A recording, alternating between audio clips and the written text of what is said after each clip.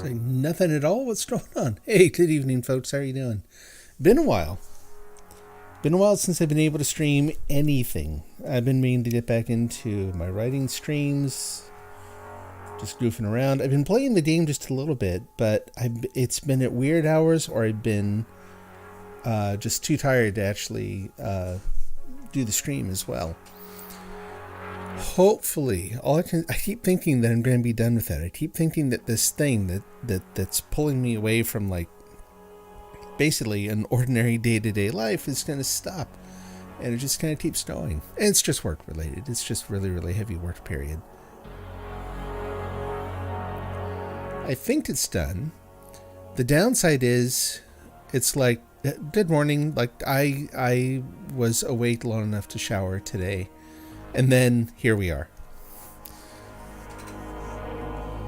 So the town's going to look a little different. Let's go ahead and head into town. I've been keeping it locked off from other folks just because I wanted to get a bunch of stuff set up to kind of establish some guidelines in there before I started playing with other people.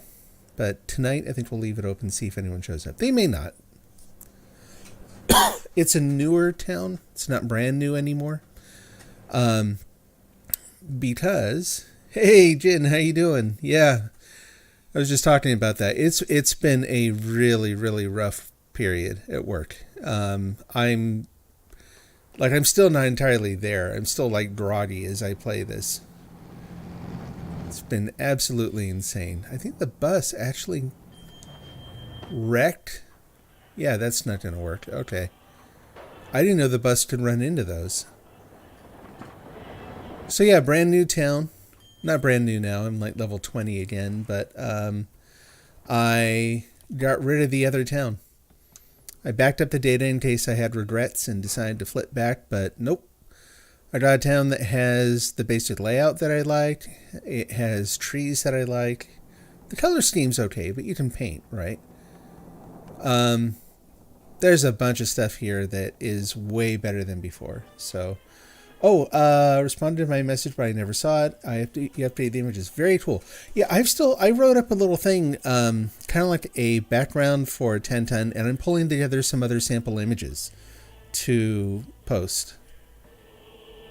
Okay, I will take a look in a little bit here. So before we go much further, here's the thing. I want to make sure that if you're doing that work, I want to make sure that you are compensated. And that's not just to be nice. That's if you're going to do that and I'm going to be able to use any of that work, it has to be formalized just a little bit to protect you, to make sure you're compensated, and to make sure that I'm free and clear to use stuff too. So before you do too much else, let's talk about it, and I'll give you kind of a formal statement of what I'm looking for, and we'll go from there, okay?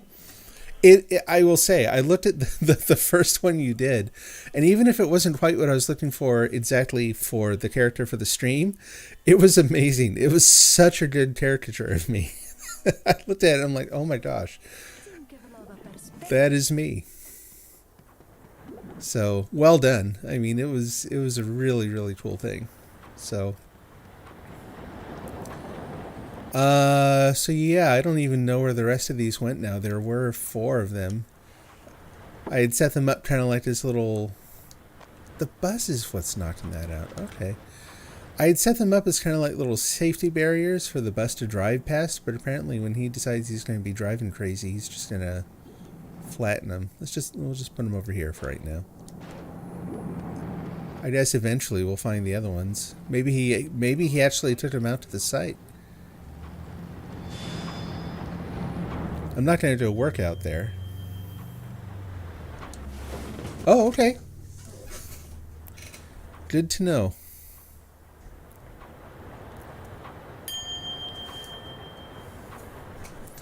Yeah, I haven't. I don't want to go into the work thing too much. We were talking about software engineering as a career before, right? This is one of the downsides. Like, I haven't been in this kind of a work period for a very long time, but every once in a while it happens where you go into crunch time. And I've been in crunch time for at least a month, probably longer, where I was working anywhere from 16 hours a day to 20 hours a day.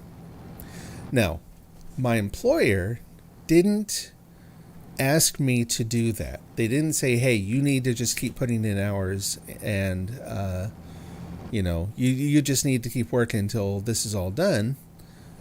Doesn't really matter. There were certain things that had to be done by a certain time, so they didn't have to ask.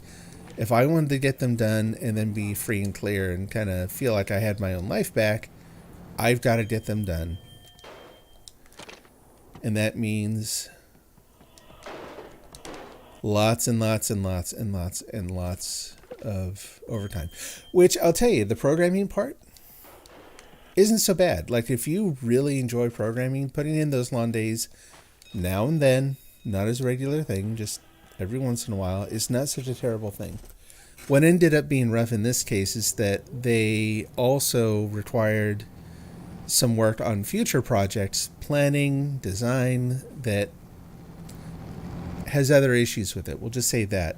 That is what got me. That's actually, I could put in the programming time, and I come out of it feeling like that was awesome. I enjoyed the work. I got a lot done. Now I'm just going to sleep for a couple days and we'll get back to normal.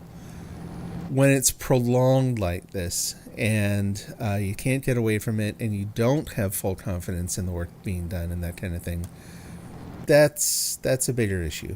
So, but like I said, I think I'm coming out of it. So, okay, really good question. So it's not really just overtime. Crunch time is when you've got some kind of constraint, generally some kind of scheduling constraint. You hear this term in games a lot where it's like you're coming up on release, you've committed to that release date, so you can't miss it. There's just hell or high water. You have to hit that date. So you end up putting in a lot of overtime to meet it. Crunch time isn't like the same thing as overtime in that, like, crunch time leads to overtime, but they're different things. But no, I do not get paid overtime for that. I get the same pay no matter how many hours I put in. So, if on those weeks where I'm working up to 20 hours a day sometimes, same pay. So I work in the like HR and payroll industry. So developing stuff for that. The overtime thing. So software engineers fall into a special sort of a group in the US called exempt. And exempt usually makes it sound like it's a good thing because, oh, you're exempt from something that you probably don't want. I don't have to do that. No. It means that employers are exempt from paying you overtime. It's this thing where they determine you are a highly compensated individual, therefore you do not fall under the same overtime rules as everyone else. It's probably, if you asked an HR professional, they'd probably give you a very different definition. I don't know. But what I said is essentially true. They can legally not pay me overtime. So how does software development actually work? They tell you a feature they want to add, and then they leave you to program. It varies widely per company. Where I work, we sit down with, but generally speaking, you're going to have things where people are divided up into what you might call product ownership, the people who determine here are the features that it should have. And sometimes, and product owners, from my experience, in terms of their technical abilities, are widely varied. Some of them are going to be, former engineers even, some of them are going to be people who they've never been an engineer, but they understand a lot of engineering terms and that kind of thing. Most product managers are not going to have a technical background at all. And so part of your job is to work with them to translate what the customer wants into some set of features. And again, it varies. Sometimes, like if you're working on something that's been around for a while, they'll probably have some idea of exactly what they want. If it's a brand new thing, you may help design it. And that's kind of where we are. I don't feel like we should be there, but we're kind of at the point where the thing we're building is not incredibly well defined. The team I work on also does something that is not very customer visible. We're part of the back end plumbing that makes sure data gets from point A to point B. So I end up being the one who comes up with a number of technical and architectural features and that kind of thing. So I don't, and that's a job personally that I don't like doing at all. Like I didn't want to. I've been doing it now for almost 3 years because, the project came up and it was kind of like, well, we need to do this, but that's okay. It'll be a limited time. Famous last words. It'll just be for a while. So I am much happier when I don't mind doing some of that, but mostly I want to be a coder. Exempt is good when the company is closed, you still get paid. Yes and no. I think that's outweighed. I've never actually had that situation. Exempt is not the same thing as salaried. Like I'm salaried, so the company is, if they take a day off or whatever, I still get paid. Exempt is different. Exempt is about whether or not you actually have some sort of means of being compensated for hours way above and beyond what you would normally put in. Exempt leads companies to feeling like they kind of own a bigger portion of your life than they really do or should. I keep forgetting what I'm doing here. I'm going to head out to I'm going to say it out loud so I won't forget. I'm heading out to the admin tower. I'm going to get rid of that island that's out there right now because I don't want to try to do that one on my own. A different example of feature that was really hard to implement. You had to figure it out. What was my process to make it? I am limited in what I can say because, like non-disclosure laws. Like it's not rocket science. It's nothing too fancy or anything. I'll give you a very general sort of a problem. One of the things that we have to do is make sure that lots and lots and we handle payroll for many, many, many customers every day, every single day. High volumes of data flow through the system. We're not Google, we're not Facebook, we're not Twitter, we're not dealing with that level of volume, and there are certain things about it that make it nicer in that it's a lot more predictable in some ways. But still, as anyone who has done, this kind of system will attest, you don't have to be Google or Facebook or Netflix or any of them to very quickly run into oh, that's weird. Anyway, to very quickly run into those sorts of issues with scale and load anyway. I've worked at companies where they implemented something really, really poorly, and they started running into load issues as soon as they had under 10 clients. So part of what I've had to do over the last couple of years is based on our particular patterns, come up with a means of implementing a system that can handle a widely variable scale. You can imagine with payroll and taxes and that sort of thing, accuracy is paramount. So how do we know we have all the data? How do we get the data through the system efficiently, quickly? How do we do that without creating a system that's then, difficult or impossible to maintain over time? All those things. So how we do that is kind of a long process. I mean, it's looking at individual constraints, looking at some of the patterns involved. In this case, it involved taking some patterns that we had implemented on another similar system previously, taking some of the data that we'd gathered from production performance and then tweaking it, making adjustments to it, reconsidering different aspects of it. We've done that probably 2 more times in the last roughly 3 years, where it's like, okay, when we started out, here's what we were told were the requirements and the existing behaviors in these other systems. We'll design it kind of based on that. And then you do it and you find out, oh, the existing thing that we have to integrate with doesn't actually behave like that at all. It has these other performance characteristics, and so it's actually better if and so sometimes, like in this case, you might do small scale examples. Part of the thing I'm working on right now for correlating Lots and lots of data, making sure that data matches up after being loaded and transformed, and that in various ways involves both some small scale,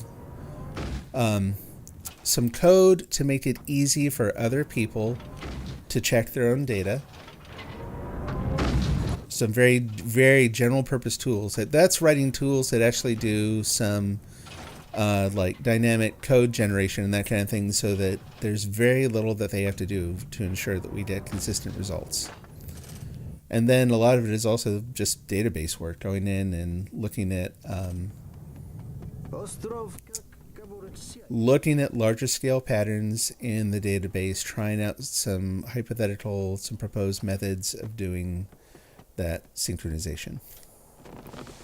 And also think that sometimes, like in this case, I think the most difficult thing has been really getting away from convention. There's a lot of conventional wisdom around these technologies that does not serve us well. In fact, I don't think it serves very many people very well at all, but it is conventional, it is well established, and getting people away from that mode of thinking, like, oh, but no, if you want to solve that problem, here's what you do. Here's a standard approach for that sort of thing. And it's like, yeah, but that won't work here.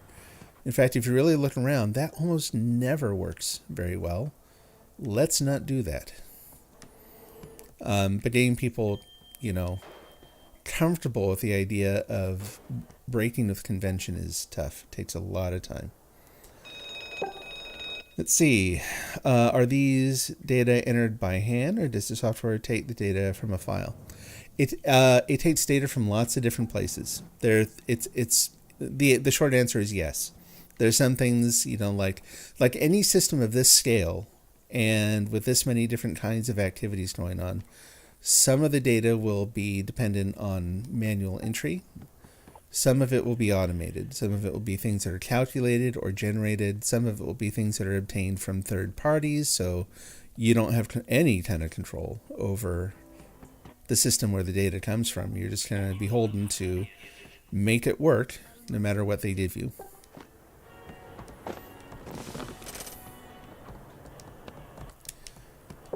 I'm actually proud to say that, yeah, so we broke with convention. We do some very different things with the technology that I can't talk about that have worked out really well. We've been one of the only teams on this project that did not run into scalability issues. A lot of people ended up having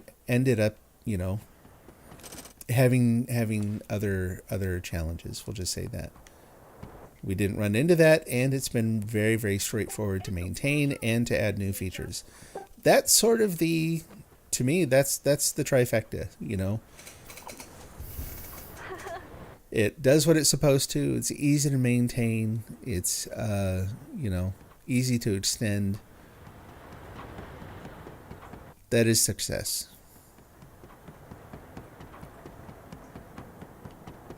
So... And at this point now, basically, let's see, how hard is it to make an app for teaching languages? I can imagine that would be very, very challenging. You consider some of the problems that are involved. I mean, it's going to depend on how you approach teaching languages. Like, take the sort of most prominent example right now, which is going to be Duolingo, right? Where if you look at their feature set, so I use Duolingo for mainly for Japanese. And the Japanese language learning on Duolingo has to deal with... it does not do voice recognition. So at no point is it trying to listen to me speak Japanese and figure out if I'm saying things properly. Which kind of limits, how much language you can really teach with it. But it's what it is. Versus, something like Duolingo, yeah. So you've got to determine the appropriate level of difficulty. You've got to come up with a scheme. Like so many of the things that are going to be difficult in an app for learning a language are going to be not the technology as much as how do you teach a language efficiently? How do you actually teach someone reliably?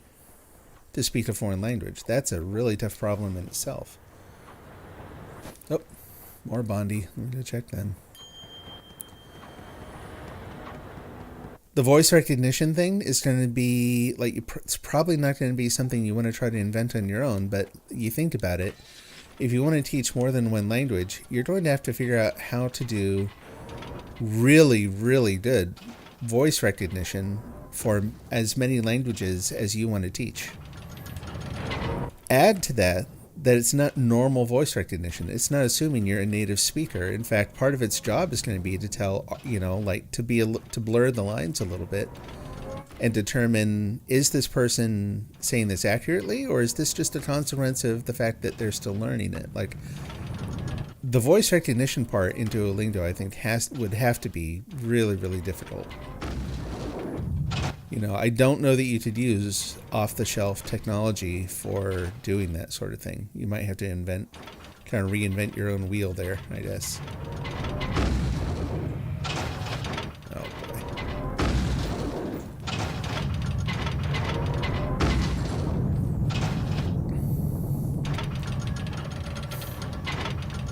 You look close and easy to hit. Or not. Voice recognition is not necessary. Okay, yeah. So that's an example of a problem that if you did need it, would be really, really challenging. If you don't need it, all the better. So then you're dealing with things like, since you're teaching a foreign language, how many languages do you want to support in your user interface? How many people are, how many languages are there going to be? In other words, if I'm learning Japanese, am I starting out from English or Spanish or Korean or, where am I starting out from? How many different origin languages do you have to support? Implementing and supporting a multicultural app has its own challenges. Those are going to be things that are kind of difficult. Voice recognition is a feature that's only needed for people that don't want to be noticed as a foreigner. I don't know what to make of that statement. I'm not sure I understand it. It's a feature that's only needed for people who don't want to be noticed as a foreigner. Possibly. I guess, if I'm learning a language,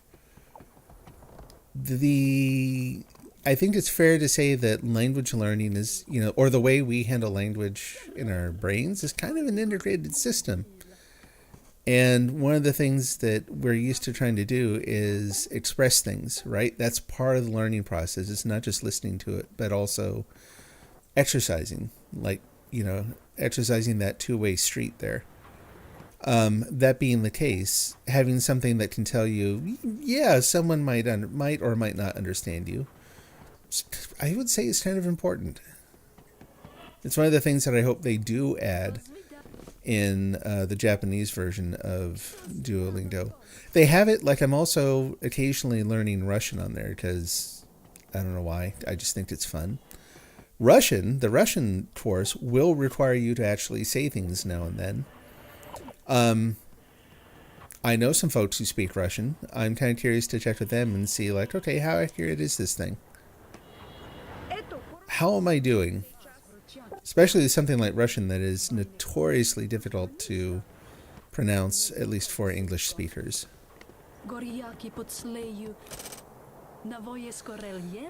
All right, I think at this point I just really need to get out to the island. Make sure I've got everything I need. I've got a flashlight, I've got a drop lighter, let's get some parasols. Mobilizer, parasol, there we go. And let's get one more flashlight.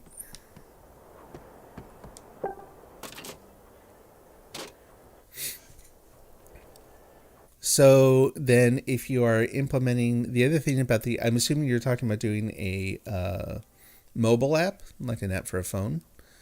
So there's going to be a matter of handling cross-platform concerns. Oh, meaning you only want to make sure you pronounce perfectly if you don't want to be seen as a foreigner. To learn language, you just need someone to understand you. Picture Arnold.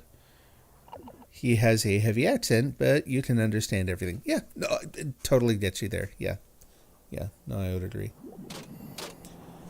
I would say that the voice recognition, though, to me, it's part of the enjoyment too. It's part of the enjoyment. I do think even if you're not trying to, I don't think you could get to where you could speak it perfectly just using an app. Personal opinion may not be totally based in fact. Where are the? Oh, there. Uses film to change the color of the light. That wasn't done.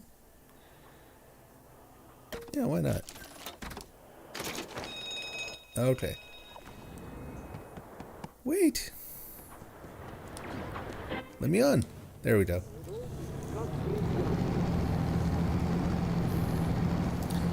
So yeah, mobile app, you've got to consider if you're going to develop for, iOS and Android, then how do you manage that? There are different platforms that support, sort of a single development platform that targets multiple runtime platforms.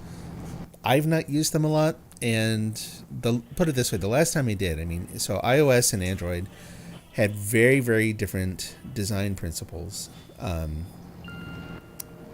used to determine how things are supposed to look and behave. It's not impossible, and like I said, this isn't a problem per se. It's just something to think about if you're developing an app. That's why a lot of people will focus on one or the other first, and then eventually, if they get enough of a user base or get enough requests, then they will support the other platform. Both techniques have their pros and cons.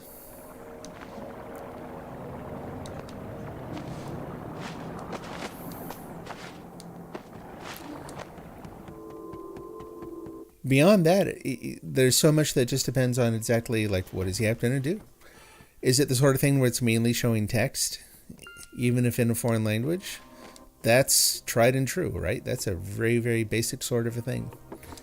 There are many, many valid approaches to that sort of a thing. Does it require any kind of server data? Let's see. Besides, use the voice recognition, and sometimes it said the word is completely different and scored 100. This is including on Rosetta. Yep, that's exactly what I was referring to. Where I think that sometimes the language recognition can help, but I'm not convinced you can actually get it to the point where it would never give me personally confidence that I was actually speaking like without an accent or with little accent. It's still going to be a challenge to do that. I think the only way you can deal with that, the only real way you can address that, is actually to immerse yourself and talk to native speakers and let them give you feedback. And then they're going to give you a wide variety of feedback too. Because there are regional accents and dialects and personal opinions and, it's just kind of the way it goes.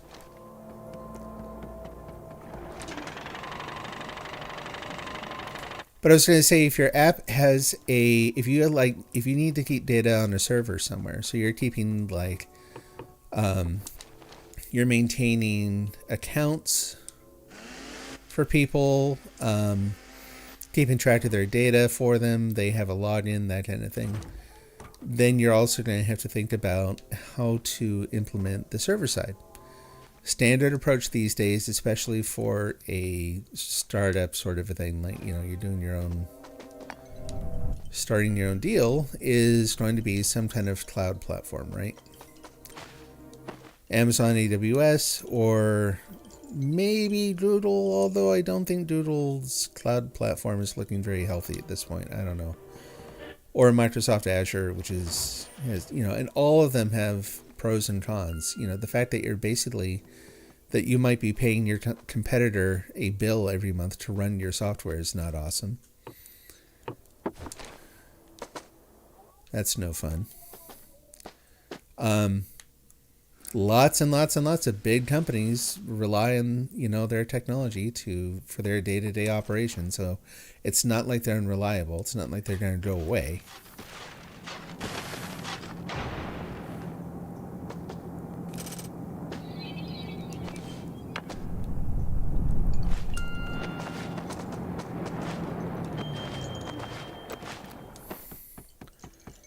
But depending on the kind of data you need to keep, the volume of data you need to store, how often that data is updated, do you provide dynamic content? There are a lot of different things that'll influence how you design the back end, the server side bits of it too. And you will get many, many opinions on what you should or should not do there.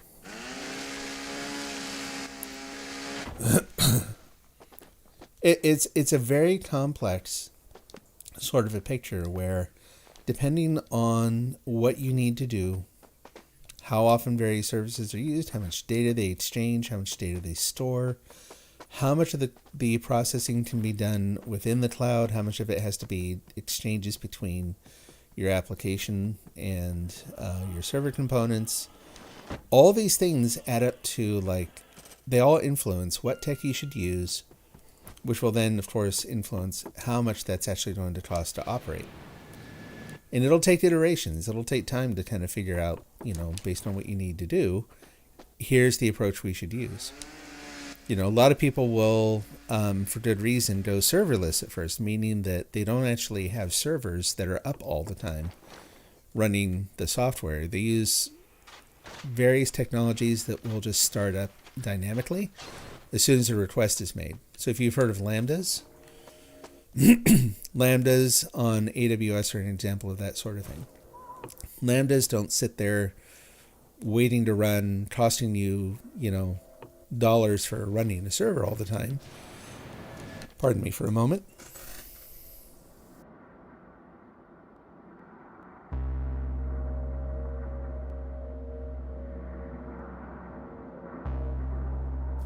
Got a frog in my throat. Lambda will just spin up an instance and do what it needs to do, and then, it'll stay live for a little bit, and if there's no more activity, it'll shut down again. So it's use what you pay for what you use sort of a model, and, only use what you need to. Some downsides are that if you are not running stuff all the time, then it might take a minute for Lambda to kind of get provisioned and spin up. Well, not a minute. Whoop. Let's not do that. I tried to change my mind. Let's try and do that. Basically, there will be a little bit of a notable lag the first time you use them.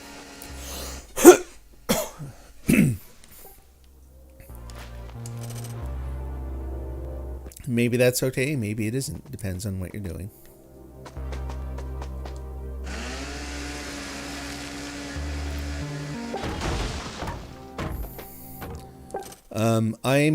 In the kind of application that we use, I'm a big fan of message-oriented architectures, where there are, and that's a whole topic in itself, the idea of where you have what's called a message broker.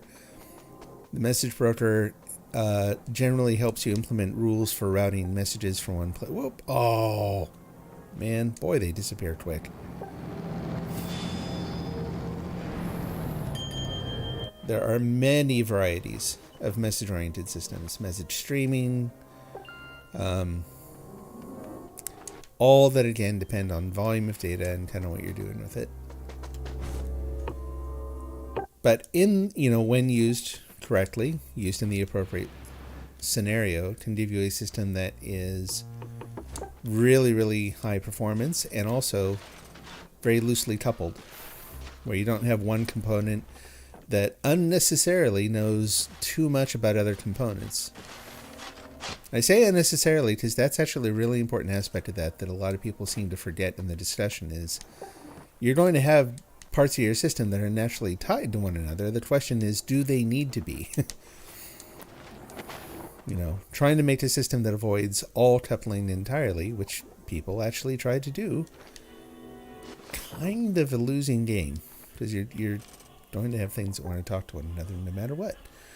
So you don't think that if I started tutoring new programmers, that would generate me better income, like a private tutor, kind of like Udemy, but you're helping many learners, but each have 1 hour personal lessons.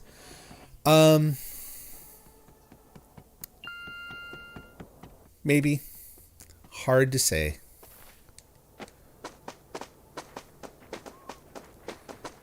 I'll be completely honest here. I think part of the problem I would have with that is that people who will be teaching those courses, there will be a natural expectation that they are taught status quo in terms of programming. Status quo in business programming, and here's where my opinion comes in, is really, really problematic. I have spent over the course of my career more time than I care to admit, not actually just going, okay, that's what we need to build, and let's build the thing and be done. It's been spent arguing against really, really bad ideas that are part of that status quo.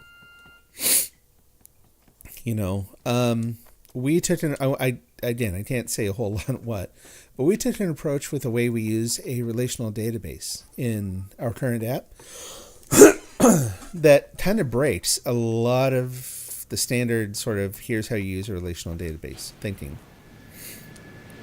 We just dumped it. We got rid of it. We have very specific reasons why we do still use one at all. But then there are certain places we ran into where it's like, yeah, we don't actually need to use a relational data store there in the least. And you can demonstrate why. You can say, okay, here are the reasons why we used it initially. Here's why that makes no sense, because we're not only are we not using that feature, but it has a cost. Everything has a price. And the cost of that is for zero benefit and actually some harm. So why are we doing that thing? Why are we using that? But in the initial discussions, again, it was so much a part of conventional thinking that you just can't get away from this idea in some people's heads that no, that's what you need to do.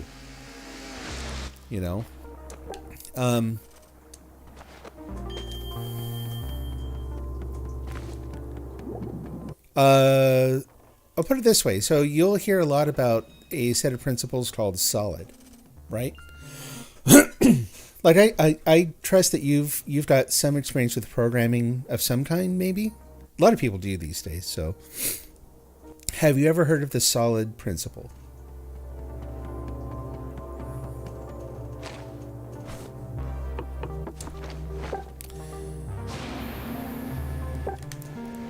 Like, make sure your code is solid. And as part of solid, make sure your code is dry. Dry is the D, I think. Been a while. In solid.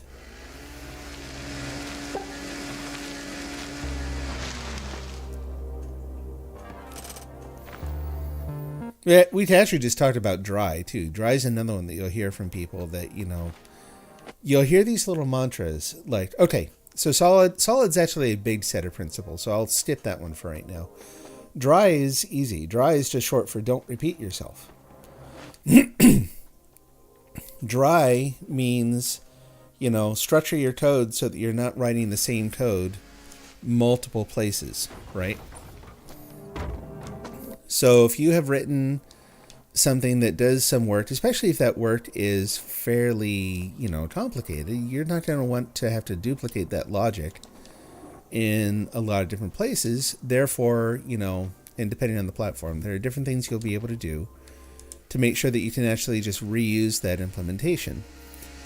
That principle has a lot of different sort of embodiments, right? You could also talk about don't repeat yourself in data. There's lots of different ways. Don't repeat yourself. And so in design reviews, people will sometimes look at something where you have two different things that say have a name and an address, and they'll be like, uh-oh, you have two different versions of this structure. Your code isn't dry. We need to get rid of one of them and just consolidate that. The problem with that, generally speaking, sometimes it is true. Sometimes, it's like, oops, I made a mistake. I forgot we already had one of those. Let's consolidate the code so that we don't have that code line, sitting around in more than one place. I mean, having code sitting around in more than one place is bad, because if you find a bug in the code and you fix one of them, you didn't fix all of them, right? You have to make sure you go around and fix it wherever that code exists. So there are reasons for doing it. There are other more subtle reasons for sometimes not doing it. There will be times when you'll have code that looks like or you outright are duplicating certain things at multiple points in your system, because there are other things that can influence whether or not those things are really a repeat, right?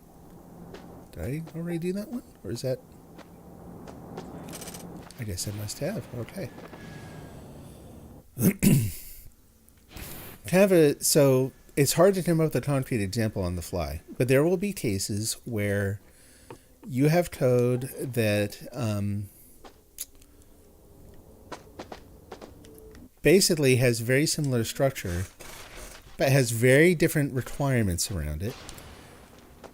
And in doing an analysis, you may find that those requirements are likely to push the code in different directions over time. In other words, they look the same, and so it looks like you're repeating yourself, but you really aren't. They're different things. It's kind of like, the same idea of like words that are homophones, that kind of thing. Same sound, different meaning. You can end up with similar things in code, but you can end up in these tooth and nail arguments around whether or not you should just consolidate that code and refactor it later if it splits, or acknowledge that no, those are different things. I'm actually running into that one right now, where I'm having to talk about how people are like, oh yeah, this data was just duplicated across all these systems because it has the same fields. And I'm like, how did you look and see, does it have the same rate of change? Does it have the same like indexing strategy? Does it have the, there are all these different things that you can look at about the data that are not part of the actual structure itself that influence whether or not you should create a common store for that data or split it up. And in the case we're looking at, the reason it's split up is that different people slice and dice that data different ways. So there's a very good reason to not treat it all as the same thing. And I've had that different variations on that conversation, like literally half a dozen or more times, and we keep going over the same thing.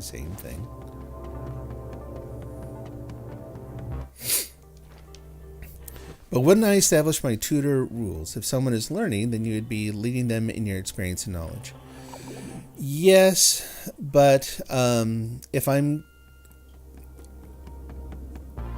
it would depend on... Put it this way, so yes, I could do that. What we're talking about doing here is basically not just teaching. This is building a platform, right? This is becoming known for being that guy, that person, who has a different approach, but one that is, it's like, you can almost see the ad just talking about this. Like, hey, they're going to tell you this and this and that. You know what? Like 99% of the other schools or the other tutors, they're going to tell you this. I've been doing this for, 20 some odd years. And I have all these, here's my testimonial. Like I've got all these projects behind me, all these successes, and here are the people who will attest to my proficiency. And I'm going to teach you like how to really do this sort of, not that it has to be that hammy, but you know what I mean? Basically, it's a matter of creating a platform where you distinguish yourself by, being a little off the beaten path, like doing things that are different but better. I have no interest in devoting energy to that. I mean, that's really what this comes down to, is that of all the things I could do, and like I said, I've given consideration to that, and I've worked in jobs where this was kind of part of my job anyway. And, I've considered that. I've done a little bit of it. All done. It's not something that I want to devote my time to. Like I'm spending my time mostly where I really want to spend my time. I do like staying up to date in all the programming stuff. I do like working on my team where we have a good exchange back and forth of ideas. Do I want to make a living out of like teaching this to other people? No, I don't have the interest or the energy for it. I don't know that I ever really did, honestly. It's just not something that Yes, and if they get a job in a company, they'll be taught to do it differently. Yep, that's true. You know, big part of the challenge has been not only will they be taught to do it differently, the cycle, and I don't mean to sound overly bitter about all this. I think that's probably a little bit true, is that there's a little bit of like cynicism that's baked in over the years here, where I can say, like, it doesn't actually matter that you create something that performs better, because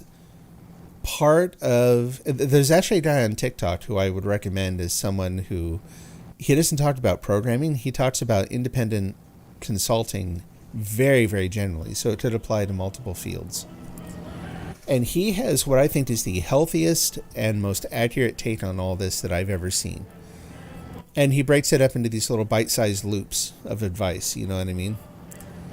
And some of the things that he talks about, like, you know, he's covered this. He's gone into it's like, you know, like, I don't get it. Like, I didn't get the contract. Like, it's really obvious to anyone who knows what they're doing that I'm more technically proficient than this other person, but they got the job. And he's like, his answer is, yeah, that's pretty typical. This job is more about communication than it is about proficiency.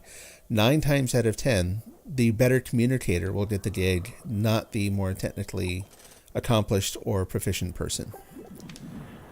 That's true. That is absolutely true. And I'm not trying to make excuses and say, well, it should be the other way around. I think that really a true professional engineer has to be proficient at both. Otherwise, you are either a product manager and you know, that sort of thing, or you are a programmer, not so much an engineer. And maybe that'll ruffle some feathers too for some people, but I'd stand by it. Well, I thought I picked up an apple. You know, so if you can't do both, you're lacking some skills in your field. But there are many, many people who can't do both. So I'm a decent communicator professionally, just based on experience. Maybe you can't tell from what I'm saying here, as I'm trying to say all this while I'm also playing the game. But, you know, I've actually made a living mostly being a communicator in technology. You know, and it was extraordinarily frustrating and unrewarding for me. It's not something I would care to do again.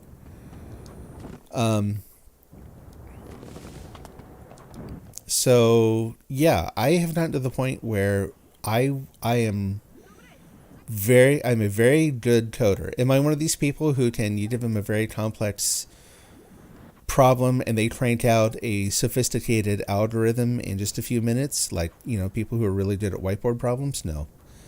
But can I understand that in a little bit more time? Yeah.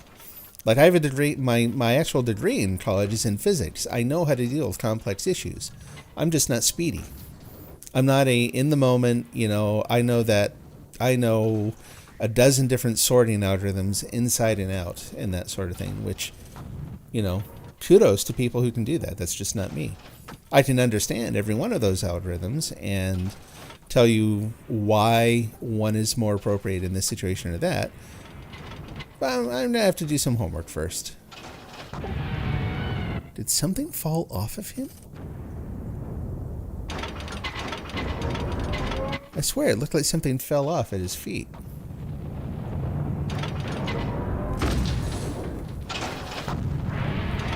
So I've gotten to the point where I realized that I basically want to be a really good coder. Like, I write code that's easy to maintain, that is performant, you know. And let me answer your question, and then I want to come back to that point because it's actually a really important one. Let's see. So how does communication influence programming work? What does it mean? You will find that in implementing any sufficiently complex system, most of the challenges, the really persistent, ugly, why do we keep revisiting this sort of challenges, are going to come from miscommunication. Either technical people talking past one another, technical people and business people not being able to find common ground in the way they communicate. No, I wouldn't say I was a data programmer. That's a particular sort of thing. I'm a good software engineer. I know how to do the sort of economic analysis of problems. I know how to stage out solutions so that I know how to assess risk. I know how to assess unknowns. I know how to structure and schedule the work so that you deal with the unknowns and manage that risk. I know how to come up with a solution that other people can maintain, not just me. All these things that end up being really, really important for maintaining any sort of system long term. I'm the person you want. The way I think of it in my head, this is not a real term, but I'm like a code shepherd. I know how to write and maintain code in such a way that, it's the thing that you're dependent on for your revenue is in good health. And should you need to make changes, you're confident that you can. Even if it's going to cost something, there's no system you can invent where any change is free. But if you can write a system where the changes are predictable, known, and plannable, those are all really, really valuable skills. They're just not things that are called out very often. Most of the time when we're interviewing developers, we're asking them to demonstrate a very narrow and sometimes even not all that applicable range of combined technical and communication skills on the spot. And by that, I'm referring to whiteboard problems. Whiteboard problems are trash. They don't tell you what most people think they tell you. They put someone in a completely awkward and unreal situation and ask them to learn new dance steps on the fly. Don't use whiteboard problems in interviews. If you're going to be a developer, you're going to have to do some. There's no two ways about it. But I've never been in a situation as an interviewer where that sort of approach worked. What worked was letting people program on their own time, come up with their own sort of solution, and then when they come in, you ask them to modify it a little bit. You see how they respond, so that if they just copied a solution, even if they copied a solution, that's fine. Did they understand it? Can they actually tweak it a little bit? So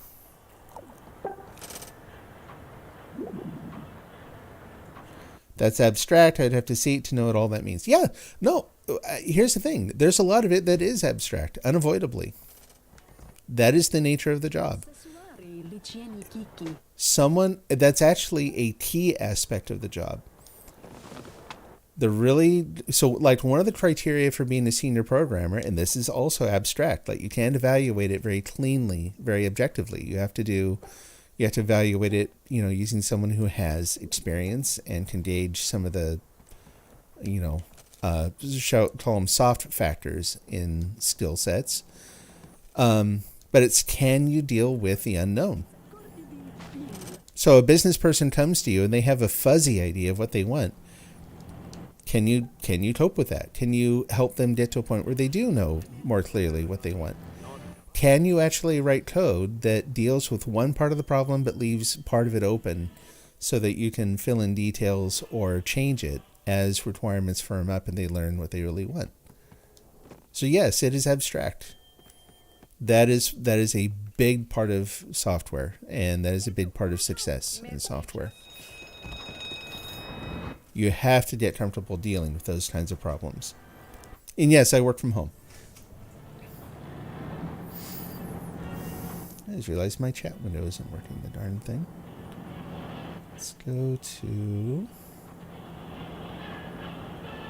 I don't know why that thing's having so many troubles lately.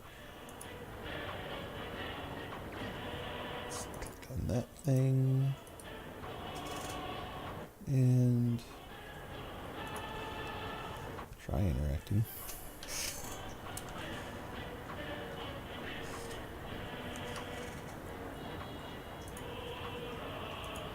I don't know if that's doing anything or not.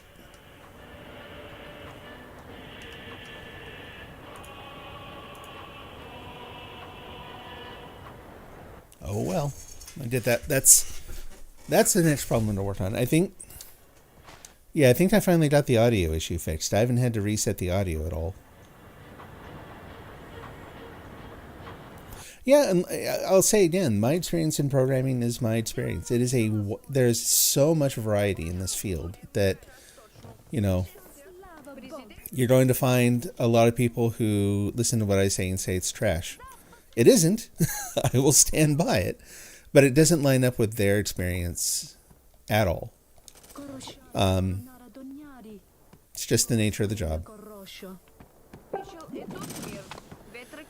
Like I still, the number of people that I talk to or just see online who will swear that programming is mostly just looking at Stack Overflow, copying a solution, and then, like putting it in your code and then adjusting it.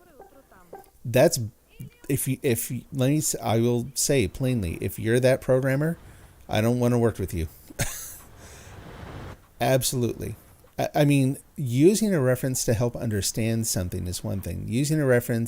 Mostly using that reference to get your job done, not understanding the underlying technologies and all their subtleties and idiosyncrasies and all the ways that something can, like crop up that you didn't expect. Not putting in the time to really understand those things. Not only are you not the programmer you think you are, you are very likely a burden to your team or to your company. That might sound harsh, but it's absolutely true. The number of people I've found who, this is from years ago, so I can talk about this, where, I was interviewing someone and just talking through and, kind of seeing what they understood about object-oriented development and that. And part of their answer to one question was, well, gosh, I don't know. The compiler is supposed to tell me that. Like, basically, if it's a problem, the compiler will tell me and I'll have to change my code to get it to build. They were basically done with the interview right at that point. Like, you don't understand what it is that's going on. You seem actually a little upset or a little tense or somehow resistant to the idea that maybe you should understand that a little bit better so that you can use it effectively. And you're just going to let the compiler tell you when to change the code in some situations? Like, get out of here. No way. Why do I keep doing... No, we're not doing that one. That's an awful island to try to do on your own. Don't like the whole bank and business aspect of it. Yeah, I did that too. For a long time, I looked for a job that was in a field that I felt like where not only did I like the coding part, but I also enjoyed the domain that I was working in. I never did find one.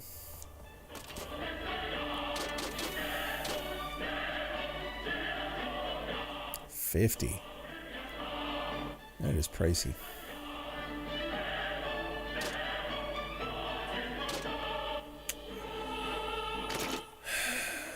Maybe I'll go out and get just a few things. What I found is that I've learned to... I still think I would have preferred to find some kind of field or area of study where not only did I enjoy the coding, but I enjoyed the area that I worked in. Like, I think that's a worthwhile thing to look for. It's going to make so many challenging aspects of the field that much better, because you're going to have sort of a natural stake in other aspects of the problem that, like for me, I've kind of tried to invert it and make it an advantage where I'm like, you know what? I really don't have a preference in this. I'm here to make sure that we do what you need done. I'm going, it's basically left me to where I can still do the work and I can be completely unbiased about the solution. It's more in my interest to make sure that I meet their expectations and that it checks all the other boxes. That's not a bad thing. There we go.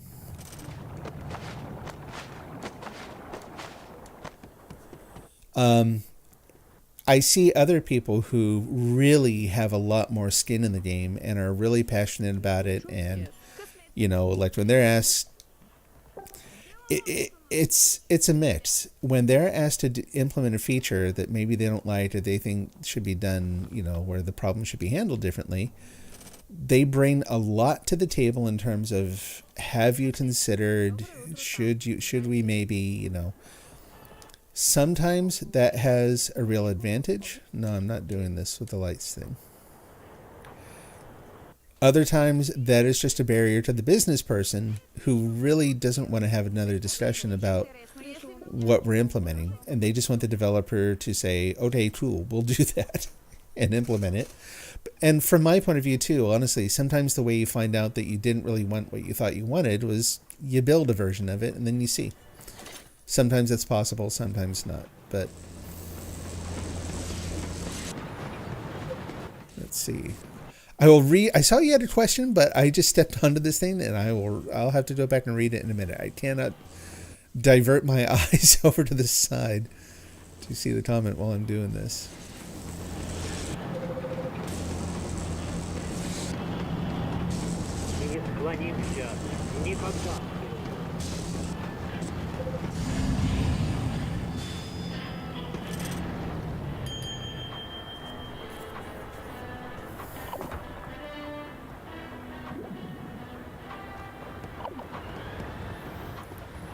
Let's see. Just gonna hide over here for a minute.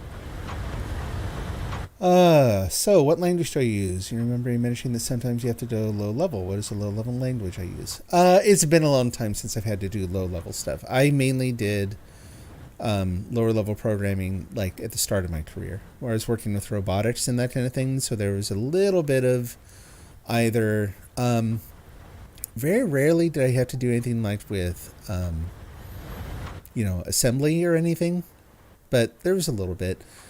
But what I did have to do was, it was C programming, and I would have to build circuits that I then wired up to the computer through the parallel port, which used to be a thing.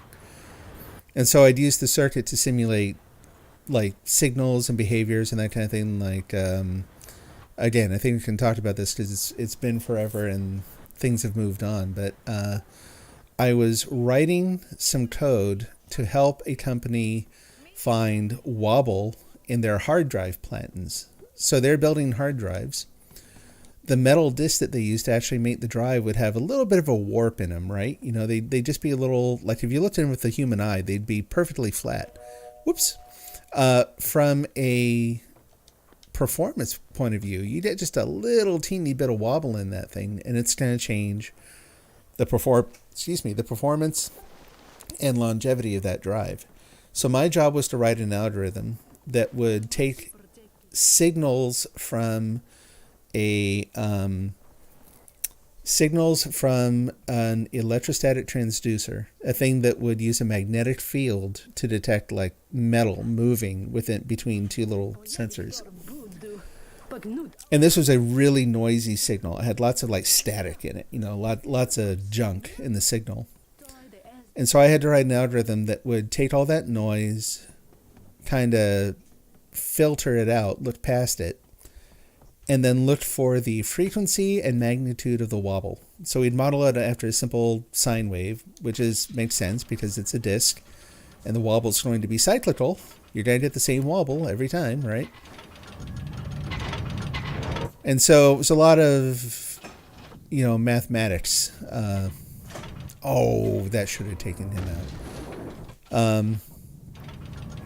I had to learn curve fitting for the problem. I had to go back, and I was working with a really nice guy who worked at the same company at the time, who's a PhD mathematician. He taught statistics at the university level while also working for this company. Anyway, but yeah, we kind of worked through parts of the problem, and I wrote a little library that, you give it a bunch of noise, the noisy signal, and it would find the predominant sine wave in that noise.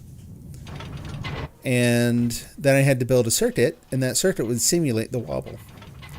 So it would simulate the noise coming from what the actual physical device would be at the, I was up in one state, the actual facility was hundreds of miles away in another state, so I couldn't just go over there and talk to people.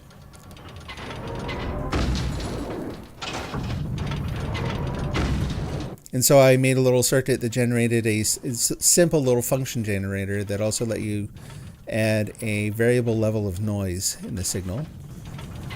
Wire that up through the parallel port, read the noise off it. See how accurately I can find the wave or waves that I knew were there in the signal. That was like a lifetime ago, though. Not ever since then, but gradually from there to more business-oriented programming, because just because those are the jobs that were available. So yeah, right now it's C Sharp, SQL, gonna be doing AWS stuff. Scala is a language I couldn't remember last time that I'd like to use more, but that's not going to happen, at least where I work right now. They're a Microsoft shop. Very decidedly, when I say decidedly, I mean on purpose. They have decided to manage a broad range of hiring, like staffing, technical, training issues by saying, okay, we're going to be a Microsoft shop, meaning we're going to use Microsoft technologies and languages predominantly. And it's not a bad decision. I may not like a lot of other things about Microsoft, but their programming languages and some of their development platforms are actually pretty good. Без каких-либо развлечения, ето, кажете, убил скуку. Доброе утро там. Дом находится в Сего пристанище.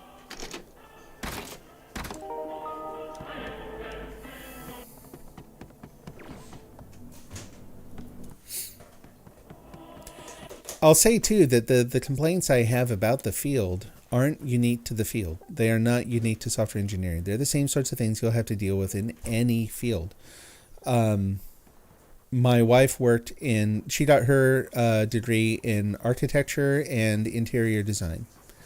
And when I say interior design, you gotta understand, I don't mean decorating. I mean understanding building codes and implications of how you organize your space and safety issues and all those sorts of things, right? Like it's not, a matter of matching curtains to sofas. Although that's not to trivialize that either. Color schemes and the aesthetic aspects of, the spaces that we're expected to live and work in, that's a big thing on its own. Point is, she had a lot of, background, like technical training and that kind of thing, as well as aesthetic and creative training in a diverse field. And then out in the workforce, you'd run into people who would say, I am an interior designer, with no training at all. And they were basically, they'd help you, they would limit it to far less than was really involved in the field. But there's nothing to prevent them from saying, I am also, like you, a professional in this field. And it's like, you're not, and you're causing me headaches because you're giving people really bad advice. Huh? Well, yeah, I want to be clear, not that we know of any particular cases, but like my wife just shouted out from the background, or killing people. I would probably say, or, at least risking their life and their health and, those sorts of things, because they have decided that they're going to do this job, and they have no problem saying, I also do this job. Here are all my opinions. They sound nice. But, they can't see maybe the problems with what they're advocating. Software engineering is really no different. Like, I would actually like software engineering to head towards being an actual engineering discipline, one where you actually have to get certified. I'm one of those people who has spent enough time and care in all these various aspects of what they do, and have worked alongside people who have not, who are there for, because of the boom in technology and the promise of big money. And then I've been, the parade's all well and good, but someone's got to sweep up afterwards. I've very often been the guy sweeping up after the parade. So there's all the excitement, and they get all these programmers in there, and they're so-and-so, and they're just going to transform everything, and then they leave. They implement a thing, and they leave, and it's considered a success because the project is done. And it turns out it doesn't work. No one understands exactly how it works. It doesn't do what they said it did. They maybe didn't even do certain things they said they did. But now we have customers, and someone's got to keep it up and running. Well, you need someone with more experience in software to do that kind of work. So very often the people who are more disciplined about what they do, myself, not just me, lots of people fall into this category, you end up being the one who has to maintain the shoddy work that other people have done, because they are, not even because they're necessarily better communicators in a general sense, but because they're better salespeople. And so it can be very, frustrating. It can be very dispiriting. So I have in the last, kind of going back to your original question about what I want to train people and stuff, I have found an angle on my career that allows me to do the parts of the job that I'm very good at, demonstrably good at, and avoid potentially a lot of the frustration. And I'm very content to just stay in that space. I make enough money.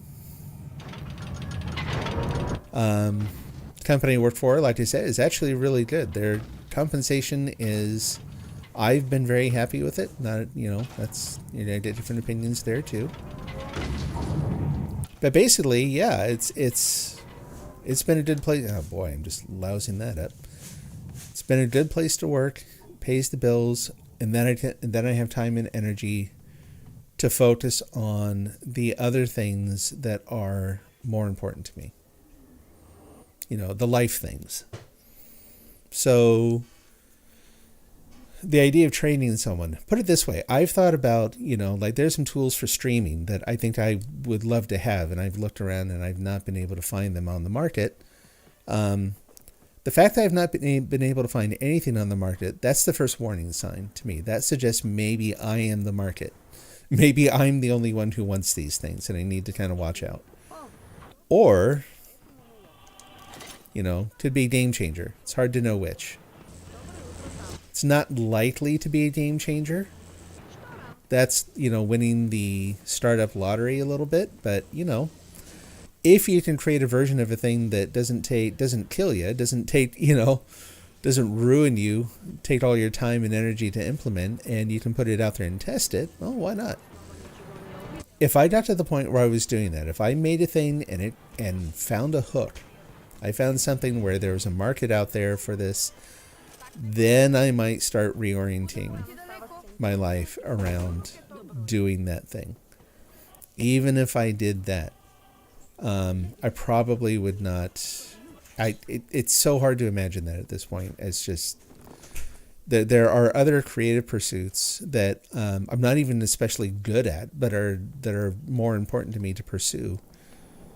Right now, I have the time to pursue those things, and that's what matters. So what is the average pay for entry-level programmers? Varies widely. I will disclose that when I started, I earned around $45K a year. This would have been back around the late 90s. These days, it'll be more than that. How much more will depend. I don't think it would be unreasonable to see starting salaries at the right company of, say, 65 is probably low at this point, I would have to think. If you did it with the right company, you could probably expect 75 to 80 starting. There are probably some companies where if you're basically a hotshot and you can prove it, you've got a really strong background, even if you're still early on in your career and you get on with someone like Google, you can probably make quite a bit more than that starting, But that requires, there's so many other things that go into that. So, and this is from my head and from estimates. To look, you can find, there are companies that gather up salary data every year from the marketplace. And they're not always, you can't interpret them literally, but they can give you an idea of what kind of range you're looking at. And those are going to be far more valuable than anything I just said, because they're actually talking to people what they're earning and stuff. I'm basing this on what we used to offer in the market in which I worked back when I was a hiring manager. This is almost a scary to think about, but almost a decade ago now. That's a long time in any field. So.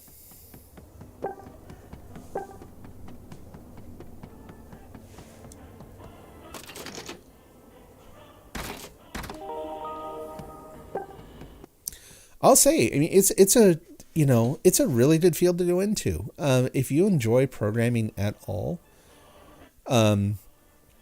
finding the right company where you find that good kind of mix of what they expect from you and what kind of work you like to do.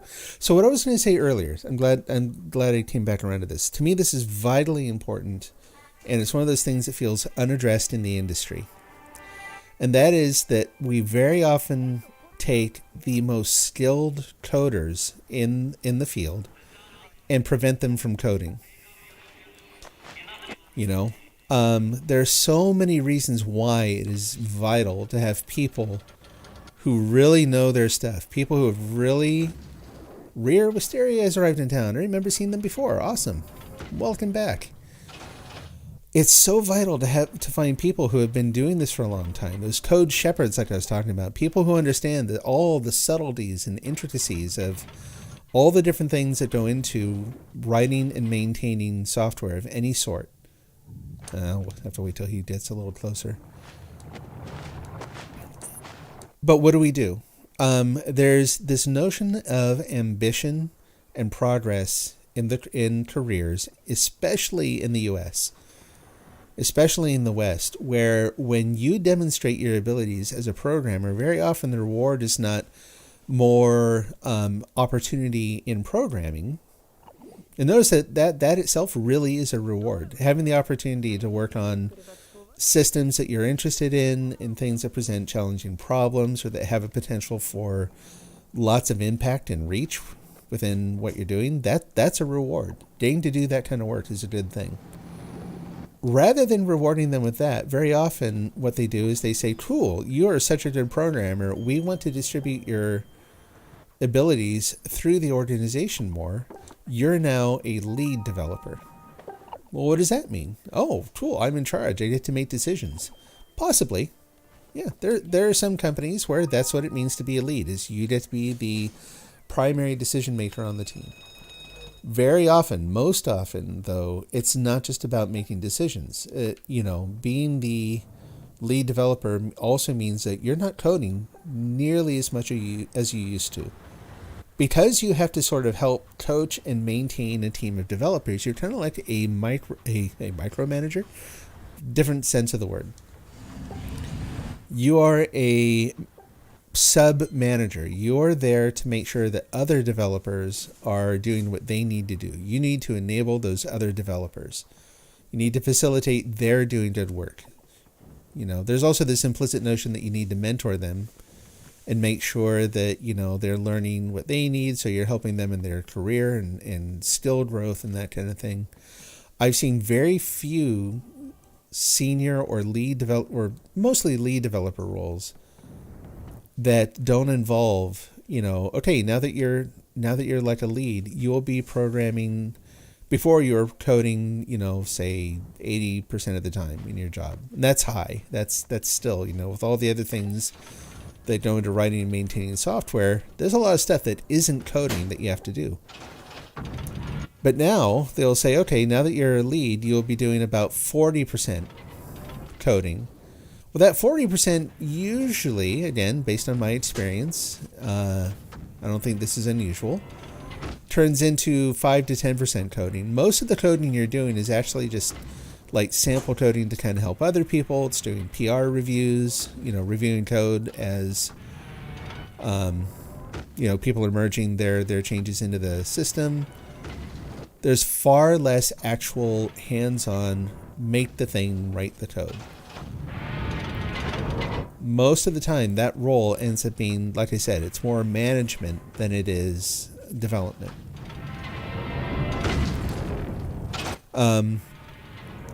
Organizations, in fact, there's a little bit of a tendency for companies to see people who stay in coding.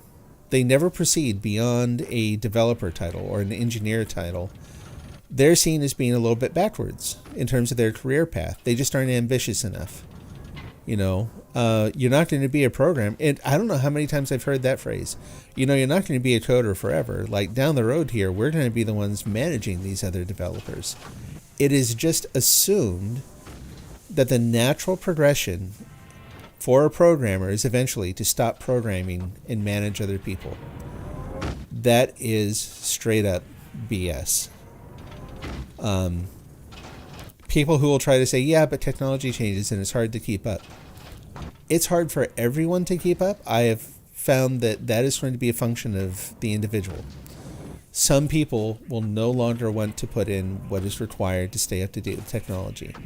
There's nothing about their experience or age that has any bearing on whether or not they want to do that, because I know I have known in my career plenty of less experienced younger people who decide that that's an aspect of the job that they hate. They don't want to spend hours and hours and hours learning new things. And it is essential for this career, right? So we have this push where, it's just presumed that you're going to move into some other role eventually, that progress in your field, if you're a programmer, is to eventually go into management. And since I'm playing this game and it's a convenient example and it came up not too long ago anyway, I'll cite again. I love the fact that Dylan was talking about, Dylan Cuthbert, who made this game with Q Games, was talking about how much he loves being back in the code. I mean, you could tell he was almost giddy with excitement, where someone was like, oh yeah, I was, the bus stop or the bus in the game has a problem where I'm trying to take a picture and I can't angle the camera right. And I remember he was like, oh, do you want, I could totally add a couple more angles there. It'd be a couple minute change or whatever.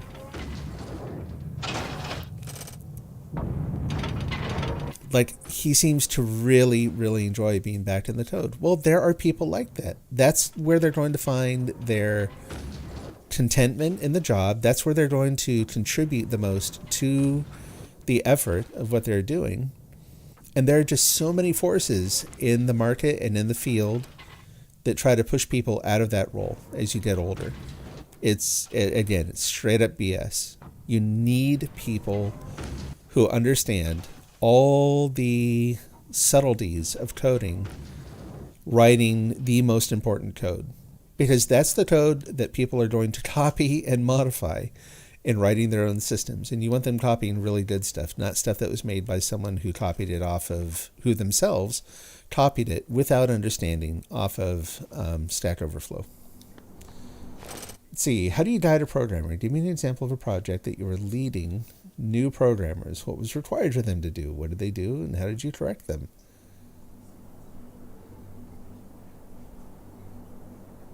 You can't view the horizon. Sometimes you want to look at the side. Yeah. It's like you can flip it around, but yeah, you're kind of limited in what you can do. Let's see. What does that mean? How does a new programmer do that an old programmer would do different? A lot of the times it ends up being, let's see if I can think of a concrete example. I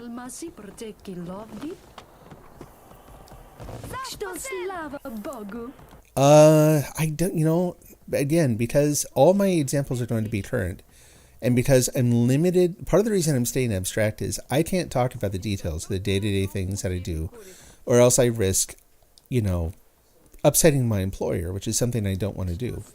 I have an obligation to maintain a certain level of confidentiality about what we do, even though it's not like super top secret government work or something. Still. So let's see, sorts of things that a new developer would do. All the examples that are coming to mind are too specific. Uh-oh.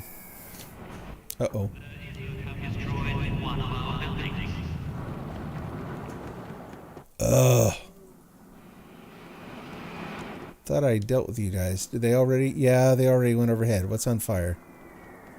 Darn it. Oh my gosh. Getting hammered here.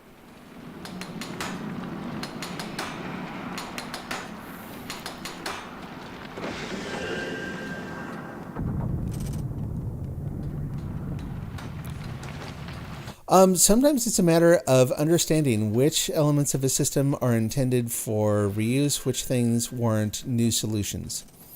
Again, yes, that's abstract, but again, that's nature of the beast. There have been a lot of times recently where you go in and you find that they've implemented some whole new thing. Some whole new way of solving some particular problem, or They didn't look around the code base to see, what was already there. And so they end up writing code that they did not need to write, that there's something in place that they can actually use.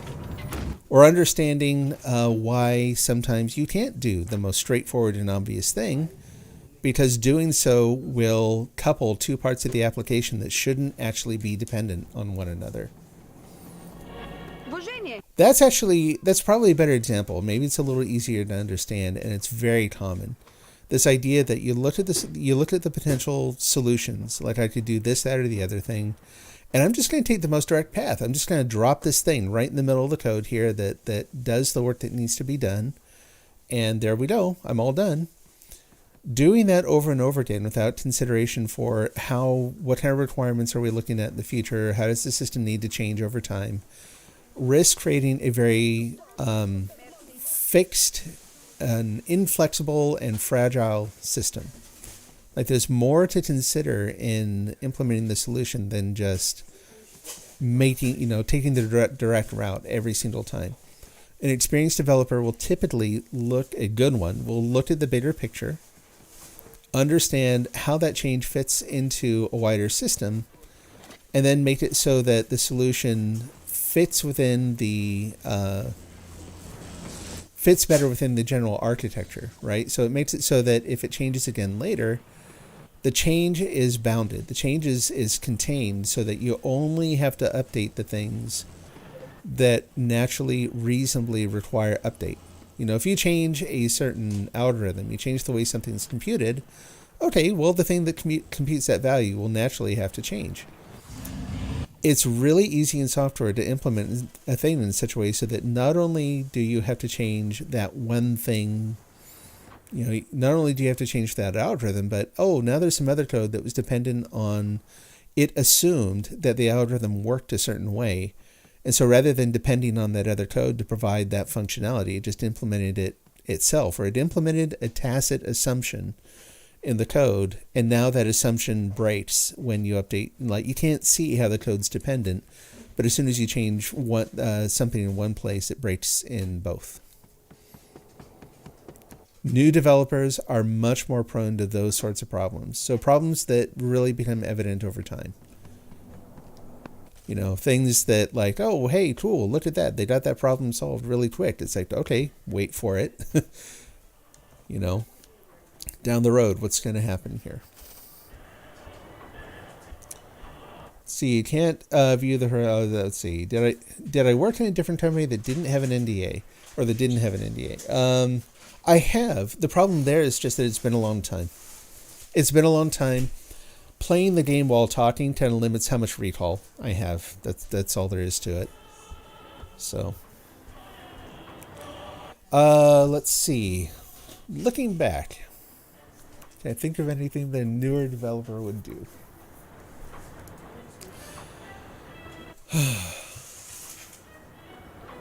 Well, I can say there was one situation where this was, I think, more a case of there is a little bit of a tendency with some developers, old and new, experienced or not. Oh, hey, thanks for I have to thank them for the work. To want to use newest, latest, greatest thing. And so, for example, like MongoDB. When MongoDB was first sort of rising in popularity. So MongoDB, if you aren't familiar with it, it's not a relational data store. It's a document store. And I've not used it a ton, so I'm going to say little about it. But bottom line is that instead of having to, instead of storing data, that's all full up. You can just store that. Instead of storing your data in tables and rows and relating things through foreign keys, being able to, kind of cross-cut your data however you need and coming up with indexing strategies to make sure you can do that well, and et cetera, et cetera. You store things as kind of like chunks of data, like structured chunks of data, but they can vary in content. You can still use indexing strategies that kind of reach into that data and look up different values and create indexes on it. It's just kind of a different beast, though. But it works well. Like, a couple of the things I said start to hint at where, you would expect it to naturally work well. If you have variable structure in your data, like, I've worked on a lot of systems where it's like, okay, this piece of the information is going to vary widely depending on where the data originated. The things that help us find where did you come from are going to change depending on where it actually came from. They're going to be not just like different values, but whole different sets of properties and parameters that tell us that's where that came from. So if you want to store that kind of information relationally, you either come up with some kind of weird tricks where you have too many columns, and sometimes the columns are null because that value doesn't apply in every case, and that presents its own trouble because consistency in your data model is your friend. Creating something where you have to know rules about whether or not certain values can or should be null in different cases can end up being a mess very quickly. Well, a document store, you can actually just store that kind of variable information in a common document, and then maybe in your code you deserialize it to the appropriate type based on the contents of the field or based on some other little hint in the data or something. But you're not dealing with that thing where sometimes the data here is null, sometimes it isn't. It just stores different kinds of data natively, like it does it automatically. So for that kind of problem, that's just one thing it does. But for that kind of problem, totally makes sense. Yeah, you should probably consider using that kind of a store if you need to index your data a certain way and you have variable content.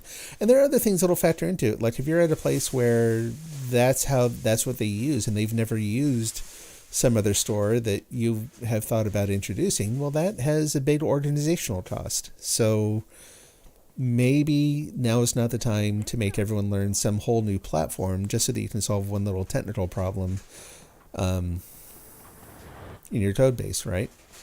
Well, there have been lots of times where it is someone who is very gung-ho about new thing and isn't it awesome, and look at all these things saying that people are dropping old technology and moving to new technology. And yet it ends up being this big, long, drawn-out battle as to, it's like, look, for what it does, I'm sure it's lovely. Here are all the downsides. Here are the things, just looking at it, you can kind of tell this is potentially going to be an issue. That thing that it offers, we don't use at all. We don't actually use that here. Like, there's no justifiable reason to use that based on that argument. Oh my gosh, look at all the stuff they're finding. Because it simply does not use that thing. You can waste a lot of cycles on that. Wouldn't they have had to have seen the entire program code to be able to? No, that's actually, that's a really good question. And the answer is partially depends on the system. In a well-implemented system, no, they would not have to see everything else to be able to determine that kind of thing. Like there's any number of other hints in the code that kind of tell you, here's how these things are connected. It is abstract, but it is also a general aspect of the problem space to understand what kinds of things unnecessarily couple code and what kind of things don't. So places where, on the flip side, there have been cases where I might introduce a property or something and someone kind of balks at it because they're like, well, wait a minute. Like, that shouldn't be part of that data because such as, that'll expose it to this other thing, won't that couple the systems? And it's like, it won't. It won't because it'll be present, but it doesn't do anything to change the way the data is accessed, transformed, or used. So it ends up being kind of just a ride along. Like, the data goes along for the ride. The fact that it's there changes nothing about the dependencies between systems. So it ends up being safe. Whereas someone else would look at that sort of situation and say, no, you shouldn't even include that data because,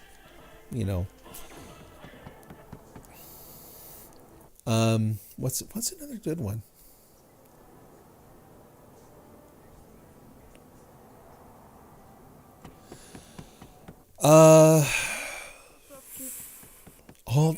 I apologize. All my examples are coming from recent things, so I either have to talk about them so vaguely that maybe they don't have a lot of value, or I just can't talk about them at all. Let's see.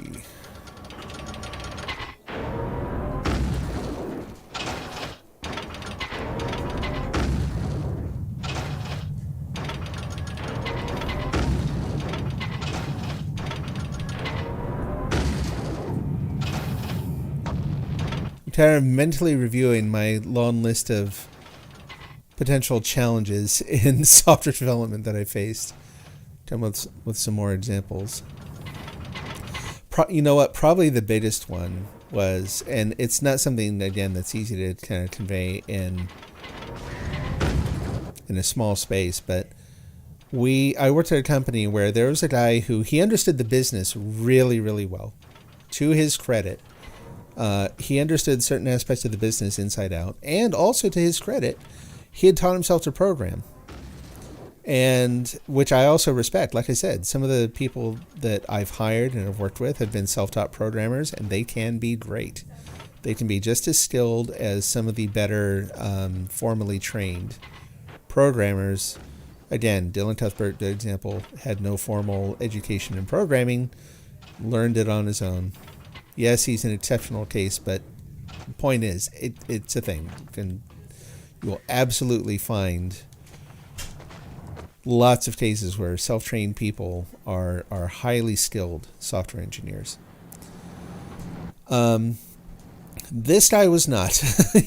he was self-trained, but he missed a lot of the things I'm talking about. Like if an experienced person looked at his code, they would see a lot of signs of like, this is very brittle. Like as soon as any one of these things changes, you're not going to just change that one bit of the code. You're going to have to redesign this whole section of code.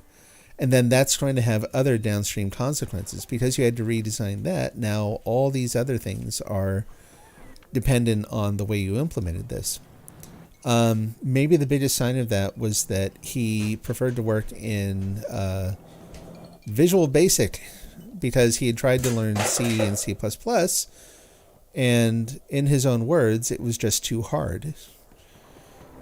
So everything was stripped down to the first version out worked great. You know what I mean? Like it was a great sort of a demo of what you could do. It was not code that you could maintain over the long haul. You know, the cost of small changes was high and would only increase over time until you basically had to break down and rewrite parts of the system. Could not explain this to either him or to any of the business people who simply saw, look at that, it's done. The app is done. Why don't we ship it? It's like you could absolutely ship that version. He is the only person who can work on any subsequent version of that application because of the way it's written. And if that doesn't set off warning bells, the idea that something is written in such a way that experienced programmers would look at it and go, uh-oh, you know, it's written in such a way that it's basically, like I said, one person who could maintain. I felt like mostly what I've done this stream is shake trees. I need to head out to the island here. What do I need to get? I've got, that shovel's kind of weak. Let's just trash that. Oh, I've got that blocked off. Oh, no, it's not what I meant to do. Oh, well, they're cheap.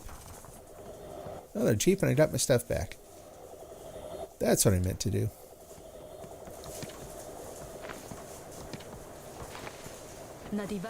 So he was a really bright guy. He was well informed about the business space, the business problem that they were trying to solve. He could write code. All that ended up being a more problematic thing in the end. It was funny. The business did not understand why whole teams of experienced engineers did not want to, had no interest in adopting or working on this thing that this guy had built. And so instead of going, maybe I don't understand something about engineering, it ended up being, we've got some really bad engineers. Why are all these people so pig-headed? Like the entire team is just, resistant to this thing and they don't need to. And, it was a mess. It was an absolute mess. So it's kind of a weird example, maybe, but it is a good example of where you had someone who nominally could code. They had programming experience, Ето, хорошо. but for many reasons could not write code that would you could then maintain over time, and that ended up being a problem on many, many, many levels.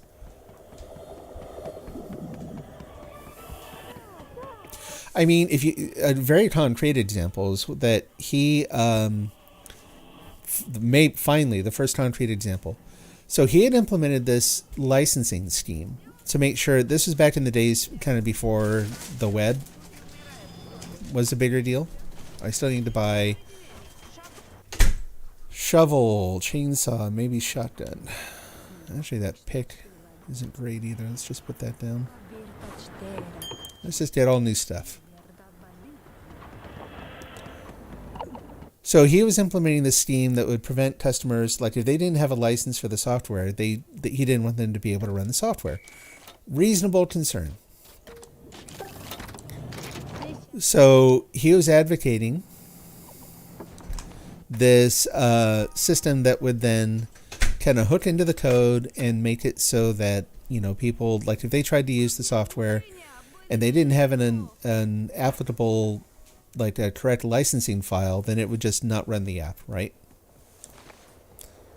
You still see companies making that kind of stuff, but it's not mostly for games, I think, ironically.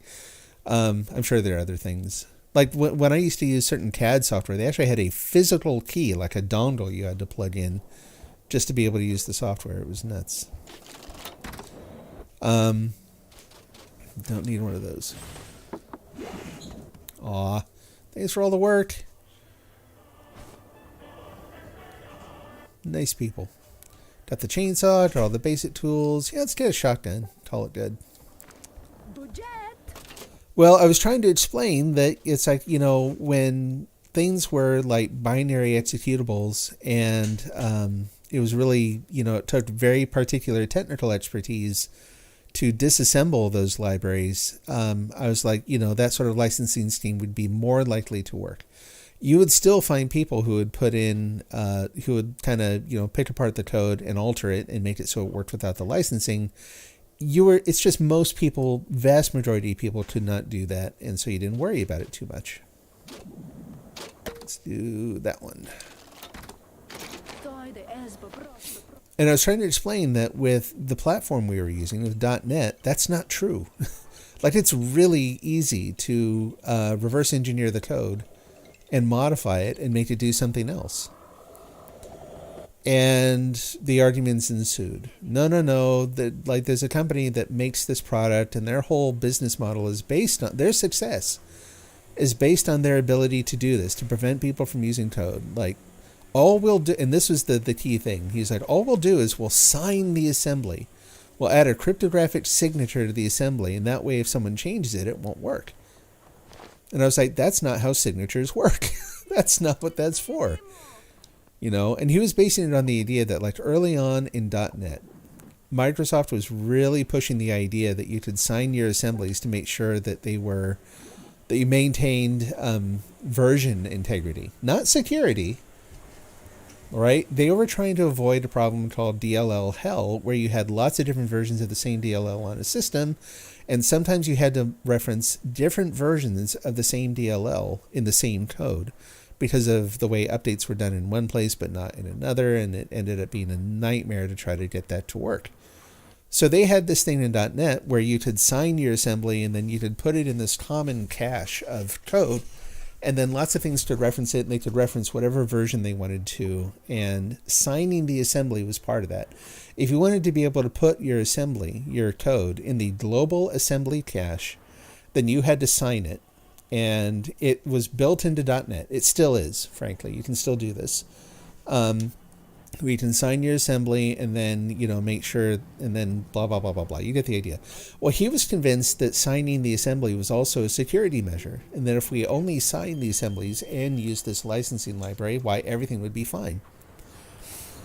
And so this led to, I'm like, cool, fine. Go ahead and send me, like, I'll write you a little app. You license it. You put the licensing thing in it and send it back to me. Just the binaries, no code. let's see what happens. So he did. I wrote a little app that basically just simple little Windows Forms thing. And, I don't even remember what it did, but he licensed it, sent it back. I didn't have a license file. So when I started up, of course, it says, you don't have a license for this. And it stops. Then, in a span of maybe 15 minutes to a half an hour or so, you just disassemble the thing. I took out the code that calls the licensing thing, replaced it with a text box that said, we don't need no stinking licenses, and sent it and reassembled it all and sent it back to him. And at first he was like, ha ha ha, that's a funny trick. And then he went and he looked at it and he's like, no, really, how did you do that? It's like fundamental and wasn't anything particularly clever. Like I said, this is something that's built into the platform, but it was something that was built into the platform that he hadn't taken the time to really understand. It's maybe the best example I have of where someone like, sure, you know something about how this stuff works, but you really haven't done your homework. You haven't really dug in and figured out like what matters here. That's interesting. That they didn't actually use the monoliths to get up here. Curious.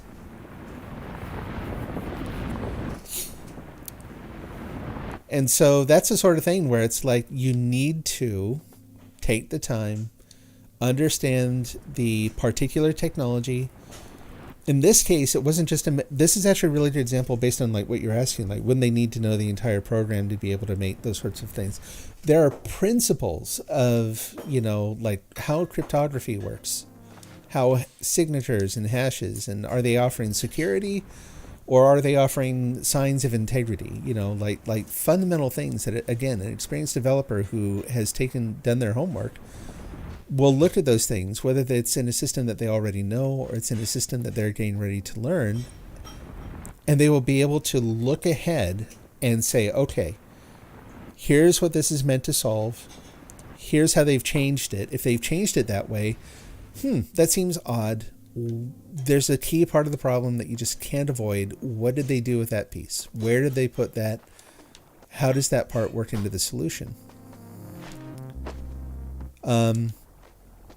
And again, a less experienced developer, it takes time to learn how to do those sorts of things and to build up a broad perspective of all the different kinds of problems you work with in software so that you can take that general approach that, even though it's abstract in general, still has far-reaching consequences in terms of your ability to predict not just challenges, but your ability to predict, like, what are you going to need? What's going to be necessary here to be able to use this technology? This is a standard sort of a thing. Here's how they solve that particular problem. What do we need to do now? Good recent example that I think I can talk about was there's a particular kind of database software that is meant to keep multiple databases in sync. Naturally, like a lot of database platforms have those kinds of tools built in. But you don't have to use them. There are other like the market will offer up other solutions that maybe have some advantages over the ones that are provided, baked into the technology you're using. And so it came up recently, that someone wanted to use one of these technologies, and it's like, well, if we do, here's what we're now dependent on. Like I've not learned that technology yet. These are all high-level abstract concerns. There are things that can be dealt with, but there are things that have to be dealt with if you want to use the technology well. And you kind of run down the list and you go over the whoops, and you die. You drop your load of lumber into the void, and you go home. Whoops. Anyway. Well, a lot of in this particular case, a lot of those concerns were sort of swept under the rug or set aside, and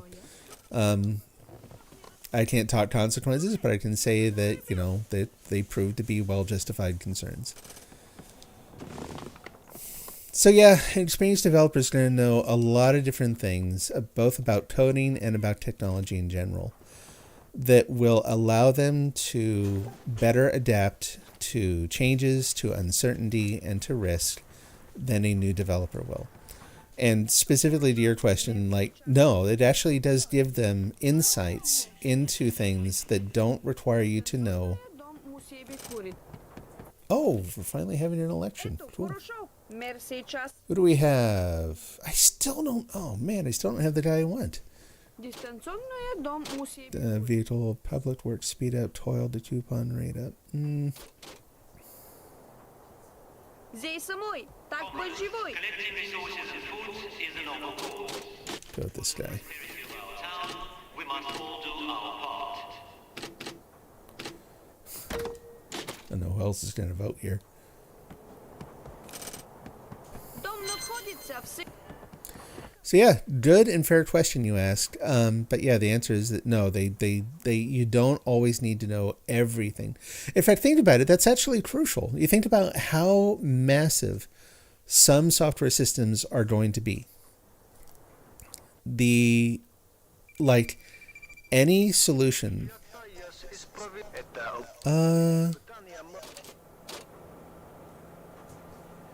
Yeah, I'm going to skip it for right now. Maybe in a little bit.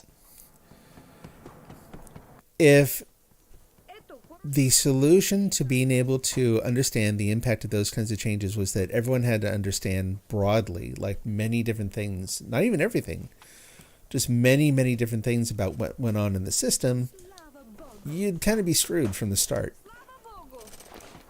You know, if you build a system that's sufficiently large, that would guarantee that at some point you would get to where you could not maintain a system of that scale. Because everyone has to know nearly everything.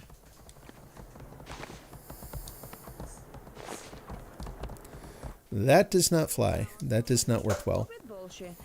It's some of the principles that you hear about software development beyond, like Tor performance and that kind of thing. Call it the, organizational principles of development, have more to do with coding in a way that plays nice with a large, changing, and mostly unknown group of people. So I have to write the code in such a way that, again, it's not just me who maintains it. I've maintained many, many systems that were, written by people who are very, very smart. They're very clever. And again, they did things in such a way that they're some of the only people who can actually maintain that code. Can you go through and learn it? Yes, absolutely. You can take your time and go through and learn stuff. Most of the time, though, those sorts of approaches are going to be cost prohibitive. And it's not just one person you're worried about. I'm talking about it as though it were just me who's having to learn all this. Most of the time when you have that situation where you're concerned that someone's written something that's difficult to maintain, it's not just about you. It's about everyone having to go through the cost of learning that system and learning how to work with it and learning how to make changes. Very often what you'll see instead is you'll get one or two people, tops, who do what they need to do to learn that system, and then they become the experts in it, and the idea of a single, like a solitary expert, just passes, they end up just passing the torch from person to person. It's always ever just one person who knows about it, and then when they quit, someone else has to go in and go through the same pain. And you don't want to do that. You want code that you can walk away from, that you can forget about and just leave to someone else, and trust that they will, if they are applying sound engineering principles and practice, they will be able to pick up and maintain that system. Добре, за который бил? There's always a learning curve, but that learning curve should be helped by the way you organize the code, by the way you did things, not hindered. Слава Богу!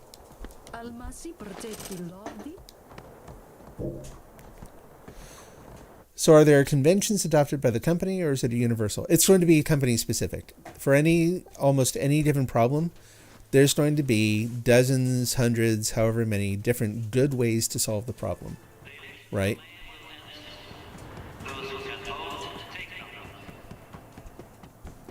So, given that there are many perfectly valid, good approaches to a particular kind of problem, each team and or company, depending on the size of the company, is trying to come up with their own particular approach. That's another skill, frankly, that senior or more experienced developers I won't even say that. They can be better at implementing than newer developers is sort of the when in Rome principle. Like when you go into a new code base, don't go, ooh, I don't like their coding style, and start implementing your own coding style everywhere. Follow their conventions, even the ones that you don't like, even the ones that maybe you think don't make sense, as long as they aren't hurting something. Why am I not hitting any of these? Get it. Oh, why are they so hard to hit? There we go. Ugh. Some days I'm better at this, some days it's like this. That's too far forward. Hey, straggler. Ugh, anyway. So if you take a small company, typically that company will adopt some fairly uniform set of conventions.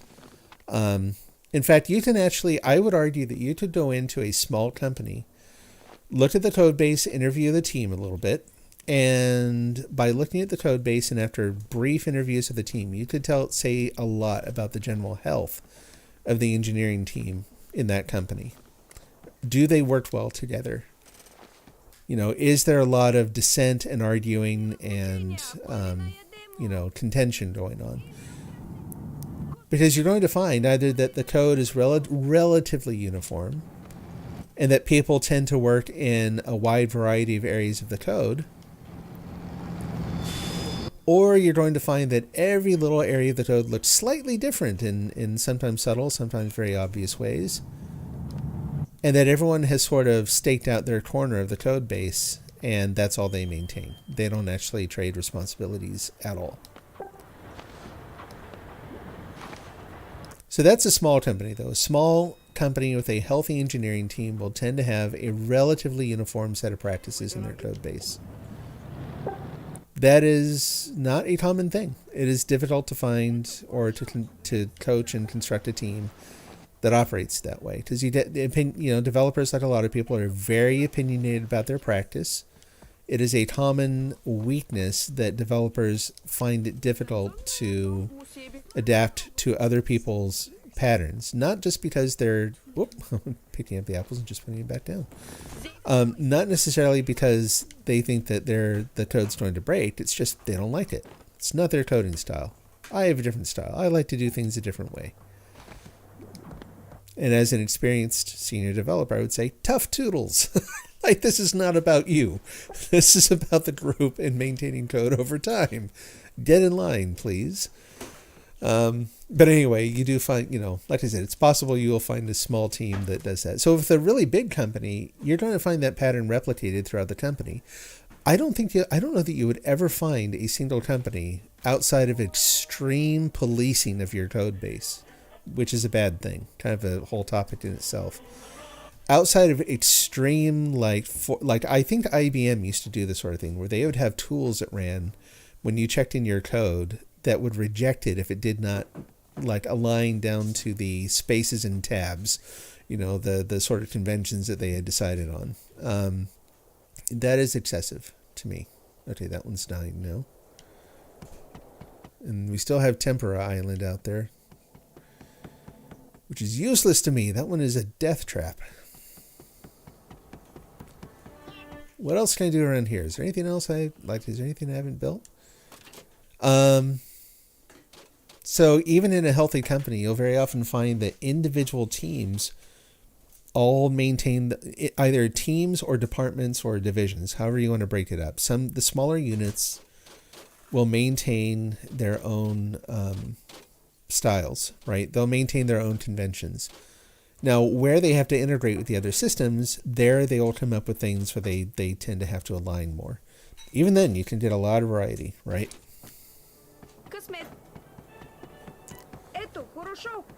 But if you work for someone like Doodle, you're going to find many, many, many, many different conventions at work there. Many different styles. Yeah. And then I know so Netflix introduced terminology that's become a little bit more common in the industry. This idea of a paved road, where there may be a guiding technology group of some kind, a group of architects or a review board or a platform group, whatever you want to call them, and they help develop and maintain standards of architecture and practice, but they don't force those things on everyone. There may be certain things where, again, for a company to kind of maintain its own sanity and to actually be able to find and hire people, they may have, restrictions around what languages you use and what platforms you operate on and that kind of thing. But the idea of a paved road is that, it's like, here's in using this technology, here's the standard organizationally supported way to do this thing. You don't have to use that. You can do your own thing. If you do, you're on your own. You're not going to get help from us. I mean, that's a little bit extreme. That's kind of a cold way to put it. But that's the basic idea, is that, use this and it will be well supported within the company or the organization. You're free to pursue other things within reason. But you'll be on your own if you run into issues. You'll have to, which it's possible, but those are those things where it's like, then you start worrying more about getting the, oops, something's broken, it's not working, it's 4 a.m., but you know what? We have to have it up and running by 8 a.m. or else we will owe clients money, or they will leave, or other generally bad things will happen. This is driving me nuts. I feel like they're like, yeah, see, like I barely moved that, and it went from being like far on this side to like way on the other side. Ugh, things are so hard to hit.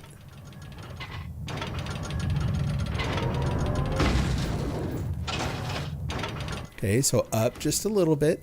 It's also coming closer, so that'll affect it too. Got a critical hit on the void. Screw it. I am so messed up in that respect today.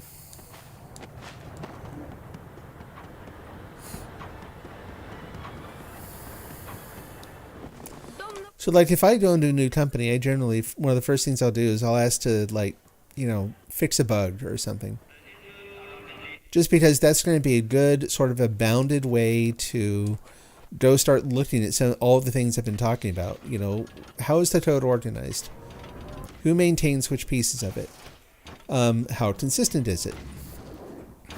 What's the process for getting a change in place? Who's going to have to review the code? That sort of thing. How does testing work? Do they have unit tests in the code? Am I going to write my own tests? And, hopefully they have unit testing at this point, but not everyone does.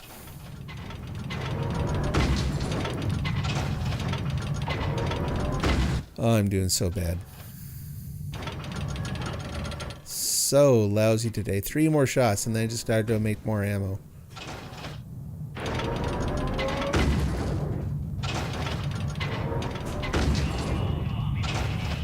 Ah! Terrible. There are some days I do better. There are some days where something in the automatic calculator in my head, it gets all the trajectories lined up and everything works great. And then there are days like today.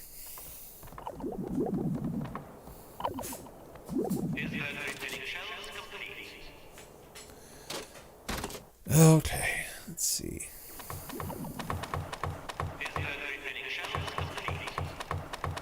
Oop.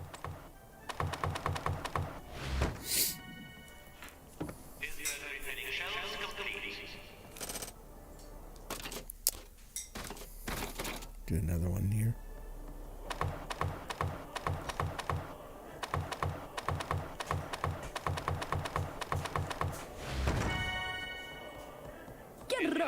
Good enough.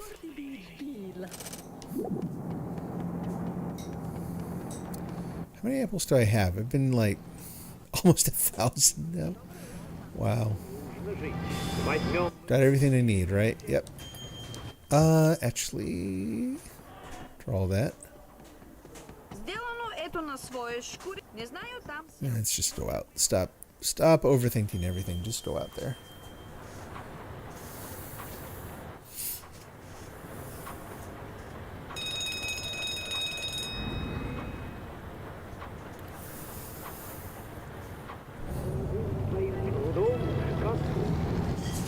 But yeah, no. So yeah, all that said, no regrets over my choice of career. It's been a good ride. It's paid, it's paid the bills, and then some. Sometimes.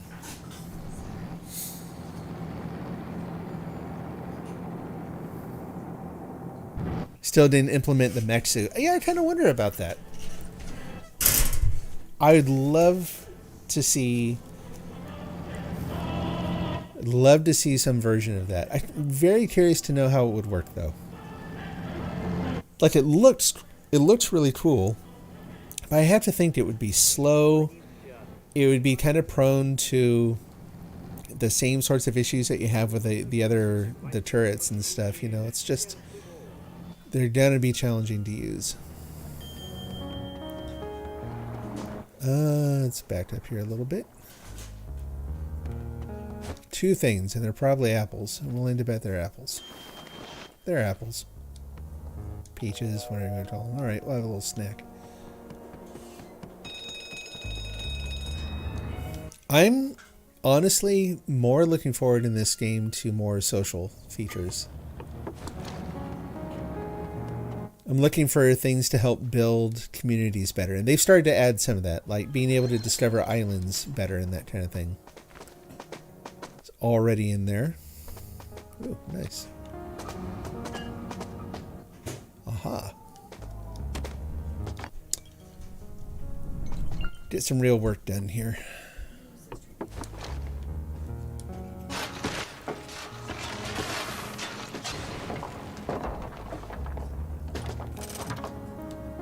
There's some little features I'd like to see. My wife, Teal, and I are still hoping that they'll add something like a sort of a compass, little device that you can use so that if you're deep inside an island, you've kind of carved into the middle somewhere and you can't tell where you are anymore, or you can use this device and it'll point towards your town. It'll just like flash a little arrow or something showing where your town is. That way you could keep one of these, and it'd probably go over here in these slots. And that way, if you get kind of lost inside a place, you can do that. And now you know which way to dig out. Say you only have one more use of something like that one I just used, the dust tunnel. And you want to make sure you're tunneling out in the right direction. That would be really, really handy.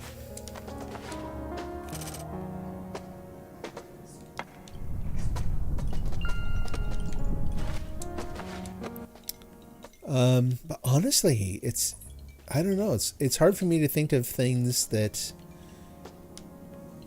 I feel like are really missing from this game.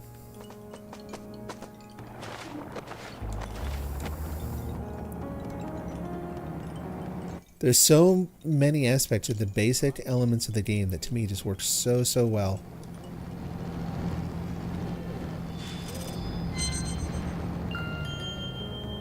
Decorating your apartment? Yeah, that's actually, I would love to see that. I actually would love, like if you're talking big changes, daydreaming changes, that kind of thing, I would actually like to have a sort of a private residence. I almost think people have described this game as Soviet Animal Crossing. Well, cool. Take that to the next level. Let me go inside my house and have places where I can set up little items and stuff, Just do a little bit of customization. I think that would be a blast. And I think it would be a whole nother thing in the game. It would allow you to put things out in the void that you could find that you could then, put in your apartment or whatever. But personally, I would like that. No real, no gameplay, win-lose kind of gameplay. Nothing in terms of, power-ups and that. Just basic, this is just fun to do. Which again, that's Animal Crossing. It's a cozy game. Hello.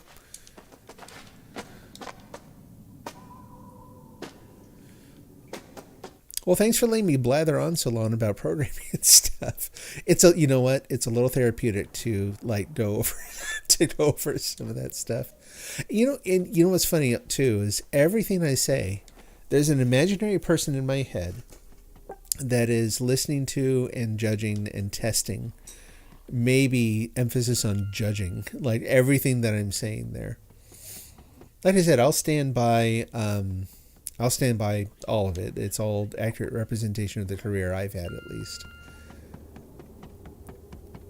But I do, admittedly, I kind of wonder, like, you take someone, who worked in, say, more gaming than business code, that kind of thing, how their answers would be different than mine. How have things been different for them? Because they're working, like, the organizational constraints, the things that require, like, who's on the team, what job do they have, how do you have to work with them? It's going to be a totally different thing in gaming than it is here, right? How do I, like, as a game developer, how do I play nice with artists? That sort of thing. That's got to be a thing, like, if I want to be a really, really good all-around developer, there is a whole other skill set there that just hasn't come into play in my career.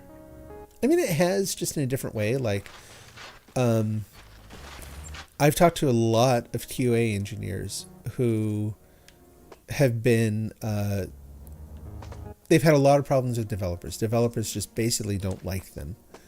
They've had a lot of accusations from developers that they're just being difficult, that, they're being too picky, they're difficult to work with or whatever. And that's not been my experience. Some of the best working relationships I've had have been with people who do testing, because they're going to make me a better developer. Like, if they're really, really good at their job, I'm going to come out of this. Either they are going to be pleasantly surprised by what I made, or I'm going to come out knowing something I didn't before. But you do have to be able to listen to someone saying, yeah, you made something that didn't work. And that's a polite way of saying it. Admittedly, some of them won't be polite. They'll be like, yeah, you made crap. Go back and do it again, And you could argue maybe they shouldn't be that way or whatever, but, you don't get to choose the personalities and behaviors of the people you work with. You got to work with what you got. And so some of the people who I've enjoyed working with the most were those sorts of people who they could be really brash, maybe even a little rude at times, But they also, I learned to trust that they knew what they were doing, and that they had the overall health and well-being of the work. That was central to what they were doing, right?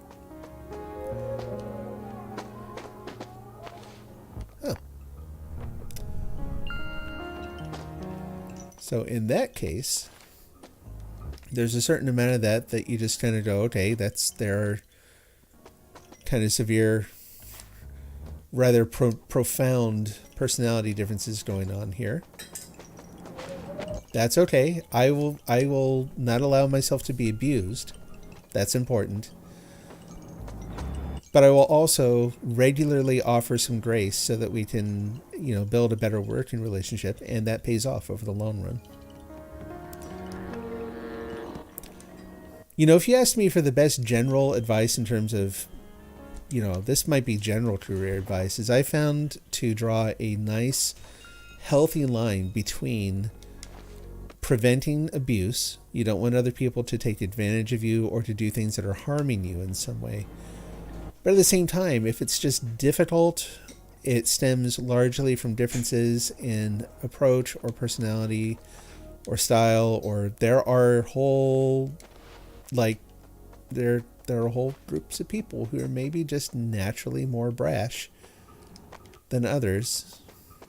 But if you can be the wild card, if you can learn to be the one who, I'll emphasize that footnote again, without letting it become abusive, if you can be the one who makes the team work, that is a tremendously valuable thing. Like, technical skills aside, you got to have the technical chops. But if you can be the one who basically makes it so that this, any other ragtag group of people with, widely varying opinions and potentially a lot of other difficulties working together, but you end up being the one who helps them function as a cohesive unit just by doing your job, you will find a lot of success. Because that kind of mean you can take that anywhere. You can. That's the sort of thing. It doesn't matter about company culture. It doesn't matter. We use technology X, Y, or Z. If you're the one who can really make the team work well, that's rare. One more, huh? Where to go? Let's go into this one. Whoop. It's rare and extraordinarily valuable. So, very good skill to develop. Very good host of skills to develop. It's no one thing that lets you do that, unfortunately, Also, there's got to be more enemies with different attacks and stage events. Yeah, I guess I could see more enemies. That could be a thing. On the personal scale, that's less important to me. What I would like about the enemies and actually the game in general is more lore. Like, not just more enemies, but why these particular enemies? What's the story with these? Why are these showing up?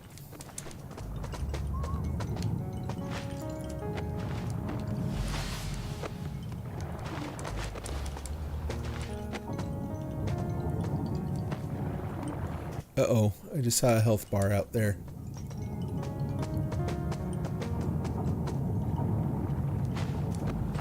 Oh, crud. Is the bus coming?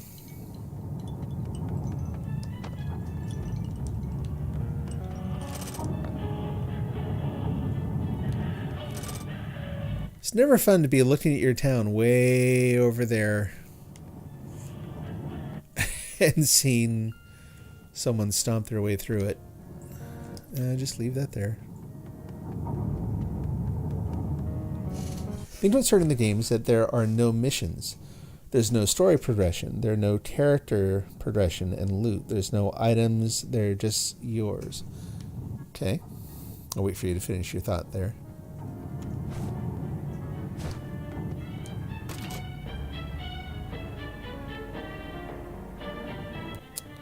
Let's see. Sounds like a good one. Let's do that.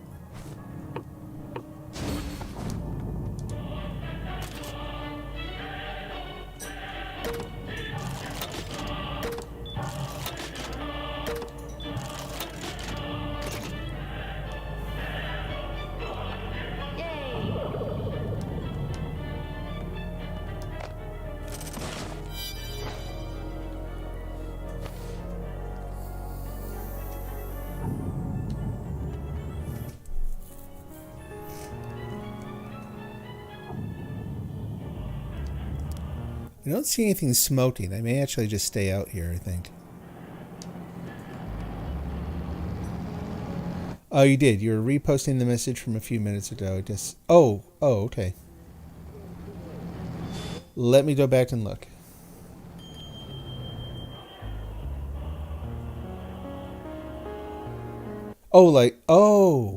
Yeah, I all I saw was the light decorating your apartment. I didn't see the thing above it. In the game, no missions, light decorating your apartment, so there's got to be more enemies. Okay. Gotcha.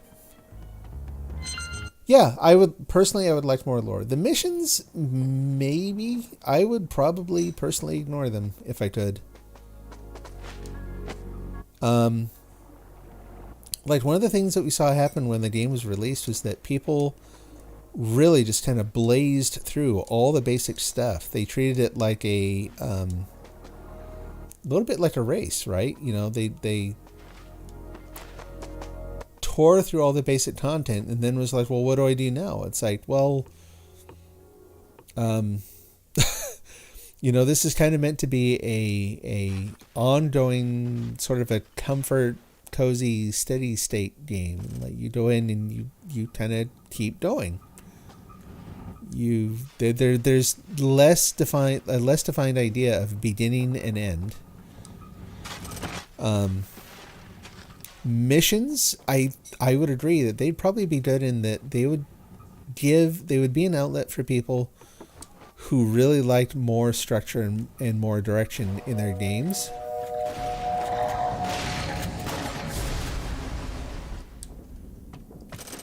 for someone like me who I'm totally content with this sort of free play style, I don't know that I would be that interested in them.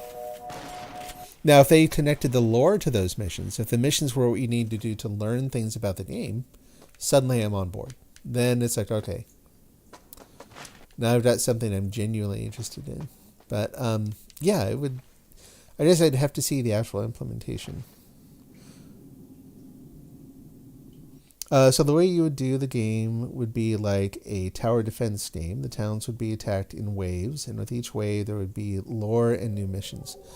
Yeah, and see, they actually have monsters, which I think is kind of that, a little bit.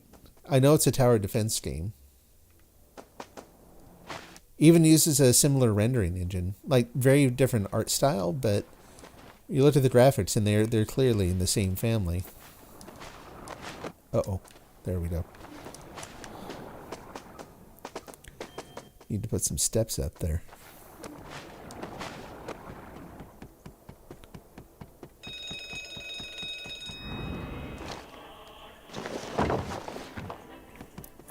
But there's so much of this where I would like I would prefer focus on the things that allow self-expression.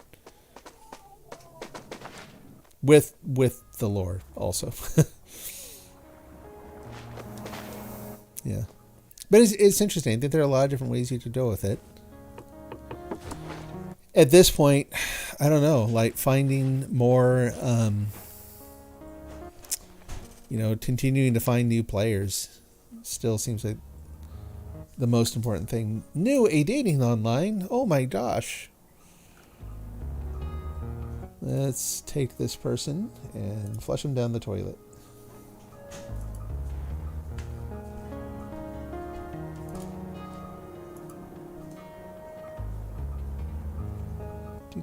Let's report.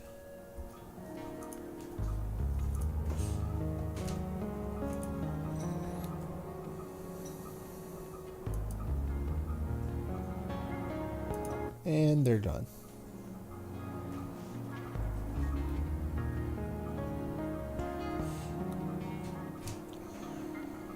Goofballs had nothing better to do.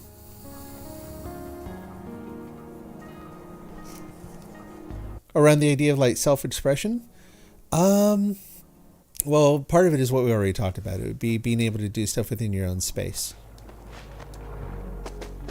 So having an apartment that you could modify.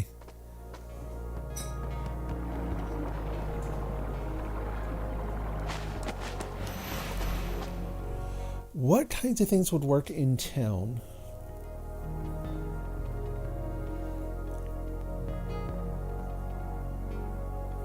Honestly, I think it's not so much new features as it is expanding on the existing ones. So new kinds of buildings and that sort of thing.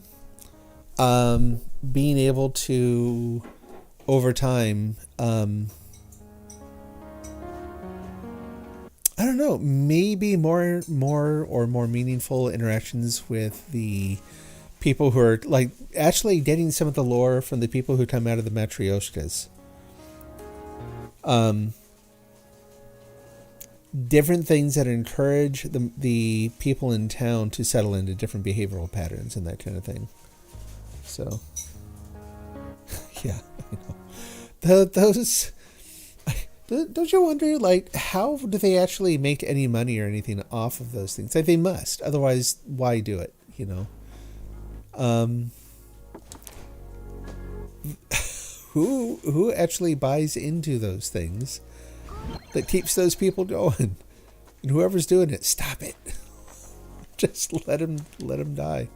Let them fall off the face of the earth.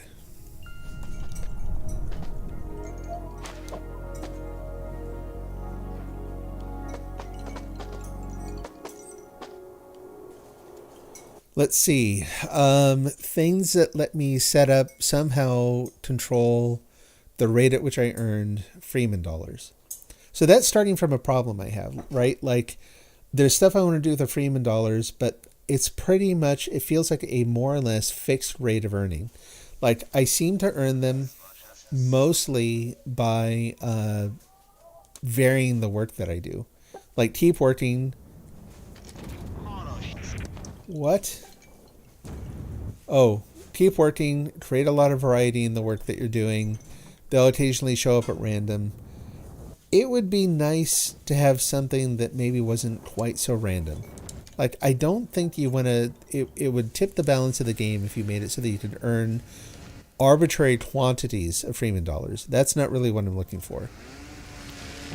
But being able to build up things either in town or some other kinds of systems where I could increase the rate at which they appeared would be nice.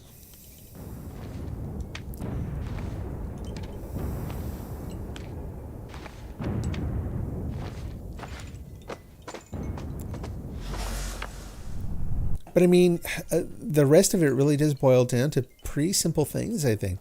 Like, I'm really hoping that they do continue to add lots more islands over time. Going out and exploring them and finding different strategies for approaching them and harvesting materials, you know. For me, frankly, that would be enough for a very long time.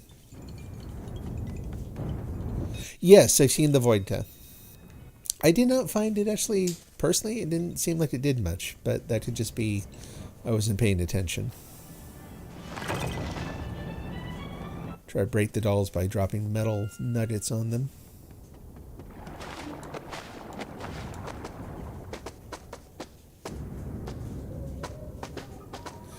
It's funny, you know, so I also, prior to this game, I was playing a lot of, Fallout 76.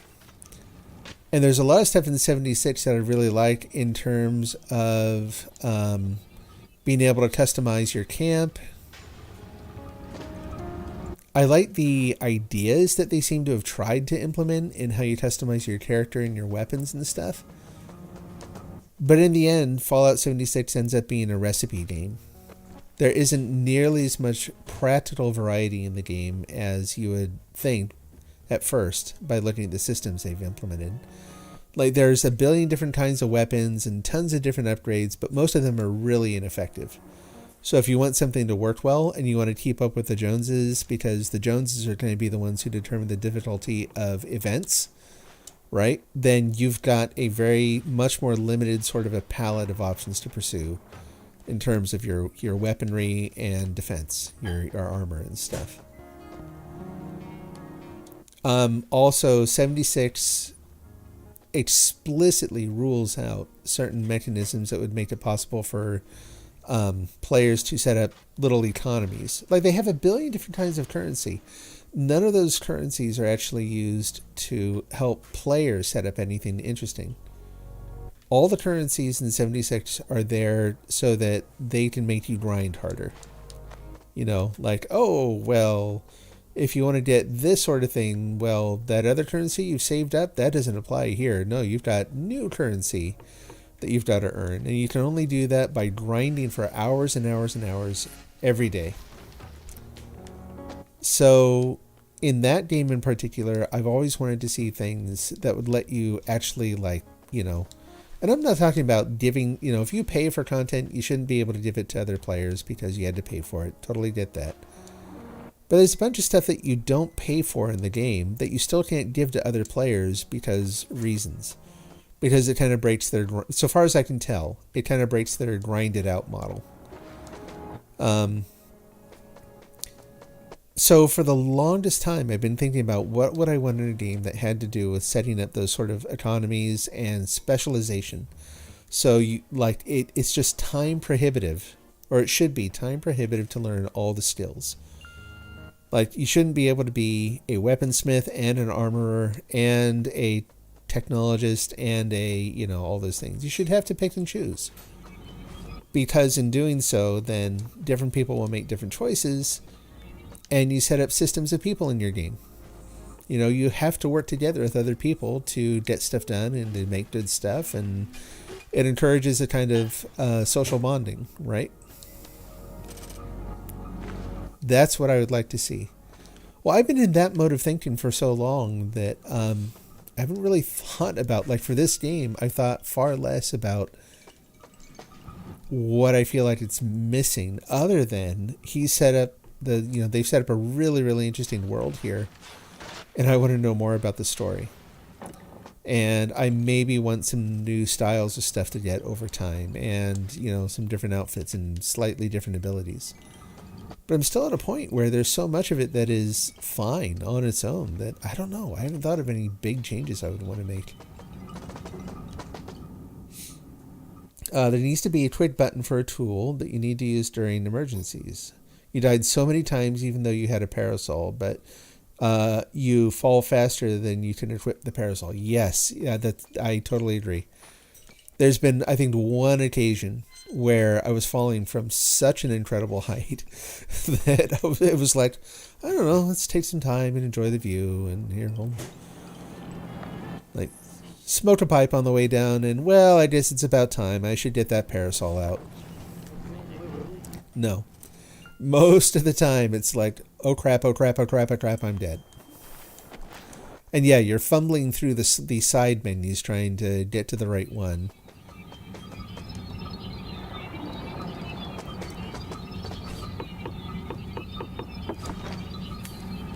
Seriously panic-inducing. Oh, that's what's... Yeah, you're the trouble. Where are you?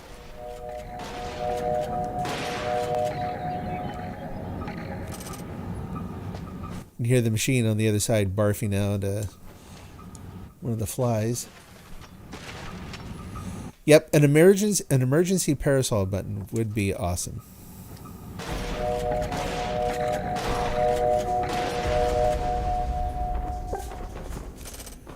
Come on down.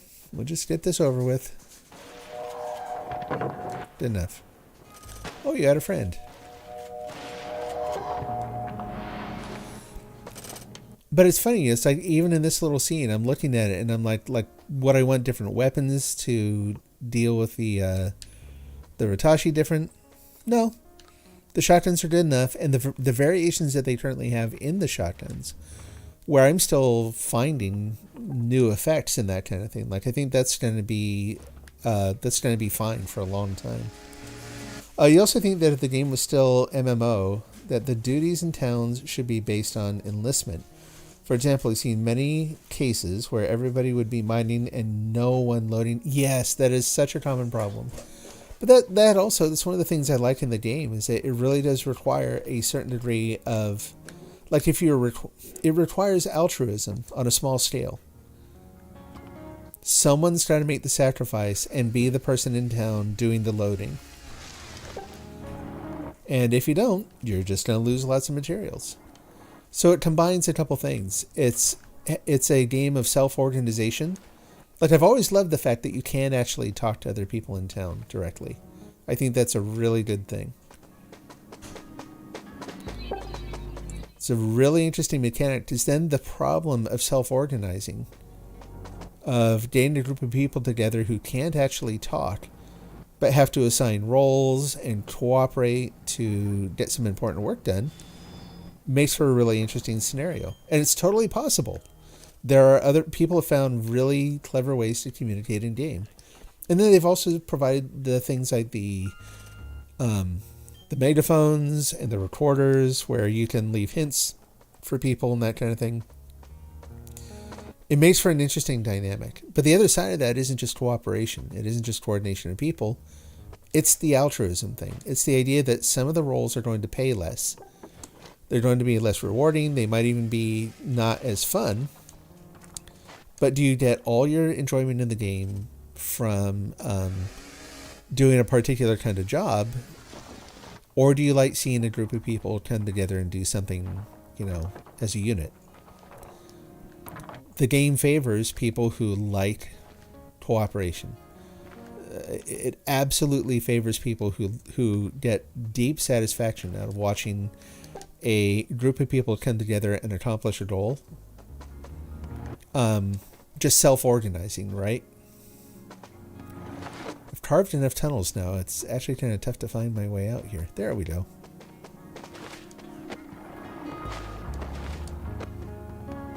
So, not that I'm really, I kind of like the idea you brought up of roles. But I think it would have to be, imagine if you had something like a roster in town, where it was totally voluntary. you could put a role next to your name. That's all it is. Predefined roles. And then you can also, it's not going to make you do that thing. It's not going to restrict you to doing just that job. But it's a way to say, like, hey, everyone, here's what I'm going to be working on. Nice. That's a good one. I would kind of like that sort of thing. There was another one of those where, my wife and I were just talking about recently, of having a board in town. Some kind of player-oriented information board, but I can't remember. It wasn't that, but it was something similar. It kind of slips my mind now what it was.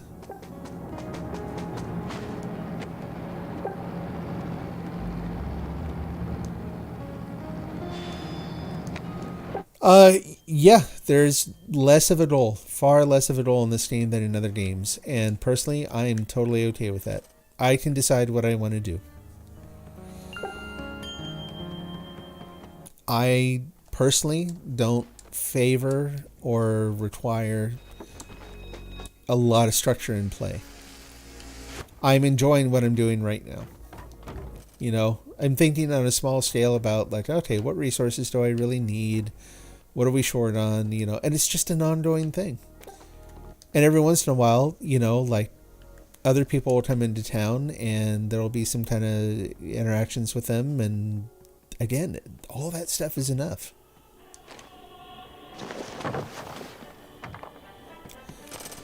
I am not goal oriented in the way I play this game or other games.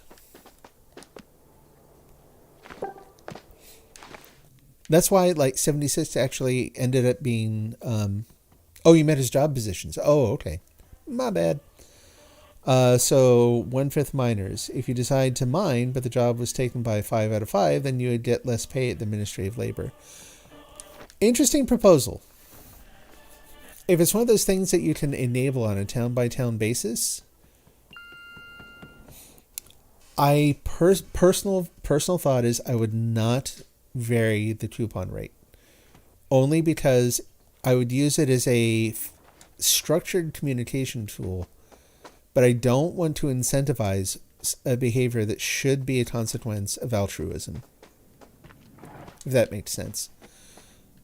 Like, in the interest of playing a good game and helping out your team, you should just do the thing. As soon as there's something where it's like, cool, I'm going to do this because I'm going to get paid more, it breaks, to my thought, breaks one of the fundamental tenets of the game. Did I hear another one? I thought I heard another one. Whoops. Thud. Anyway, I knew there was another one up here. I didn't know, but I suspected as much. Okay. I need to focus on getting some, like, metal and coal and harvest a little bit more and then be done with this island, because I think it's probably going to disappear. Oh, and the game's MMO. Yeah, well, yeah, even as an MMO, I like the fact that they built in altruism as a sort of a, what would you call that? People who play with an altruistic nature have an advantage in playing the game. I don't know any other games where that is true. Every single other behavior that I've ever seen in a game is motivated by individual benefit, individual, profit of some kind. So the idea that this game actually seems to intentionally require individual altruistic behaviors is unique, intellectually interesting, and also just a lot of fun. Like, I make it sound really boring. I think it's a really cool thing. Every time on the Discord, I started doing my blah blah philosophy thing. Other people would jump in and be like, but also it's fun, right? I'm like, well, this is fun, isn't it? I'm having fun. This isn't fun for other people.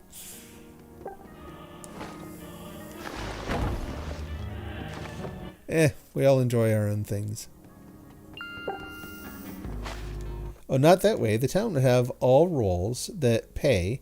So mining 10 positions, loading the bus 5 positions, defending 3 if you decide to mine, but there was 10 people mining, then it is dark.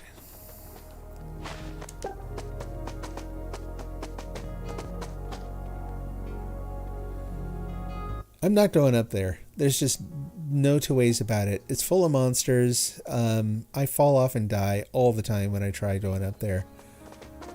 This is like hard mode level. More than any other island I've seen in the game. This one requires really careful attention. Like, you can fall off from up there so easily. Just the way the ground is kind of rough looking and the way it goes up and down, it undulates a lot. You can be walking along and be like, nope, I'm fine. I'm just going to run over here. And then you find, surprise, there's a little hole in the tempera there, or the lotus root, or whatever it is you're running over. And now you're plummeting. So when you would get paid, the Ministry of Labor would pay you less. That's what I'm saying. The idea that if the Ministry of Labor varies what they pay you based on which role you're doing, or, based on the idea that you're not doing a role that is more or less important, personally, I would not change that. I would not favor that kind of change. I think it should pay you the same no matter what you're doing in the game. And if I'm still missing what you're saying, my apologies. I'm going to read it again just to make sure. That way, you can still choose what you wanted to do, but your focus would help the town grow in what it needed.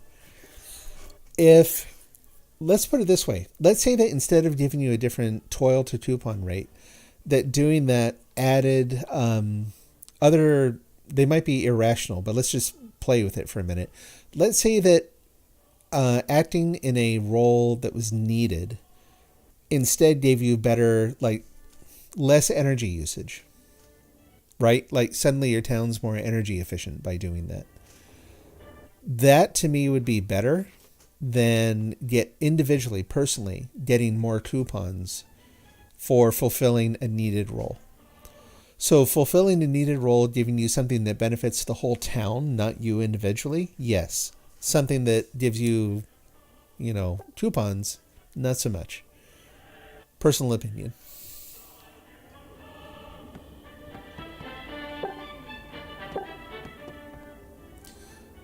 And that way, yeah, there's still the idea that you can choose what you want to do. I will agree, having some effect from doing that, being able to put up roles, and if you fulfill a role, that there is some benefit. Yes, I like that idea. I just don't think it should be an individual benefit. I think there should be some kind of benefit to the team or to the town, so that then, when you leave, the benefit stays behind. You don't take it with you. You cannot go there, benefit that way, and then leave and take it with you. So if you're going to do it, there's still that idea of, cool, I'm going to do this because it helps us organize better and it's enjoyable in that respect. And I'm helping. There's an actual, sort of a direct consequence, helpful consequence of this thing I'm doing by doing this job that no one else wants to do. But it's for the communal good. Not just for the individual good.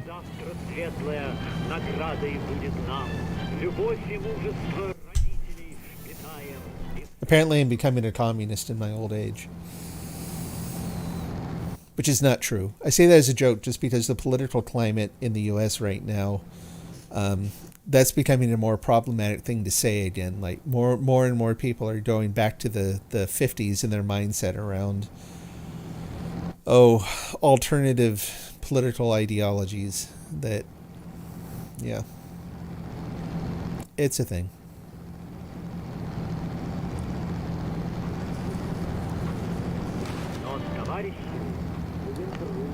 Look at all the dolls and it's blindingly bright.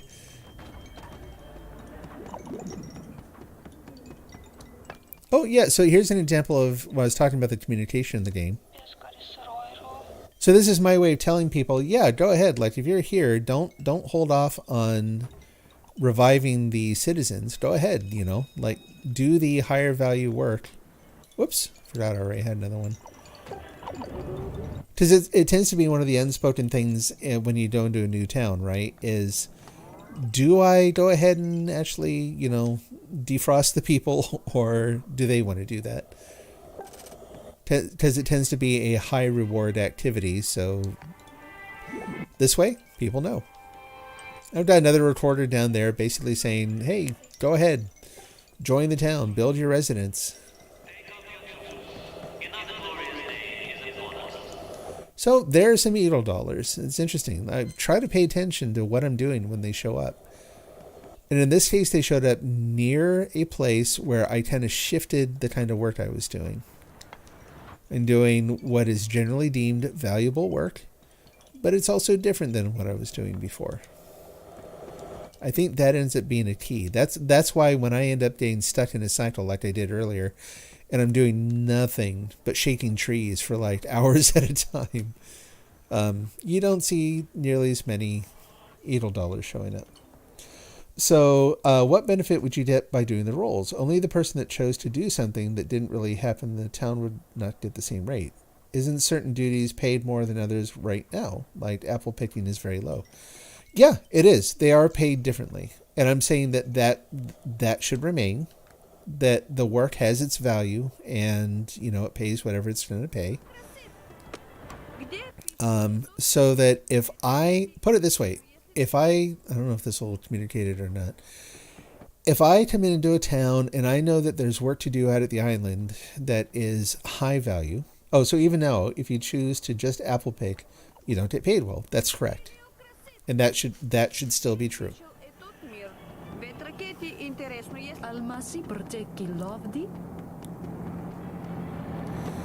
So what's that sort of, in fact, that lopsidedness in the reward is part of what's important here, right?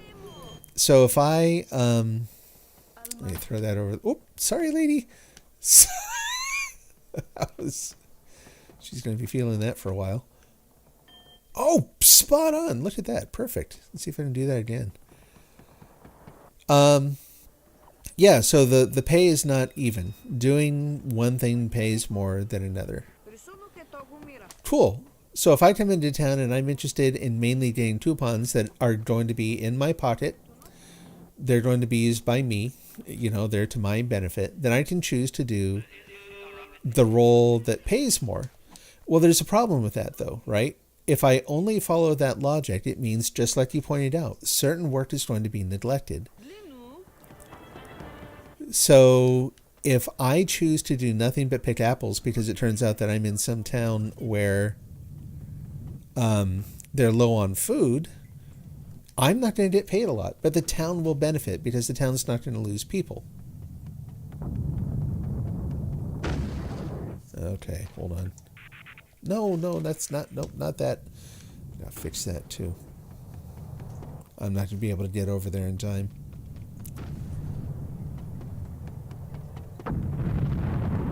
Keep going. Keep at it.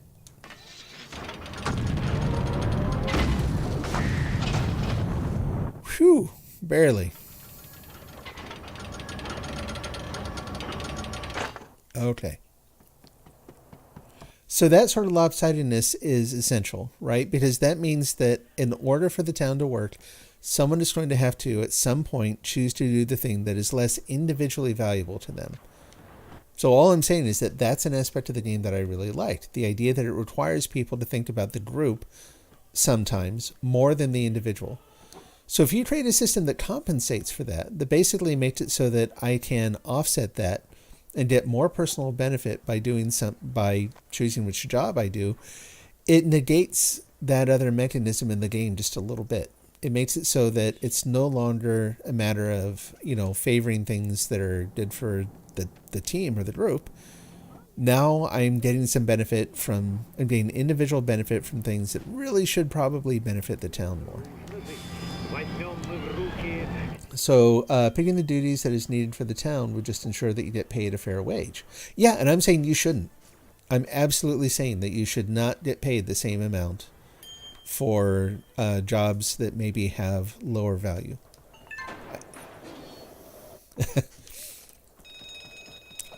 I like that disparity in the game. Whoops, that's not even the kind of light I thought I was going to grab, but that'll do. We're just going to put that one there for right now.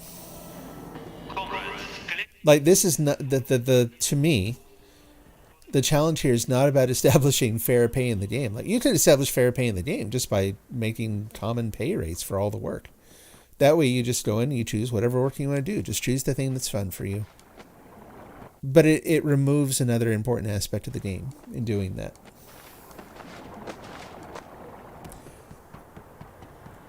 The game seems to be, I think is arguably, at least in part, about seeking communal benefit over individual benefit.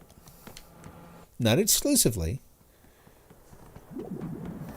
but that is a really important aspect of the game in general. So if you remove that, you've fundamentally altered the game.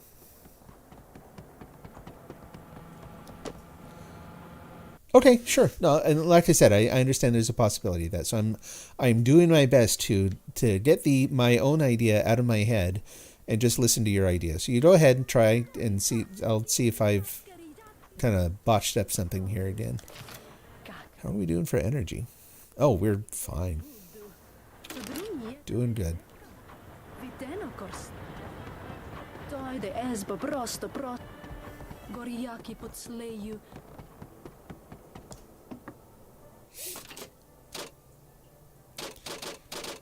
Any other interesting things to build?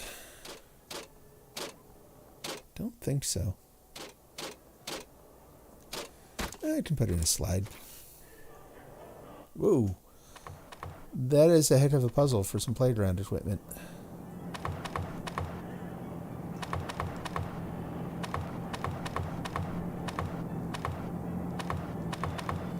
One of those has to go down here.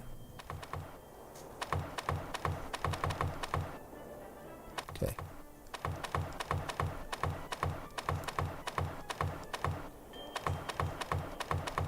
There we go. Odin Nebraska ridatti, Jesku Kotoru.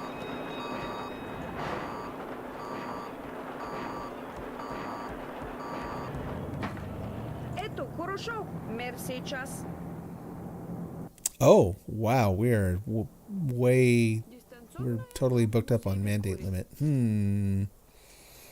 I don't think I have anything I can get rid of either, except for a bunch of those cubes, and I'm not doing that. Так будь живой. Well, that kind of stinks. And the town center feels like it's like a million miles away from being upgraded. Phooey. Alright, I'm gonna chop some wood. Let's say I'm into a town, and there are 5 positions for mining open. Cool.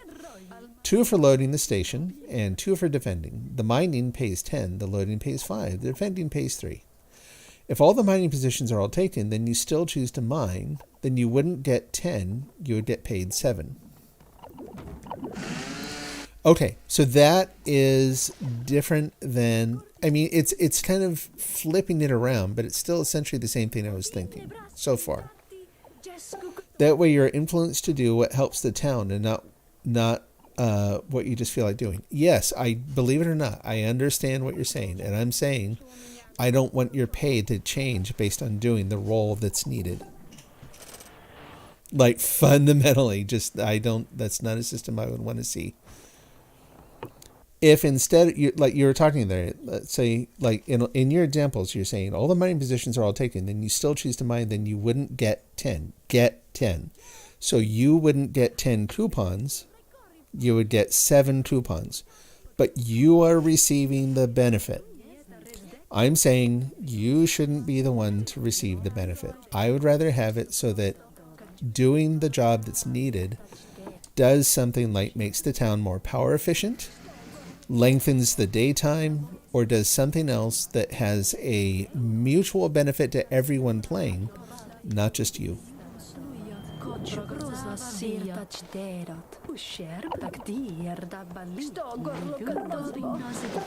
So I'm still incentivized. I'm still influenced, like you say.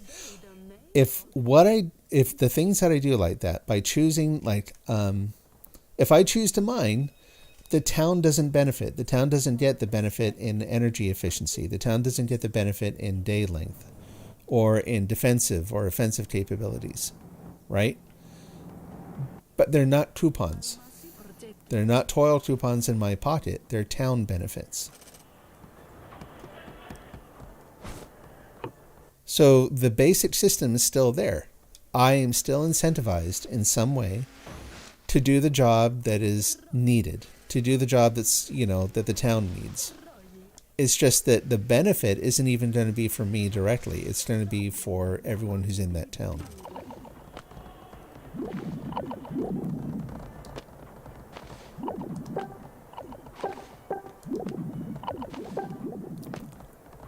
So you still receive a benefit, but it still requires some degree of altruism to want it. So if someone else looks at that and they're like, well, why would I do that? I don't care if the town's gets better energy rates and that kind of thing. Yeah, that's your choice. But you're not going to enjoy the game as much. Or you're going to find that you're constantly up against that sort of thing. Like, why would I do that? That doesn't benefit me directly. That benefits other people. Okay, cool. Is that a bad thing? But right now, what people do doesn't aid the town either. Yes, there's where we agree. Yeah, I agree with that. Woo! It's like I'm attacking the citizens with a chainsaw. Just not polite. Yeah, and that's where I say, like, I actually like the idea of the system. I'm just saying I want the benefit to be different. Group benefit, mutual benefit over individual benefit. Efficiency over coupons. It's one of those, it's like we just see, like with the mayor race. You can elect a mayor who gives you the things I'm describing. In fact, that's where my list is coming from, right? The mayors give you different town level benefits. So when you're electing someone, you want to choose someone who isn't, you get no individual kickback for electing someone. You've got to elect. Sorry, lady, you need to move. Thank you. So I like the system in general. Yeah. I like the idea.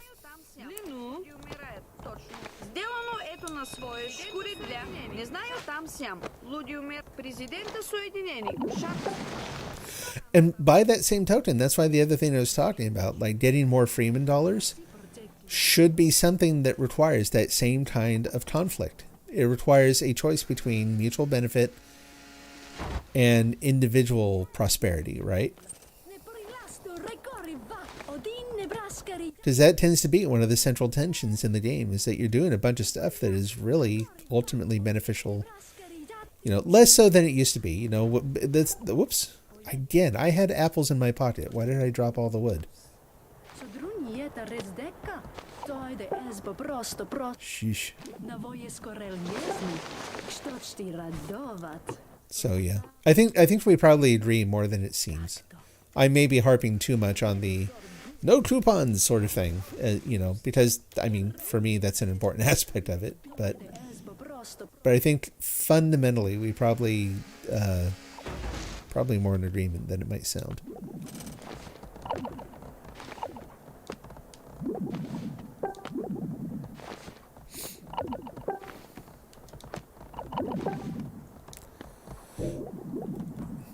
It was interesting to see, though, as people were talking about the game when it was first re-released, there was a lot of discussion about certain features where people wanted to make certain things easier. They just felt like there's a lot of stuff going on that was just required way too much effort. It was way too difficult.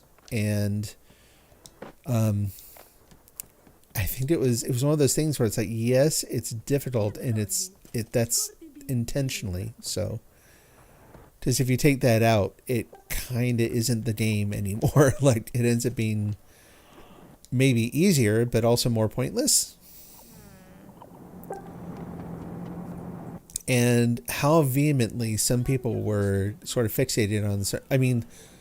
Number one issue of that sort was should the void be soft around the islands, right? You got so many people, and I don't know where you stand on that. Oh, so I don't think there should be penalties for people that don't seek the benefit of the town. No, like I said, to me it's flipped around. Leave the system as it is. If you add a system so that people are in roles, there should be. It's not that you should penalize individuals. It's whether or not you should see a benefit for yourself or for the whole group. And I just want to make sure that in any system like that any benefit received from doing that benefits the whole group, not the individual.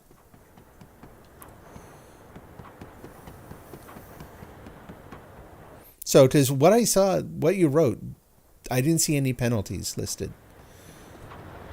Not mutual penalties, anyway. Even if whether you view it as here's the base rate and I'll pay you more if you do the right job, or you say here's the base rate, but if you don't do the right job, I'm going to pay you less. Those are two sides of the same coin. Each one still structured in terms of individual compensation. Each one is still just a variation on how much you will earn by doing or not doing a thing. Now, the system in general, the let's find a way to encourage people to do the jobs that need doing. Bingo, I agree. That is, let's do that. Let's find a system for doing that sort of thing. Let's not make it based on their individual pay. Let's make it based on some benefit to the whole town, not just them. So it's not I'm going to pay you more or less. The town will benefit or suffer depending on whether you are doing the job that's needed. Which, frankly, is already there. That's probably part of the reason that kind of system isn't already in the game. There's a natural penalty in your town for not doing the job that's needed. And that's, your town gets ransacked, people starve, you don't keep the lights on, you don't keep your power going. So it's already kind of there. So if we add a system that modifies that kind of benefit or penalty, you're really just augmenting something that's already there.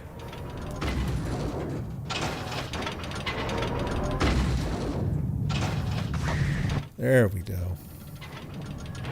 Finally.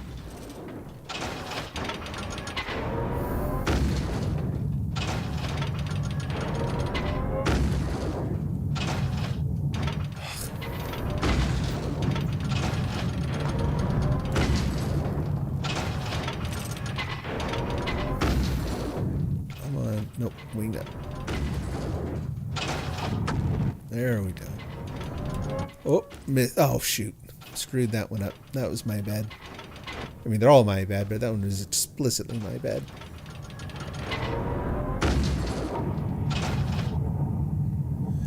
Yeah, but people don't really see the harm until the town becomes a desert. Some will and some won't. Like I said, the game will absolutely favor who take a more outward-looking view of what's a benefit in the game.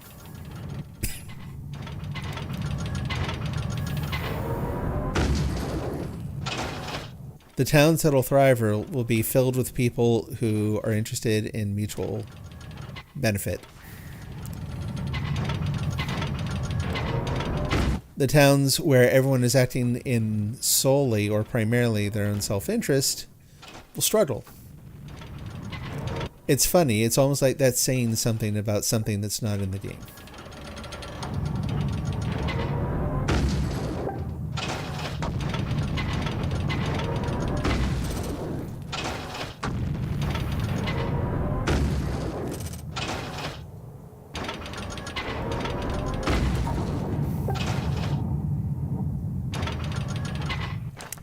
Good enough. Got a couple of them.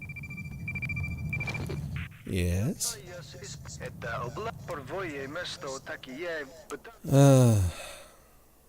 Sure. Let's go see someone else. Oh, yeah, absolutely. So I just said I was going to join another town. I'll just let that mission go. I will stay here and it'd be more fun to kind of hang out and do stuff here. That's cool. I'll admit, it's funny. I wasn't actually feeling thrilled about going to another town anyway. It was more of a sort of like sense of like, I should help someone out. Been doing my own thing here for a while.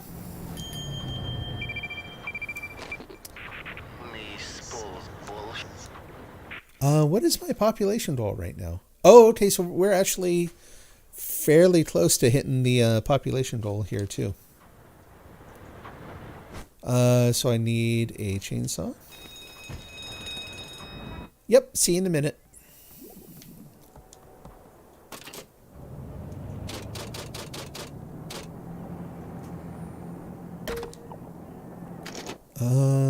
Yeah, we'll do that one. Yeah, just let me tell you, like back in the original game, I ended up being that person so often. Welcome! Glad to have you here. I'll go over here and whistle at you.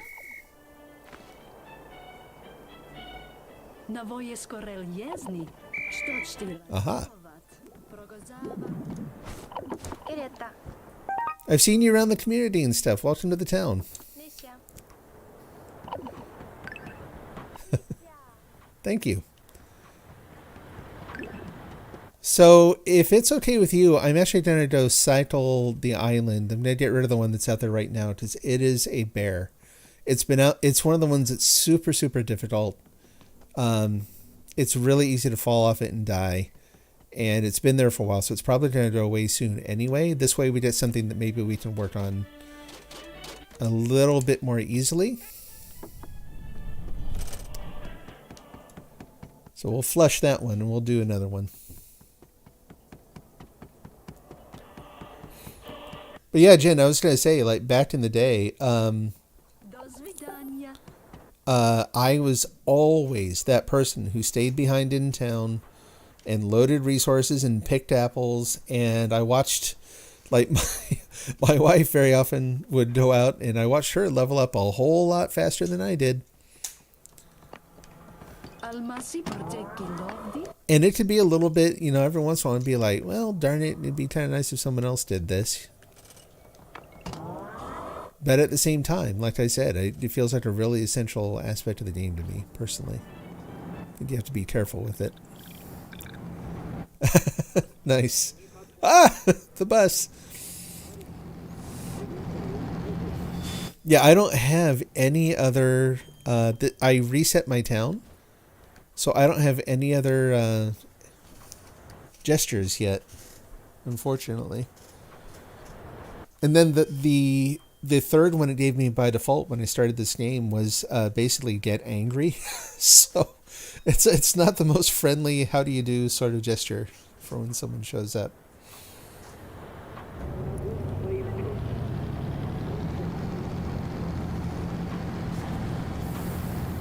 Or are we doing? Okay, we're still going out there. Guess it takes a minute for it to go away. See if there's anything else to grab off the low level stuff. Oh, nope, there it goes. It just evaporated. Alright, now we gotta wait for another island to appear. So, by the way, I'm saying it would work like this. There's a new town, you join the town, there are 3 positions open out of 10. So for every person that took that position, mining,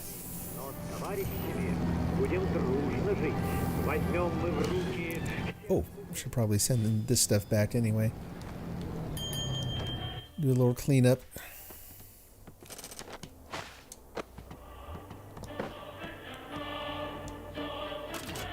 That one's already spent.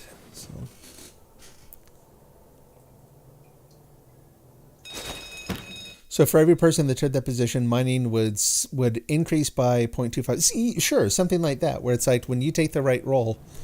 When I say the right role, I mean one that's needed by the town. Then yeah, there'd be something where it's like other people would benefit too. And so the idea that yeah, like if you take a certain role and then people, I guess you'd have to provide evidence that you're actually doing that role, so that you can just take it and get the benefit, and then, you know. So how would that work? So if you take the mining role, then you get a individual advantage in, like, you know, you get some of the boosts like you would get from Voidka. They give you better, you know, like your tools don't, tools don't damage as much as more individuals, so keep it to things like better yield rates on materials and that kind of thing.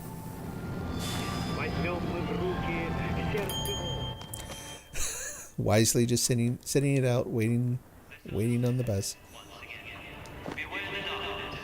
Just put that over there for the moment. Ето го мира. Очень показано просто. Поток реки Юки. I think I've finally got enough lights. I don't know what I'm going to do with all these. Don't actually talk to me. Oh, yeah?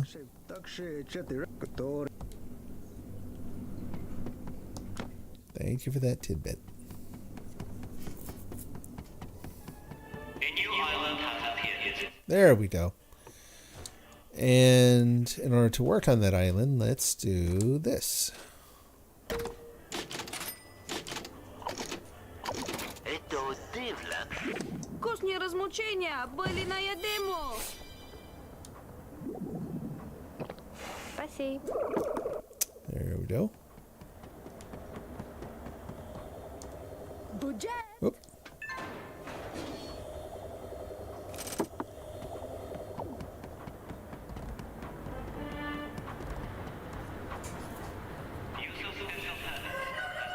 Oh, nice. Thanks.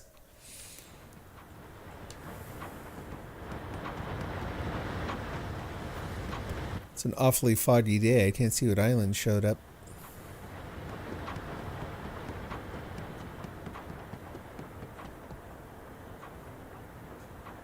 Ministry of Labor would know if you mind or not. Yeah, exactly. Right.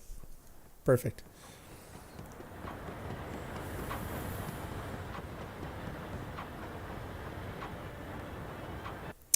Teeth. Okay, cool. Can do that one.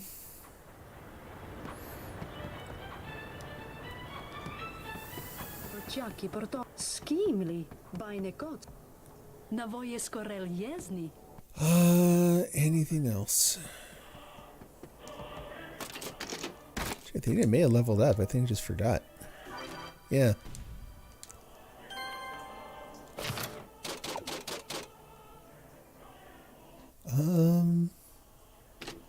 Yeah.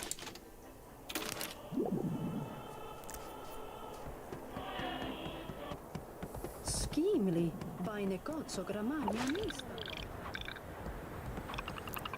Do I have enough time to actually get one of those? Gestures. What do we got? Plead. I like some of the boring ones. I actually want to get like sit and lie down. So.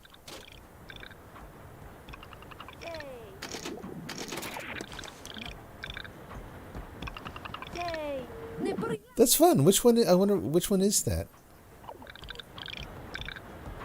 I mean, obviously it's some kind of dance.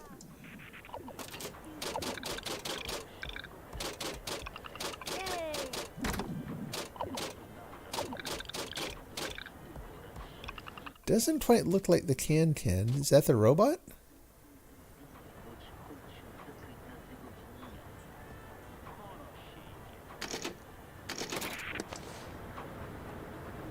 Oh, okay. Yeah, I've seen the ones in the catalog in my house. I don't remember seeing one that that one looks unfamiliar to me. I don't think I've seen that one before. Let's see. There are some Japanese guys that play the game and stream too. Are we able to play with them? Yes, actually. In fact, I don't know specifically who you're referring to, but in principle, yeah, there's nothing to prevent us from joining them at some point. About yours there. Okay, cool. That's the Stardust dance. Okay. Cool. Yeah, in fact, the whole being able to play with people who don't necessarily even speak your language was another benefit of the whole, the quiet cooperation sort of aspect of the game, right? Back in the original release, because I tended to play late at night, I don't know, a number of the people that we ended up playing with regularly were from Japan. Didn't speak any English. We didn't really talk outside the game, except for through emojis and whatnot. Occasionally, I think sometimes posts on Twitter, that sort of thing.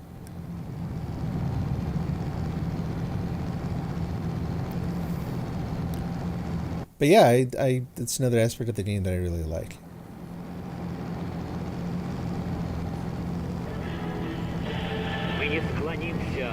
By kind of structuring it the way they did, they made it a really good international community sort of game.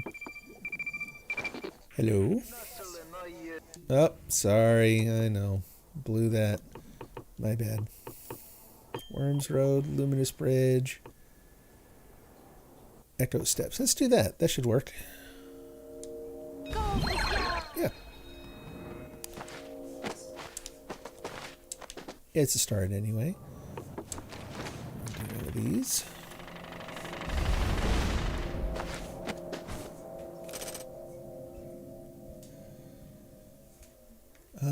One more, I think.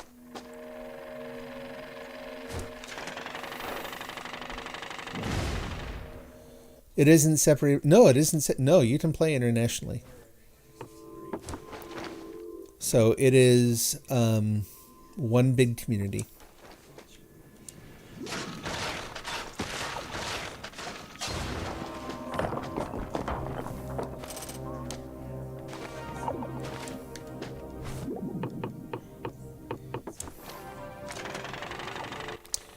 We'll get up on top here and start... Whoops, that dug in a little. Well, that's okay, though.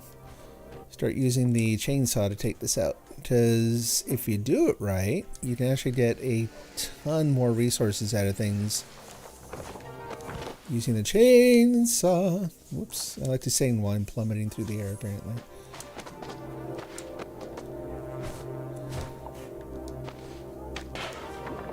Ah, no. You were doing... Picked it up. There you go. You got it.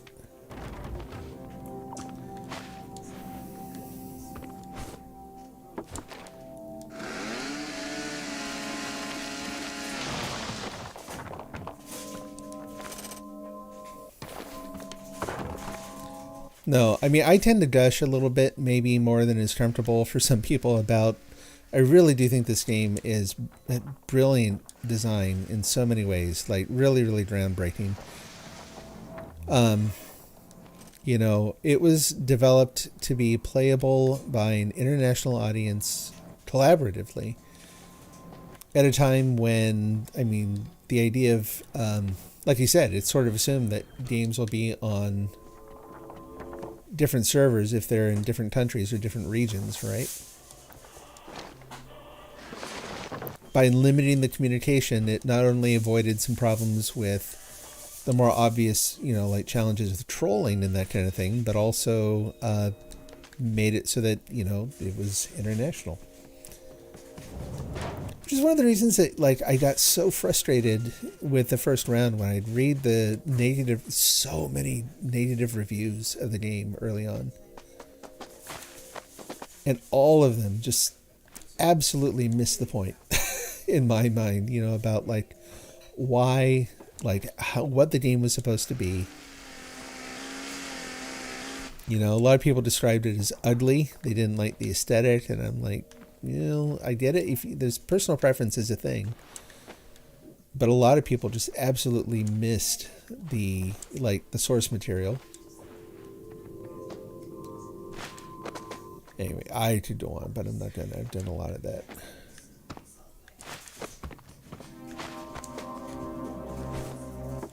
Basically, it was a really brilliant game, and a lot of people just totally missed the boat. Not only did they miss the boat, but they actually helped kind of, I think, contribute to its early demise, unfortunately. Hopefully not this time. The other thing that players need is a ping tool. Yeah, that would be totally just basic pragmatism, right? Yeah, that would be really handy. Similar to Light the Whistle, but in this case, when you use the tool, it would ping like a flash at your location in the island. Yep. Yeah, I like that idea. It would have charges to prevent people from infinitely spamming. Yep. Good idea. I agree. Yeah, that's similar, like I was talking about the compass earlier, where you could use it as a limited use thing to kind of orient yourself. It'd be really, what the heck? What am I hitting?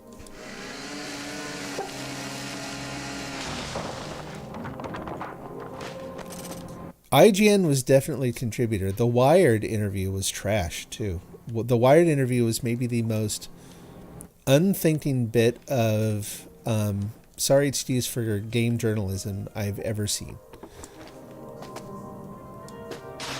I've watched. I don't remember the name of the person who wrote it.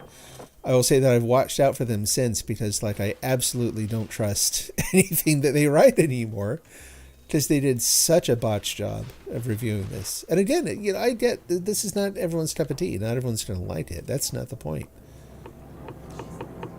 There's a sort of more fundamental problematic approach to, how you view games in general that they dropped the ball on in reviewing it.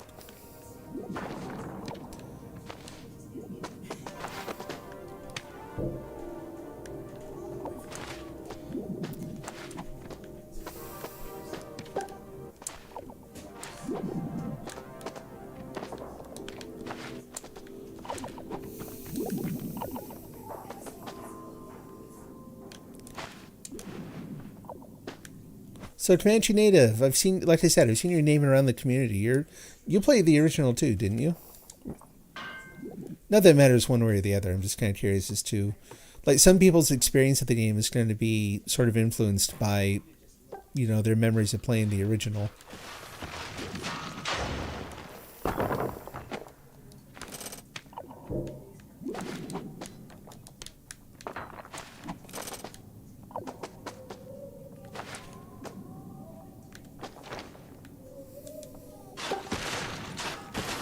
The other thing is a charged canister for cars. Yeah, nice. Kind of like a spare battery sort of a thing.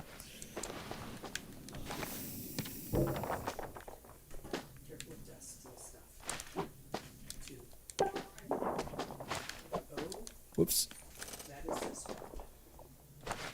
Can I join your game? You can. I have to go to Fallout first and get my free thing. Okay, well, hurry up. Okay. Go play that fake game. It's not a fake. Play that grinder game, and then you tend to play the real game. Played it before it shut down, yeah. Who said that? Huh? No, I was talking to someone in chat. Oh. No, sorry. Yes, just make sure you show up before it shuts down. Okay, I'm trying. No, my wife and I also played 76 for a long time. Not on the same game, because she plays on PlayStation and I play 76 on PC. Oh, you play 76 too? Okay, cool. See? Really? Okay. Next thing, which platform do you play on? Do you play? Let's see. I'm gonna place a vote based on statistics and say probably Xbox. And it has nothing. Just to be clear, it has nothing to do with you. It's just everyone I talk to, like 100% of the people in the stream who come in and say, "Oh yeah, I play 76." It's been Xbox. I've not met any other PlayStation or PC people.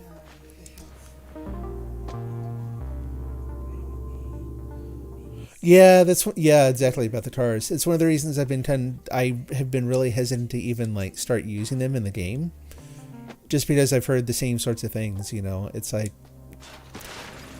if I'm constantly going to be struggling with batteries and power issues and stuff, I don't know. I get around fine on the bus, usually, mostly. On PS4, hey, cool. There's a first. Okay, Teal Orca. So Teal Orca is my wife. She plays 76 on the PlayStation. Come be my friend. I'll get you stuff. I'm not sure how much of what she's saying is coming over the mic.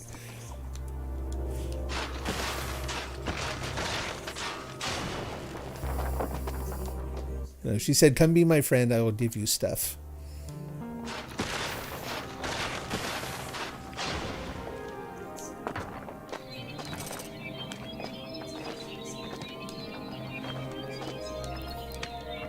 No, thankfully, it's funny. Our taste in games mostly overlaps really well. I think there are some games that I like playing. Like, I'm looking forward to all the different Silent Hills that are going to be coming out, which she wouldn't play in a million years. But beyond that, we tend to play the same kind of stuff.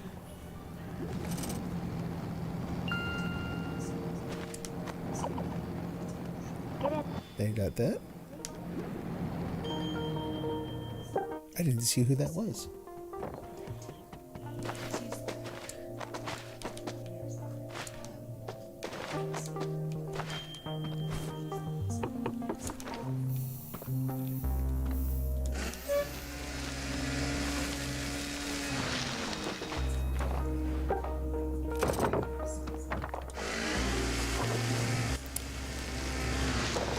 So I'm going to say too, so part of the reason that Comanche Native that I remember talking to you is I'm not going to talk about a lot of details here because it's still sort of a semi-super secret project. But I reached out to you about a little project I wanted to kick off relating to this game. And I just want to take the opportunity to say, like, as much as nothing has happened with that project, unfortunately, just because of work and other things, I still kind of want to do it. So I want to take this as an opportunity to kind of say, I hope you're still interested too. I think more than ever, the goal of that little project is well worth doing. I'm just having trouble getting people organized. Every time I say, okay, we're going to kind of do something on such and so a date, I get like 2 or 3 responses, which just isn't enough to justify kicking it off. You know what I mean? Like, I've got to figure out how to rally more interest. So if you have no idea what I'm talking about, I'll reach out to you privately and let you know. I'll kind of fill you in on the details. But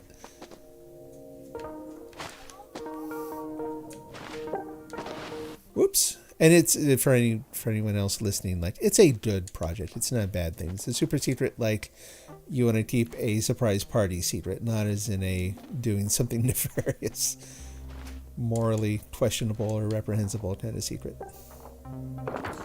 PSN is Comanche Native, so if she wanted to add that. What is it? It is. You got something to write with? I have my phone and my PlayStation.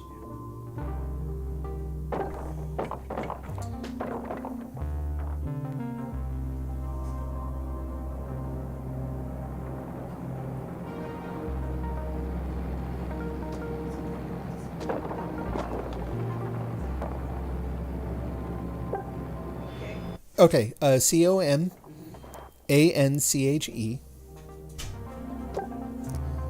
NA. Oh, there he is. You got it? Yep. Comanche Native, yeah. I have mutual friends.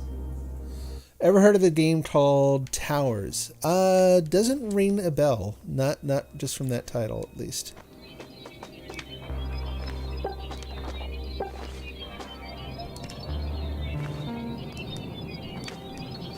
I'm gonna die if I don't eat an apple.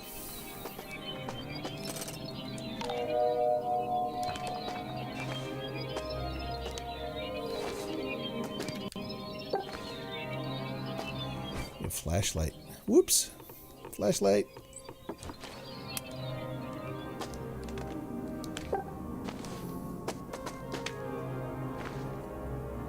Cool. Sounds good.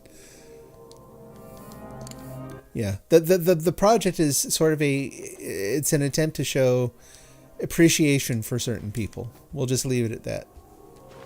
And like I said, I still think it's well worth doing. But gosh, is it hard to organize people you don't know on the internet, right? That is just a difficult thing to do. So I was originally thinking it would be something that I would have to kick off like right when the game came out, and if that didn't work, then that just wasn't going to work, and that's just not true. So it has gone on a little bit, and I think that's fine because frankly, it gives time for the community to grow. It's supposed to be like TTC, but with a ton of stuff. It is or was being made by a small company. Okay, sounds interesting. I'm going to grab a Post-it note and write that down, because if I don't do that, my brain tends to dump out everything that I talked about while I was on the stream. So it's just called Towers game.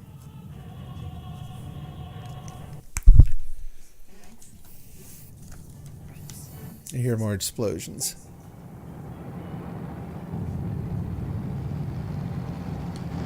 Hopefully it's going well.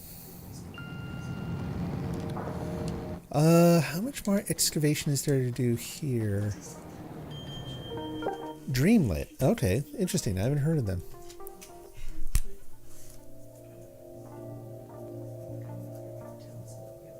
Hey, so I'll ask your opinion. We're talking about games and stuff, and we've talked about, game development, why I did or didn't go into it. So I want to run a sort of a, not really a game idea, but a game, I guess it's related to a game idea.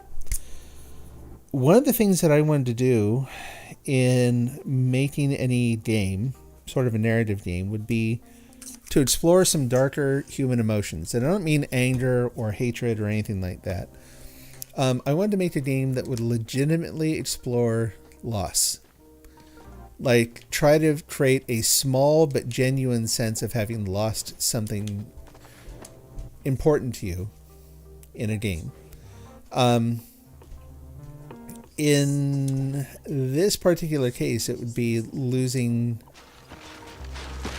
a someone, right? So I'm curious to, I'll just kind of leave it there. What do you think about that idea? Like, if you found out a game was about, involved a story that was really intentionally set up to try to create a sense that you had lost something important to you, would you risk playing?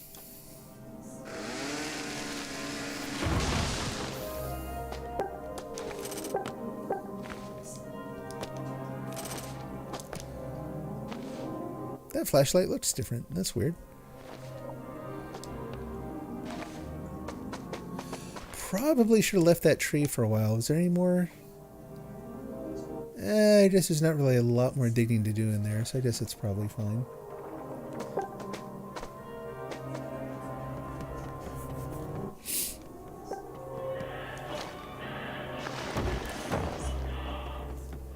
Okay, speaking of the role of loader in that, I'm actually going to check out what's on top, check the treasure chest, and then head back to town. Probably end up missing this bus. The Final Fantasy with people trying to save... Oh, no, you're right. That's actually a really, really good example. And shame on me, I've never really thought of that as an example of this. Do you have a furnace? I do have a furnace. Okay. Is it furnace-y? It is... See that wall? Okay. To your left. Now behind you. Now to your... Yeah, there. Oh, Go through straight there. Oh, how cute. Oh, you're so smart.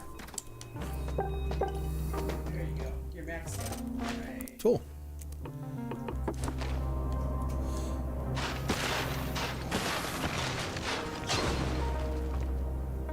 It isn't what you're playing, it's how it's... Yes, that's a really good point, too. You kind of have to assume that it's done with... There's a bug. I am digging the toll, and the toll is still there. That was weird.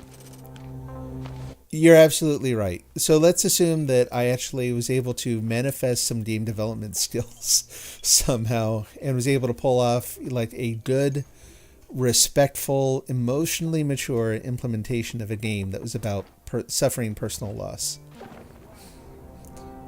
But yeah, no, the example of from Final Fantasy VII of, yes, I remember playing that and being absolutely flummoxed at the fact that there's a certain rather central and important character who just dies. You lose them at a certain part of the game.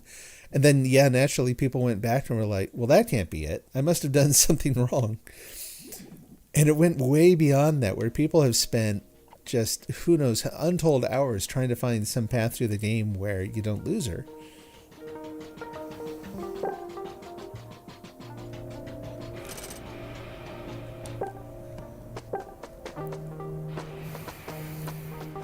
So the more specific mechanism that I was looking to do would have been to create a small, simple, nothing that tried to simulate like an actual fully developed, obviously, nothing, what am I trying to say? Simple little AI that would assist you throughout the main narrative of the game, and that at the end of the game, it would sacrifice itself so that you could, basically so that you could reach the narrative goal in the game. And it would do so in a way that also revealed something about your own history. It turns out, that this little character that you've met that you lose is somehow connected to your family history. And so not only do you lose them in that moment, but you also learn sort of the important elements of of the narrative, right? And if possible, the idea would have been to make each time you play, you get a slightly different looking and slightly different behaving little version of this character, so that you have an opportunity to build some sort of personal bond to it.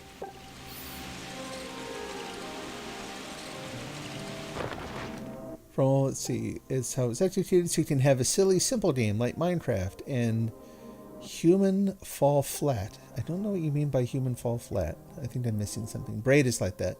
Jonathan Blow wasn't trying to entertain. He was challenging himself and also trying to teach someone about his philosophy. Yeah, exactly. It's not, in addition to teaching about philosophy, it's also the idea that there are certain emotions that we are naturally, they're inescapable, right? Like we're going to suffer them at some point. And we tend to, instead of preparing ourselves for them, we tend to kind of push them away and then we're devastated by them when they occur. And so the idea that there could be a game that would actually help you navigate that in a smaller way, I think it's kind of an interesting idea. And while I've seen games that have good emotional content and have loss, like you described, I haven't seen anything that tried to foster that sense in this way, where you feel like you've actually irrecoverably lost something that you felt was important to you.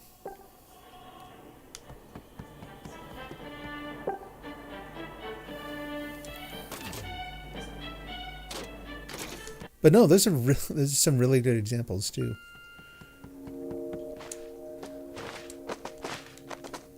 Whoops. Back again. And the bus is coming. I'm going to head back.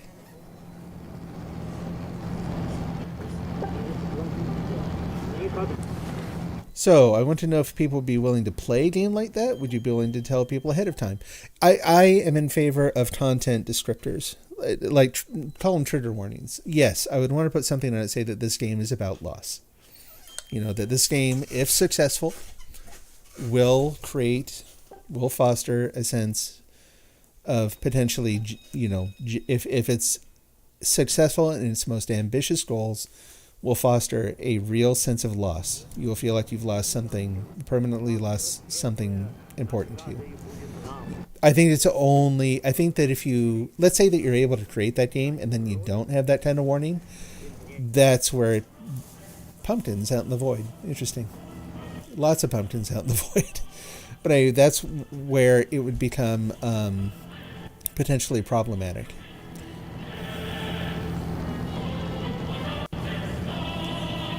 Why is that? Like, why would I want to tell people? Self-management. Like sort of an implicit right to self-government, basically. Like, you know, as a creative person, I wouldn't want to risk exposing anyone to something that could potentially do them harm. And what's going to harm one person won't harm another. It's going to vary person by person. And the only way you can really manage that is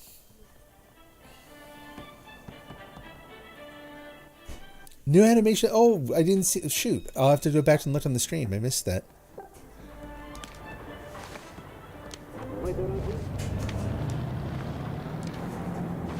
How are we doing for energy here? That's not energy. Oh yeah, totally loaded up. No, that's good.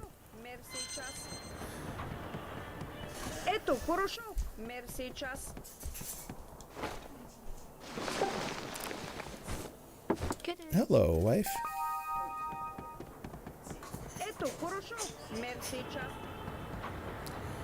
I'm not sure what the plant was for, but okay.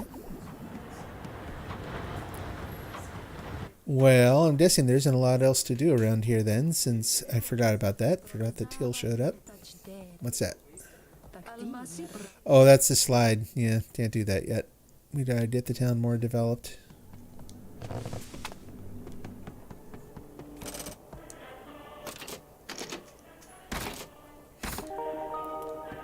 But yeah, I mean, I saw it as an opportunity for, you know, like to use the very particular medium of games to tell a very, very deeply emotional story, which is, at least in terms of storytelling, as far as I'm concerned, is the main goal. But I think you could actually use games to foster an even deeper connection to the narrative so that you could, you can probably do things in games that are not feasible or not nearly as easy to do in traditional literature, books and whatnot. Books and film and all that. Forgot about that.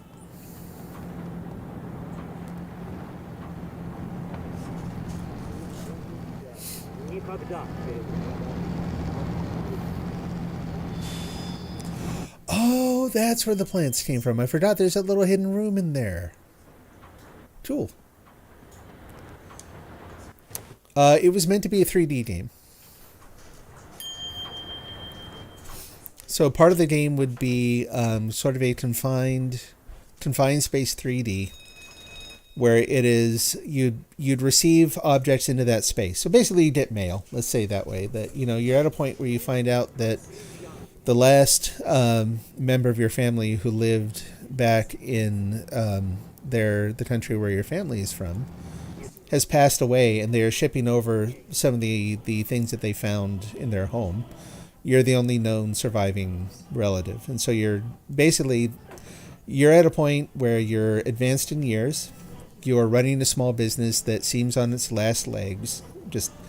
You're dealing with a technology that at one time was really, really important to everyone, and it was a thriving business, but then technology changed, and you're kind of struggling to make a living now. Basically, you're a watchmaker. I don't know why I'm being so indirect in talking about it. You're a watchmaker in the game, and your business is struggling. You kind of figure that it's not going to be much longer before you're going to have to try to figure out some way to survive on meager. You have very little saved up for retirement. You're going to have to live on whatever you can get through government programs and whatnot. And as this is happening, something comes into your life from a long time ago. And this is where the story turns a little fantasy, in that it ends up being this figure that your grandfather kept that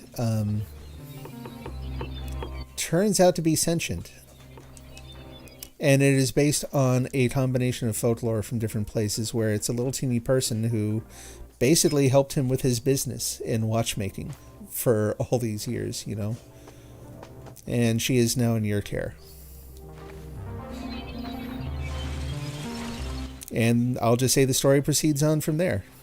Trying to figure out what she is, going through the stages where you realize that she isn't just a little mechanized thing, that there's something else to it. And the idea is that she would be sort of the AI wildcard in the game, and that she would be a little bit different, or maybe even a lot different every time you played. Parts of the game would be doing various sort of like the crafting table in this game, where you'd be doing certain like little mini games that are. Oh, looks like this one's about to go. I'm going to head up and grab the last Matryoshkas that I saw up there. Oh no, someone else grabbed. That's perfect. I thought it timed out. Nice. Well done. But anyway, yeah, so you'd be doing watch repairs and stuff, and then the narrative would move forward, because every once in a while you get some piece related to that back history that would require you to develop a new set of skills that would also tell you part of the story.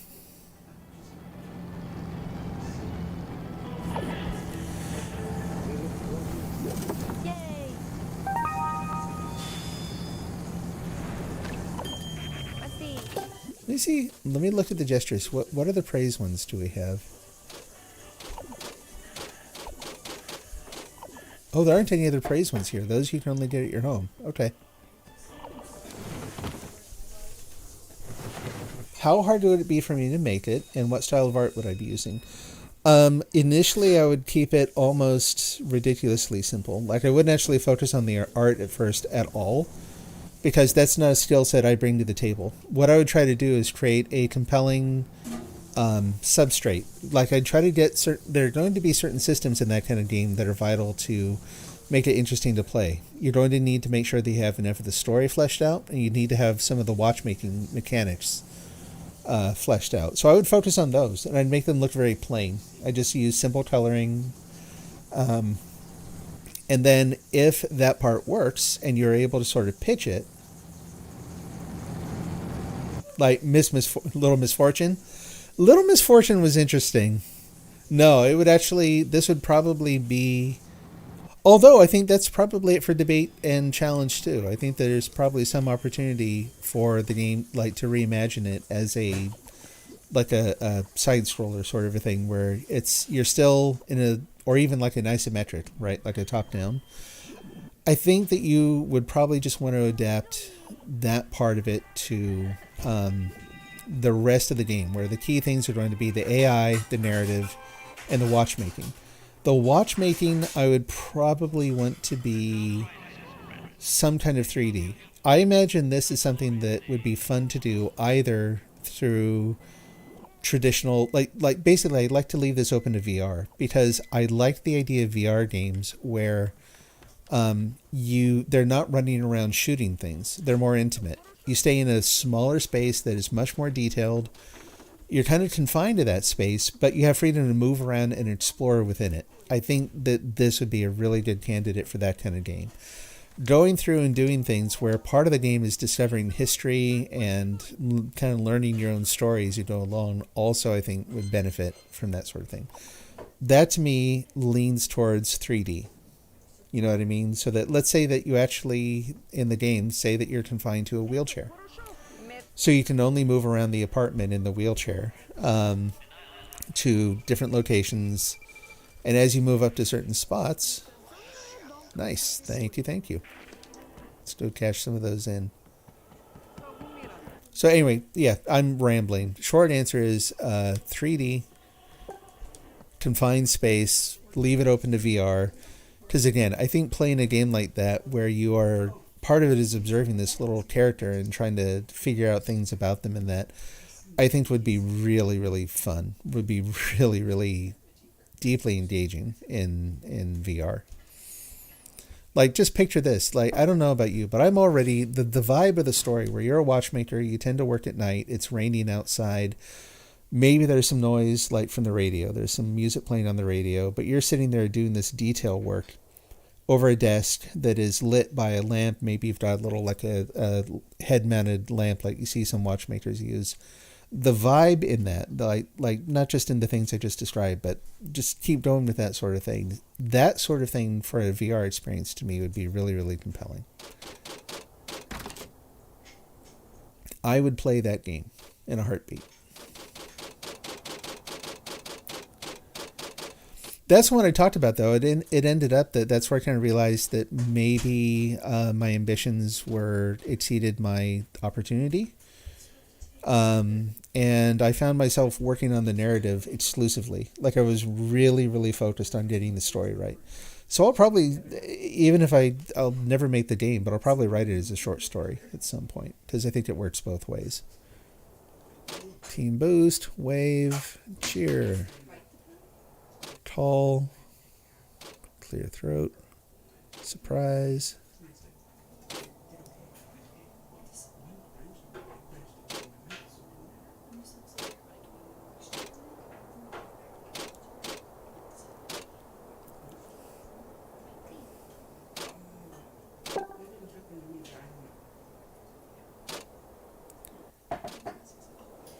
That one was good last time. It worked out okay.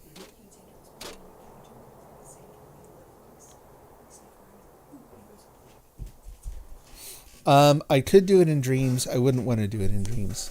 Only because that's a very... Kudos to the people who use that as a platform for developing their work. But because someone else owns the platform, it's not anything I would want to pursue there. Which also says something. Like, if that's enough for me to say, no, I don't want to, then maybe the idea isn't as important to me as I thought.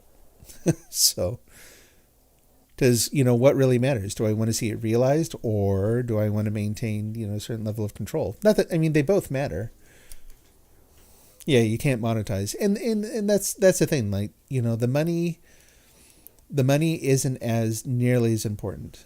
Put it this way, knowing that as soon as Dreams goes offline, that my game would disappear is enough for me to say, nope. Like, I don't want someone else to be in control of that.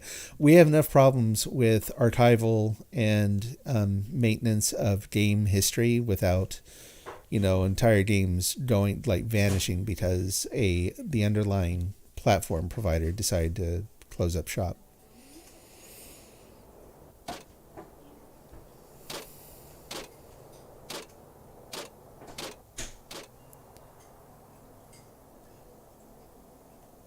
Yeah, I think we'll do that one.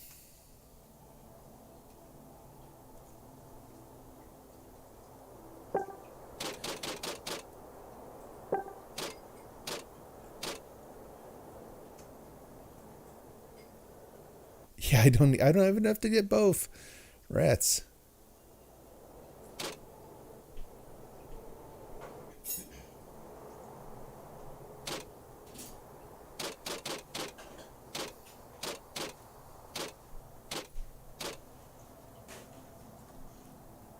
Actually, I kind of like that one, and it doesn't cost that much. I'm going to do that. I know it's not a praise gesture, but that's okay. Not everything has to be about praise. And the other one is not listed here.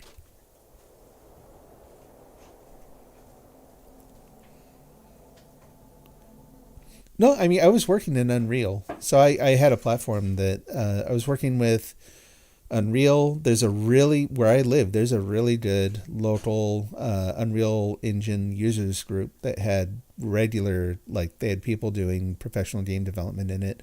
They had complete noobs like me. There's a good group. So when I was working on that was a fun place to hang out.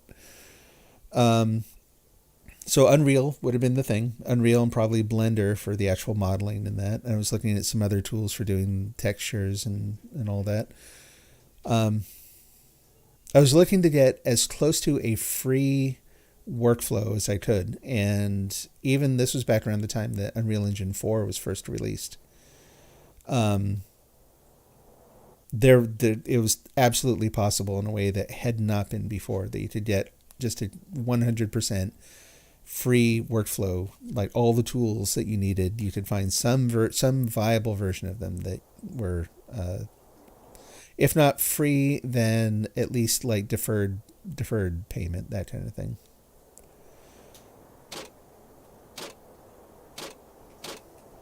I thought there was another one here I wanted to get, but I'm not seeing it. Well, I guess I'll wait for that. Спасибо. You never meet anyone with skills. I'm sure you do. A lot of people actually, my impression's been that a lot of people do this stuff. I don't know, they just don't talk about it much or whatever, you know?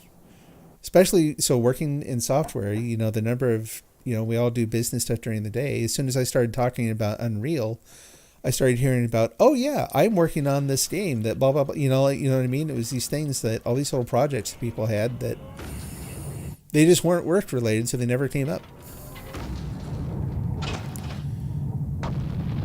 And I've seen, in the meantime, people do, yeah. Is it okay for me to build an existing tower? If there's enough mandate. There is. Yeah, go ahead. Where do you want it? I don't know, find a place. Right here,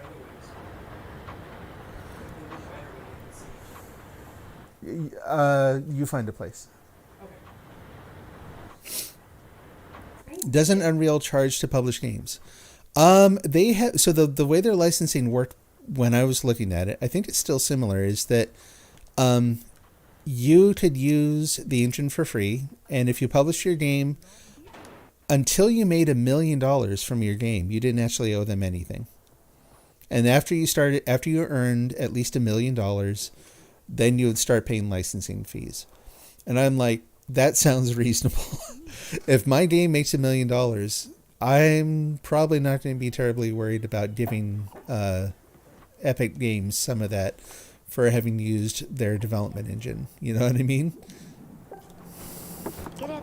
I mean, at that point, you've got to have a reasonable rate too. If they're charging 90% of your profit after that, that would suck. But they don't. I don't remember what they charge, but it's a whole lot more reasonable than that. Did you finish the other island? The Tooth one? Yeah. Tooth one is gone. Okay. Pig one is new. Okay. Gestures. We got please sit. I'd like to do. See, I've got 1,000 Eagle dollars. How did I get that? They said they'd be dropping more values. Wow. Okay.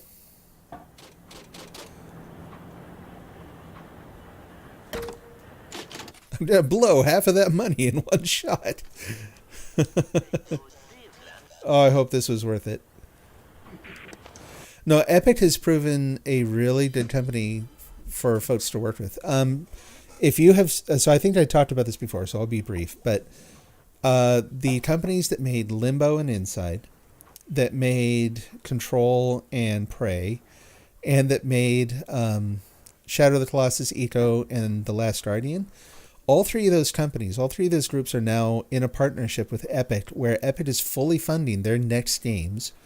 They have complete creative control, and they get to keep far more of the money that they earn. Like, basically, what they'll end up paying to Epic is a far more reasonable rate than what they would get charged in other deals. Epic has been very, very friendly to game developers. And I hope they continue. Like, all it would take is one change in leadership for them to decide, no, we just want to try to cash in on this thing. I hope that doesn't happen for a very, very long time, because they've done some really, really awesome stuff.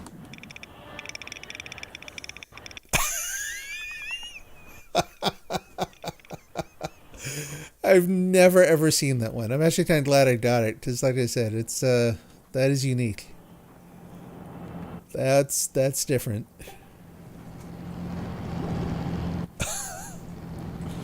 It's a little creepy looking by some measures, I think.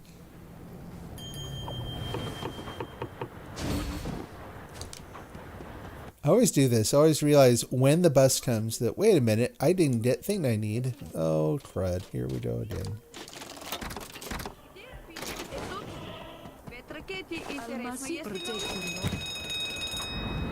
I made it.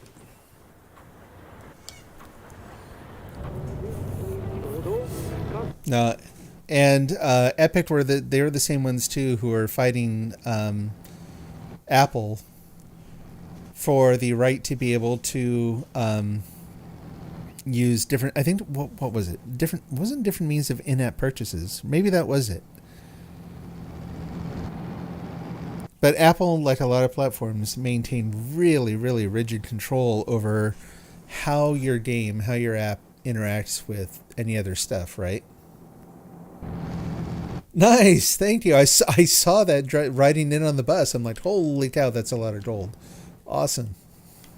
Oh, they got that one, okay. Sweet. Oh, yeah, and I like your style. Here, that was the other thing I was trying to get, but obviously I don't need to since you've done it. I like doing the same thing. You get the jetpack, or you find some way up to the top, run a bridge out, drop the ladder. Here, we gotta...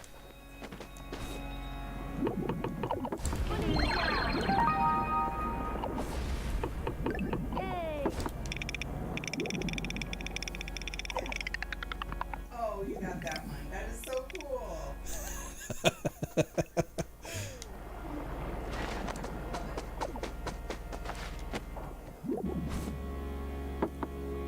Whoops. There we go. Спасибо. And the other one was... Oh, nice. Yeah. Okay, cool. That'll be a good one. Another one that I don't see a lot of people using. I made it bigger. Sorry. No, I didn't. You picked it off. You want to try to make it? What's that? You want to touch the monolith? Oh, yeah, we could go ahead and try. I'll be right back. I'm dropping off a thing at the... Okay. I thought I accidentally did it.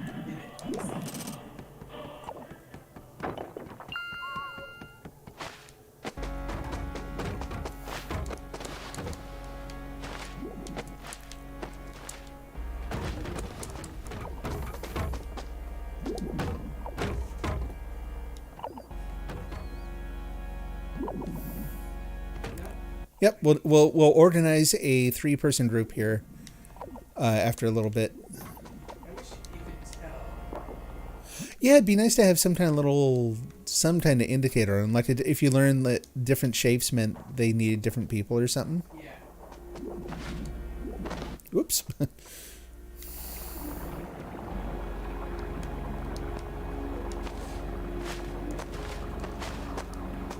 I'm like, I'm not moving anywhere and I'm still sinking.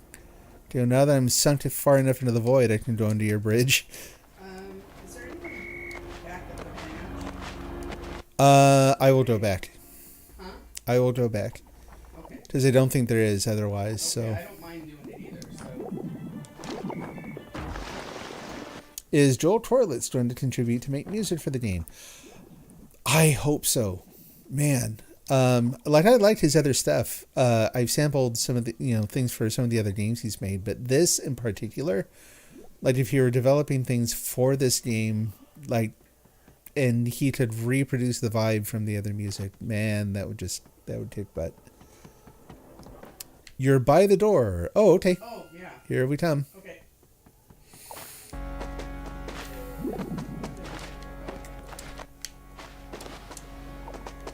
Awesome.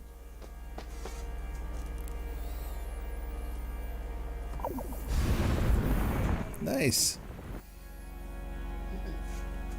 And this, I think, yeah, that's right. That's I've right. never seen that. Oh, really? Okay. That's cool. Be careful with that one. It's a little tricky.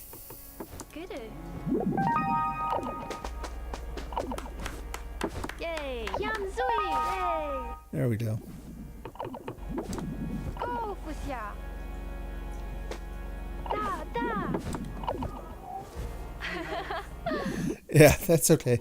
I'm out of cheers. You spoke to him. Oh, hey, very cool. He said he poured his heart on this game. Yeah, I can imagine. I posted this at one point in the Discord too. I think Dylan actually posted it at one time too. He may have only tweeted about it. So he and Joel Torlitz actually did some improvisation remotely. So they were doing some experimentation, like with modular synthesis, and just kind of improvising together. The recording of that is still online. You can, I'll see if I can find the link later and write that down too. The really cool thing about it is you can hear the beginnings of the Tomorrow Children music in that sample. Good night. Night. My daughter's saying good night.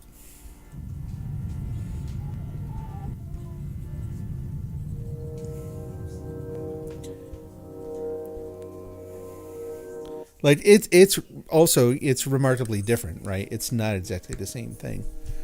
But it's still fun to hear the history in it, to kind of hear like, some of the first musings that led to the music for this game.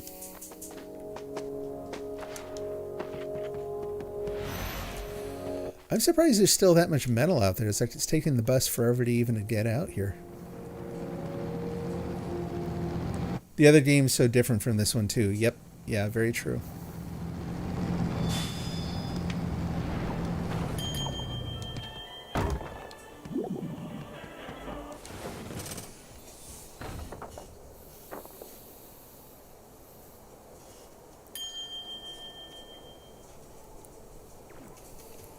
So yeah, I hope they do hire him again. I hope we get to hear some new tracks at some point.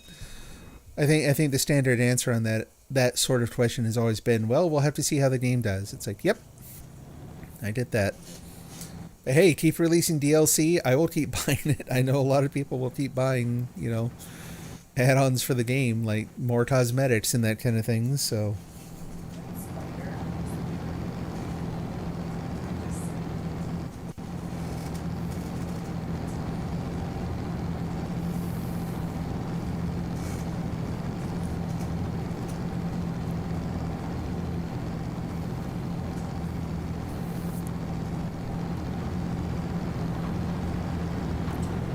Matt Uelman, I'm going to pronounce that. I don't know if that's correct. Was remarkable for Blizzard, and Joel was remarkable for Q Games. Oh, okay. Yet another thing to jot down. Matt Uelman. I don't know that name.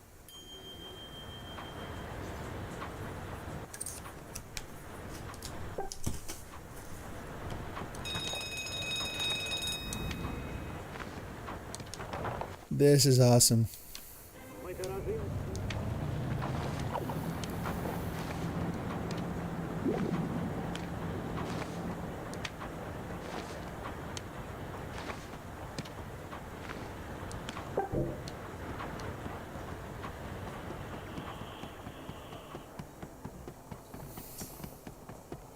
No, I don't know that name.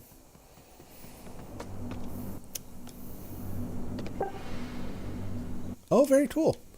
Always glad to find someone new.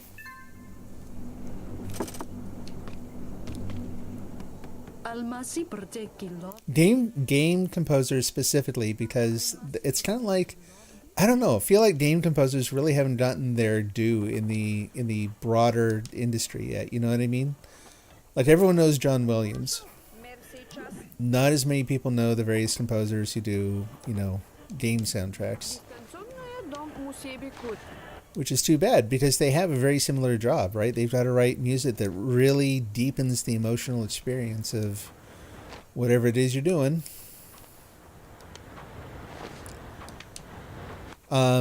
I have a problem remembering names while I am streaming. The Japanese composer who did Shadow of the Colossus and also did the anime series Haibane Renmei is one of those who does just beautiful, beautiful soundtracks. And I think he's largely unknown outside of Japan. That's my impression anyway.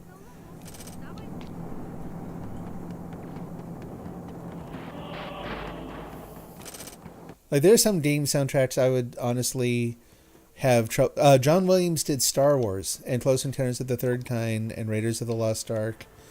And he was kind of the composer for a generation in terms of big blockbuster cinema. Jaws. Like, there are so many things you could mention from that period of film where he was the composer. Знаете ли, доброе утро там. But no, he hasn't done games. He is a film composer. I mean, he's only done games by virtue... Hi. That was weird. He's only done games by virtue of the fact that there have been Star Wars games, and so his music is in them, and he's probably done some, maybe some new work for those sorts of things.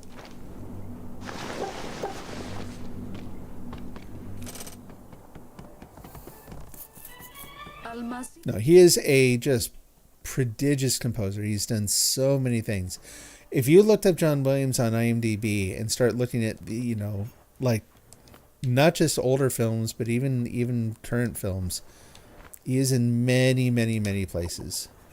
I mean, admittedly, there are composers who are kind of, coming along and becoming sort of the sound for the current generation far more than he is now. His sort of connection to the current culture is still through, mostly, I think, through past work. You just mentioned Star Wars, and that alone kind of cements his place in history in terms of popular media composing. Dvigatsi dada. You like more old sci-fi classical ones? Like which ones?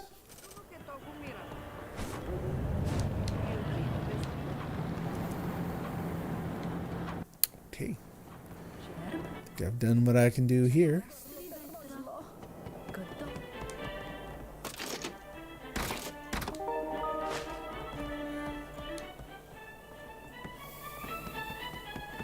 Almasi percekilovdi.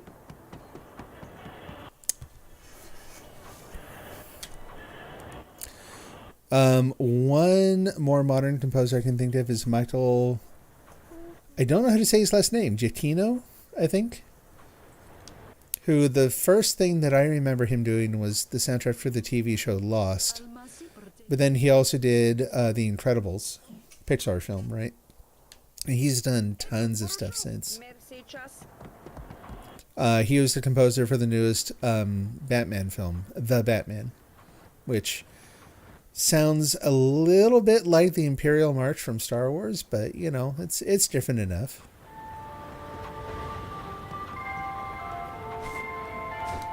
Well, seeing as how it's nighttime, maybe I will just hang out here for a little bit. Nadivastri vetra. Ksto gorlo perrozlo. Someone went to great effort to put those like equally spaced around there. I think I'll leave that there. Navoje skorel jezni. Kstočti radovat. Plitzajadi kor navoje skorelista radovat. Huh? About the trees. The lights. Oh, okay. Hey, no way! Huh. I was on a ledge and it just kicked me right through the paw. Oh shoot.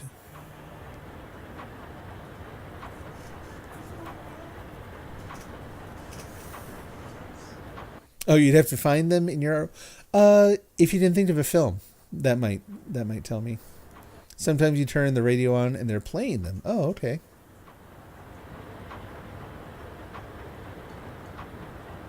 Huh. Well, now I'm very curious.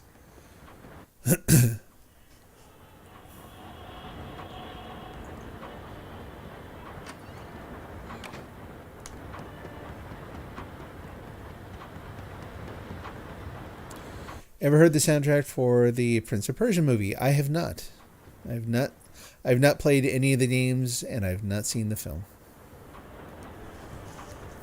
Just gonna take a look here real quick.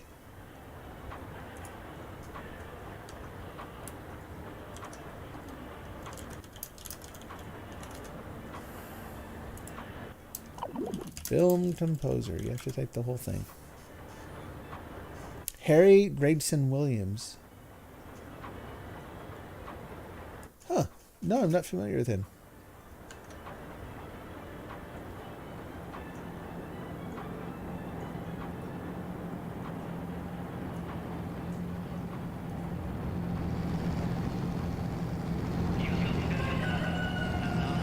Cool. I'll have to look him up.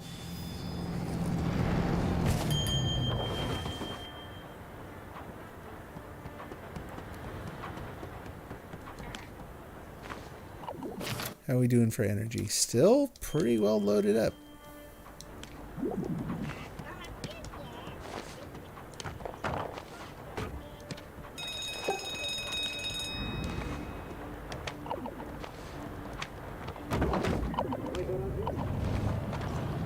It has movies like Clash of the Titans and the original. Okay. Let's see who did that one too. Take a little break here.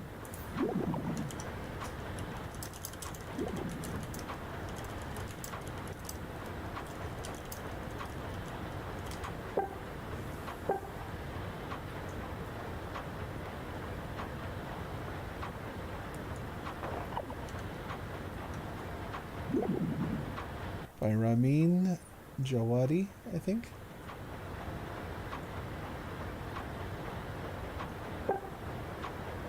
No, that's the newer one. Come on, Doodle, you know what original means.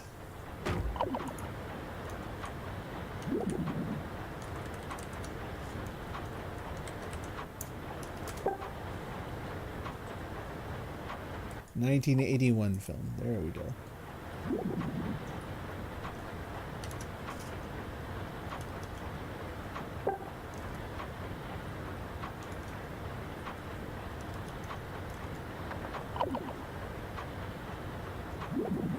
They don't list the composer.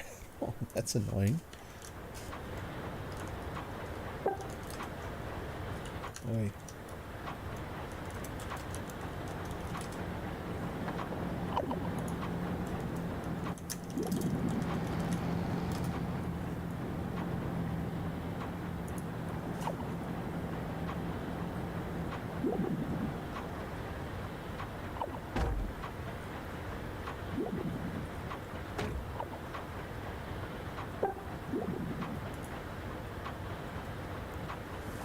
Boy, they don't make this easy.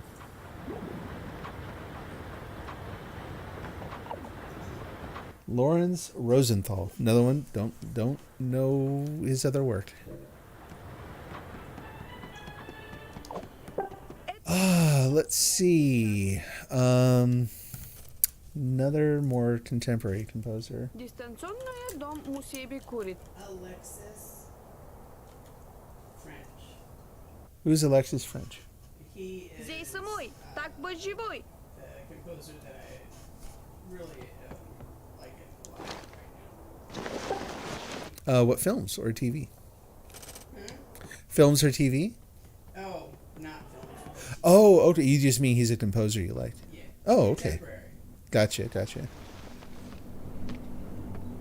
Yeah, I was going to say Hans Zimmer is a film composer, which his stuff is not going to be. A lot of it comes off a little bit more like sound effects, frankly. Like the sound that he did for the Joker in The Dark Knight was brilliant. It doesn't really play like music you would typically listen to unless you liked being really tense.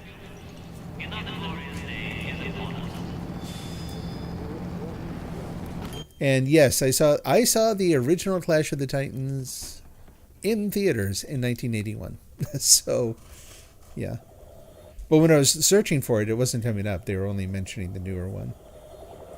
So what you're saying is that you favor the classical style from Clash of the Titans over the Star Wars one. Oh, okay.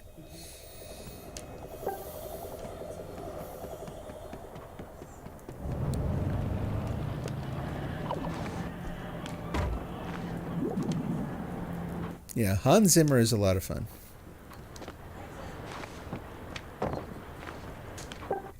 There's actually a French composer I really like. He's the guy who did. Let me look up his name.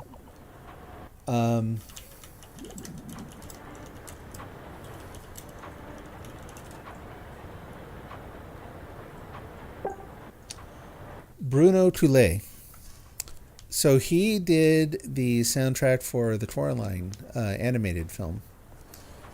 And he's done some stuff since. He's largely, most of the things I know him from, he works with Cartoon Saloon? They're an Irish animation studio. So they did Song of the Sea and Secret of Kells, Song of the Sea, and Wolfwalkers. And I think he did the score for all of those too. It's very distinctive. He doesn't sound much at all like... He's got a very, very recognizable style, which I like.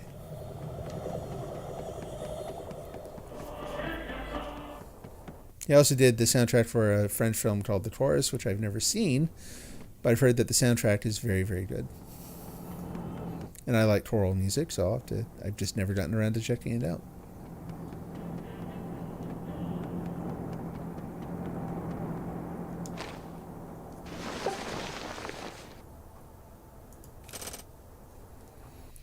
Bruno Toulet is Bruno is what you would think, Bruno. Toulet is Coulais.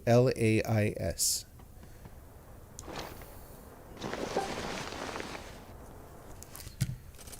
can just go over here and do this. I can say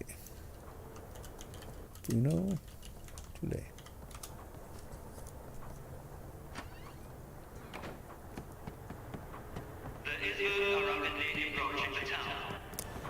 Where are they approaching the town? Where?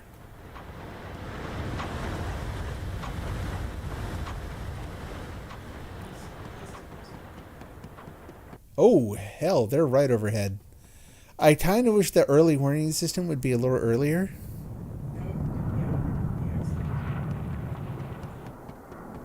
Because this is too late.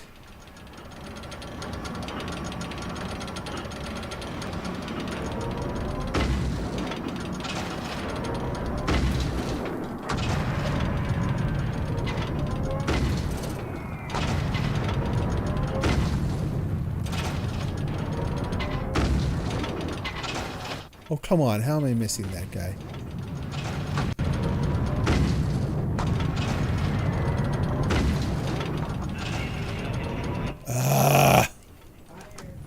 I know. I'm going to deal with it. I neglected my responsibility to keep an eye out for him. I'm the townie. I'm supposed to keep an eye on that.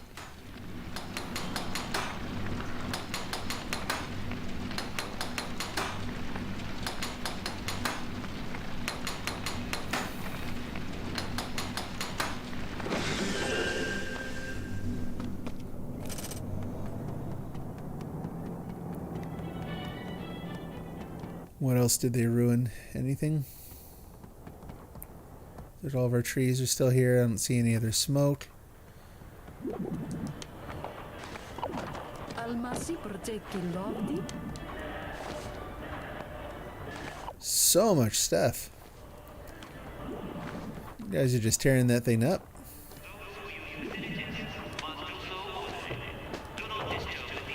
Как снивра нобати гові.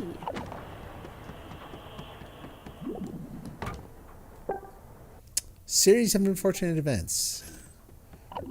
Saw the film. Were we talking about the film or the there's a TV show too, right? Whoops. Oh, darn it. Oh, well, that's okay. A little bit there is fine.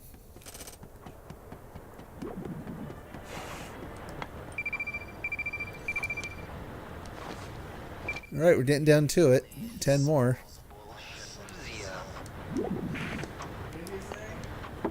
We're getting down to it. Just 10 more dolls. Oh, no, wait, he said bullshit.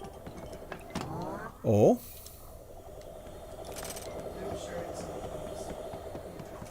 Gotcha. The film. Okay.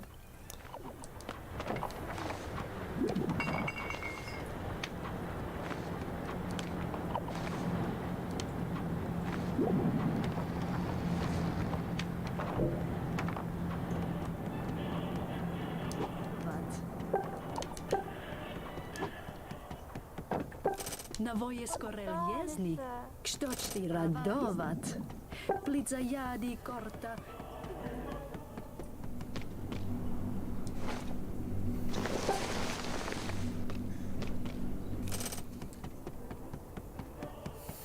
Navoje skorel jezni. Kštoč ti Thank you. jadi korta. Pista radovat. Česku kotovi. Progodzava virta čtrela. Pojedi Ето, хорошо. Мерси час. Ето, хорошо. Мерси час.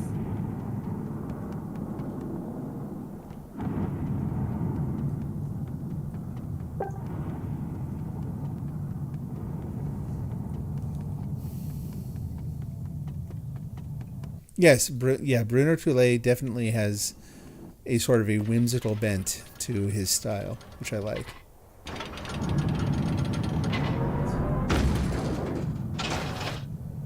Gauge where we are here. Ooh, hey, not bad. That's some good gauge in there.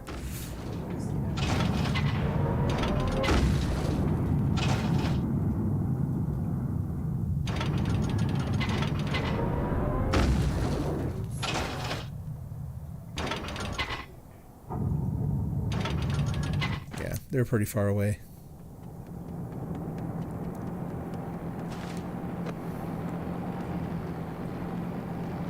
Make sure I've dropped off everything else.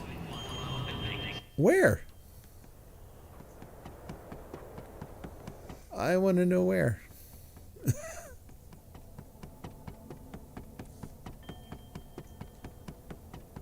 I'm not seeing anything missing here. Did they attack a void machine out there? I can't see. Nope, it's not on fire. Is there another island? I wonder. Yeah, I'm not noticing anything missing here.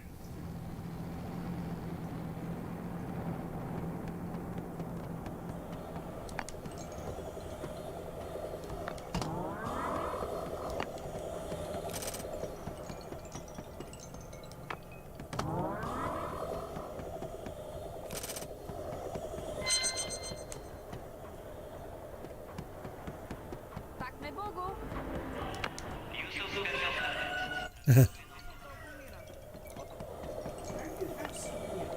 I don't. I think that was Comanche Native did that. Yulman. Oh, okay. Good to know.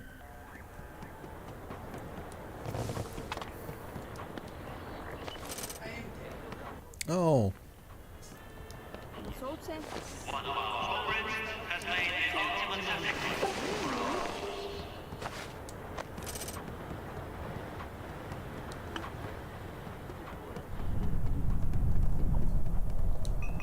They give you advice. That's what you are. Ето, хорошо.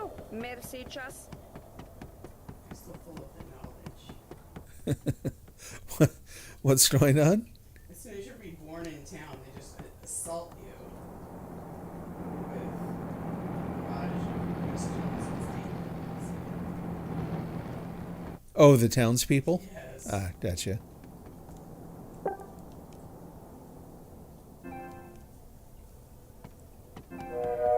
Besmertie. Oh, I didn't realize my health was that low.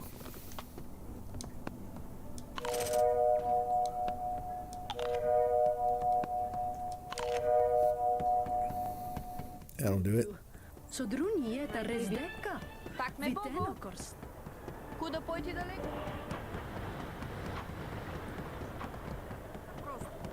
Это хорошо. Мэр сейчас.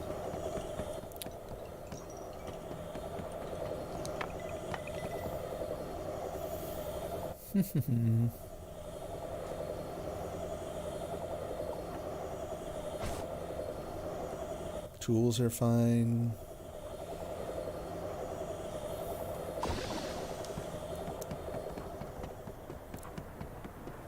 Is the power level? Power level's doing okay.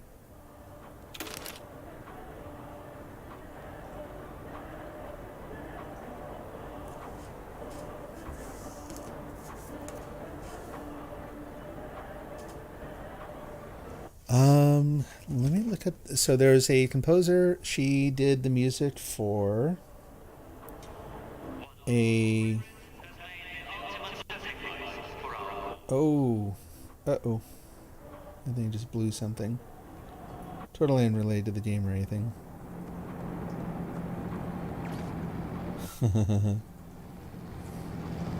I almost lost my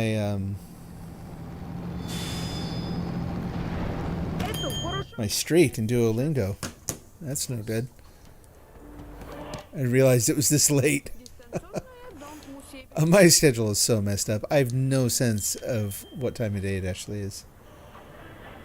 Just died in the apples? Oh, the... like, how do you die in the apples? Forgot it was the pig one. I'm like, oh, so if you're... Are you anywhere near the apples out there?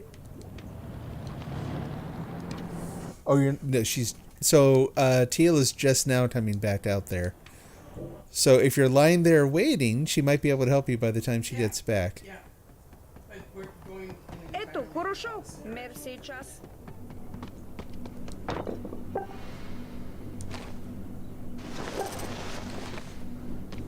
Man, we've taken a good chunk off of that. 3:15 a.m. there. Oh wow, yeah, it's a little after midnight here. Like I said, so when I get working like we were talking about earlier, and like I really do lose all sense of time. The only downside is I'm kind of predisposed to be a night owl anyway.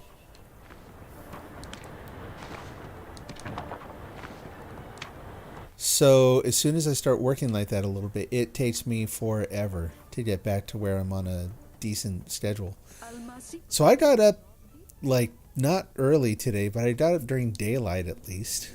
Whoops. What am I... Yeah, we can ignore that for the moment.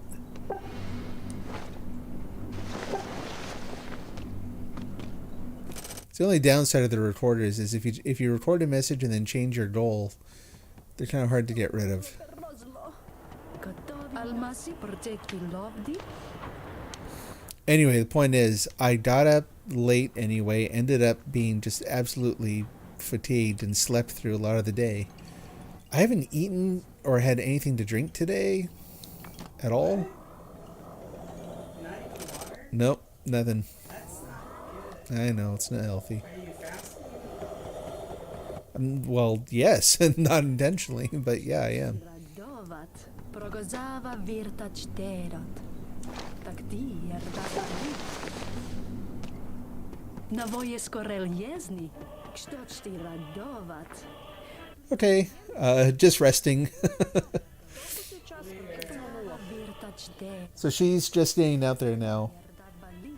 Lidua. Puci. Head for the apples. Usherb. Cogna vas vrociati porto. Skimli. I'd say just have a look around and... Мир нечто оригинала.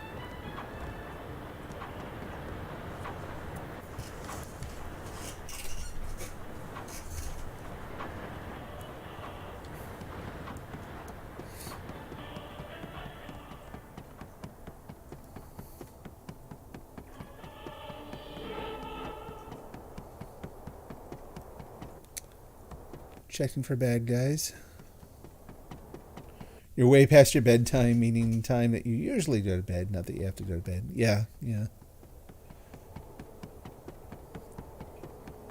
I need to get back on a regular sort of a schedule. It's not just a matter of what time of day I'm awake. It's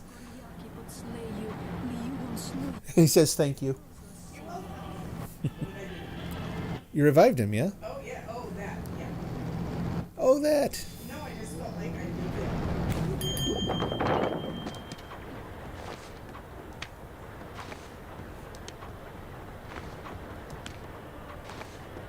I really like the little garden area by the bench now with the flowers there.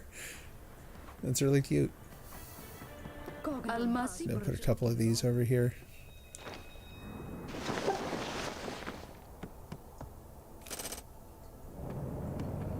How are we doing for wood? 269. Yeah, that's a lot better than it was earlier. You hear booming again. Это хорошо. Мерси час. Where are we? We're at 95. We have 3 on the cooker. So 2 more past those and we'll hit the goal.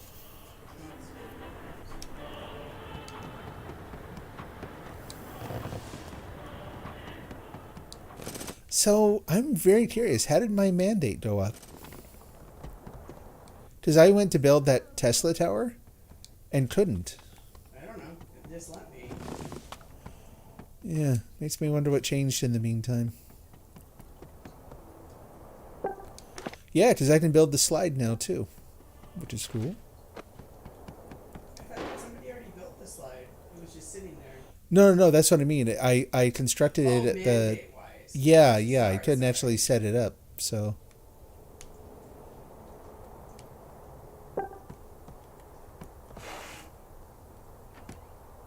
Come on, back up.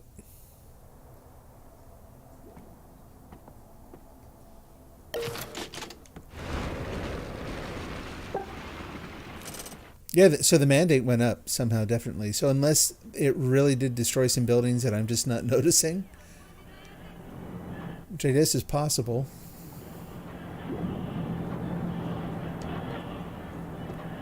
I don't think so, though. I don't know. The mandate went up somehow. Maybe there was, I don't know, maybe I got a monument I just didn't notice or something. Это хорошо. Oh, I like the tree right behind the signboard, too. That's nice, too. Oh, I was asked to build two or three trees. It looks nice, though. Okay, good. I figured if you I'm could- saying I like the tree. Okay.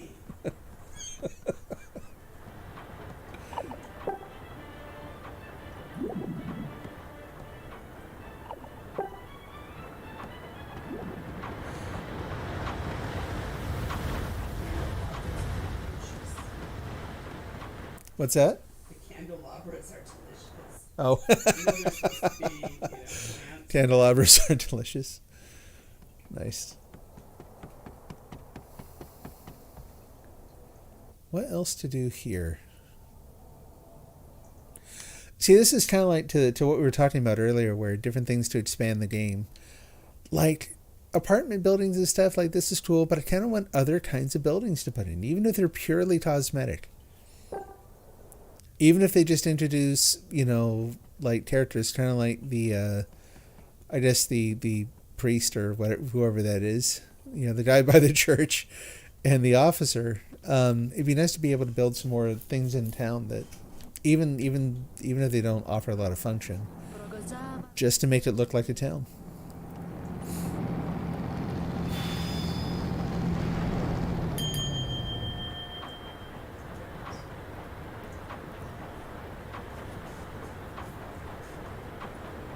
A new island has appeared.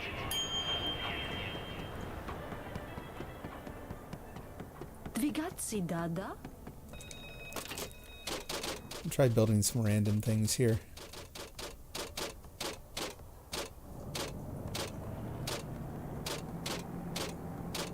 Maybe.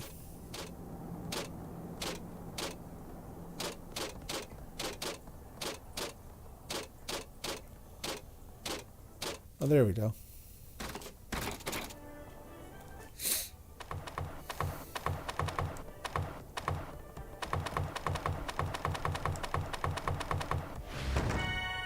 There we go. Что слава Богу. Easier to go that way.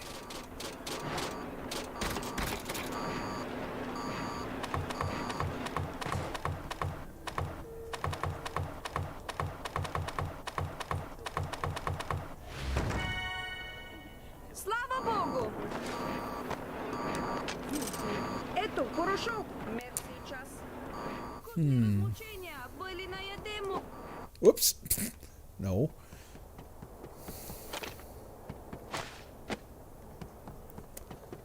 Like this. Ущерб. Что горло того есть. And what letter did I get? What is that? Is that an O? Лицаяди коров. Прогозава виртачте. Пуцир Вкусные размучения были на едему. виртачте. Так ты это болит. Лиду.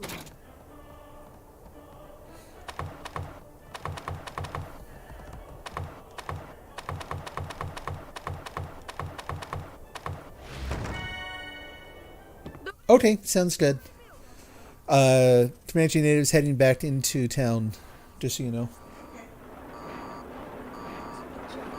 Skili.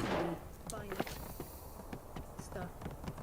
Nemla kod suko. Yes, this is Crystal. We can now have a flag to say that this is where you put Crystal. I'm not sure what else those would be good for, but we'll figure something out.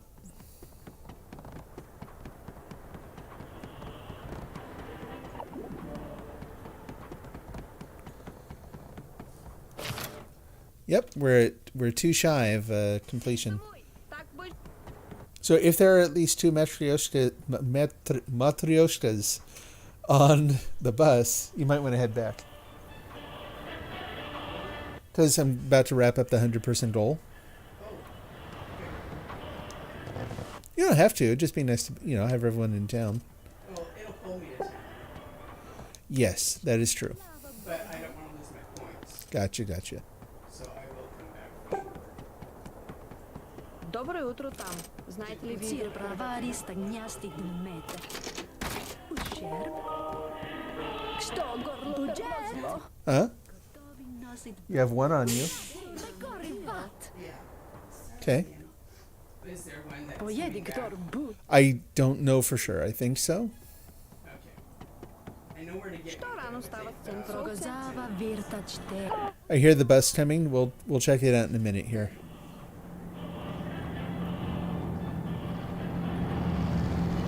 Navoje skorel jesni. Što stila?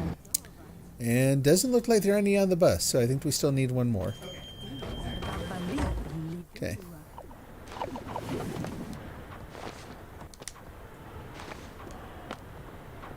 Что рано?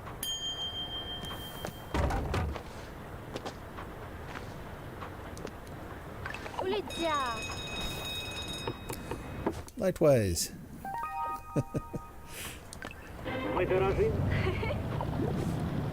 Спасибо. I think one of the AI stole your praise.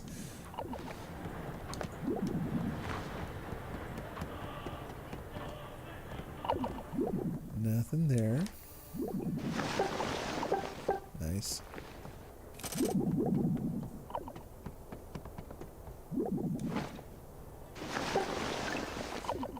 Yay. Nysia. Što goрло Да, да. nosit vrema. Stekla laboje. Yay. Bejdo. Praise exchange. Laki pod sleju.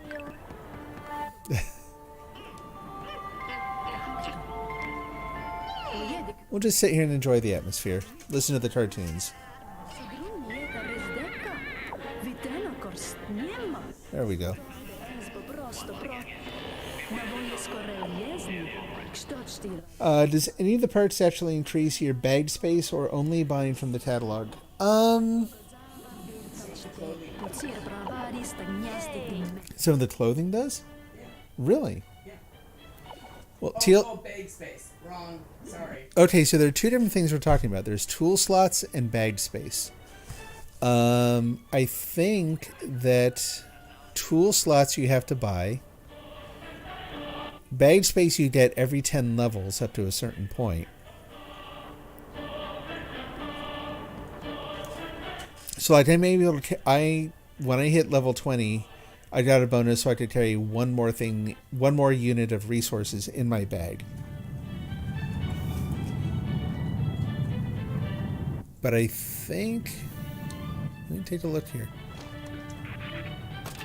I didn't even think to do that, actually. Licenses. Secret pocket increases the number of tools. So that's like, yeah, so that's like a tool slot. I don't know if anything else it does. I'm pretty sure it does because I think it, like I said, I think it just happened to me recently. I think my guess is that those last two that are in my list there, I think those two you have to buy, but you also can't buy any more. Like you can't just keep adding them. Yeah. Excuse me.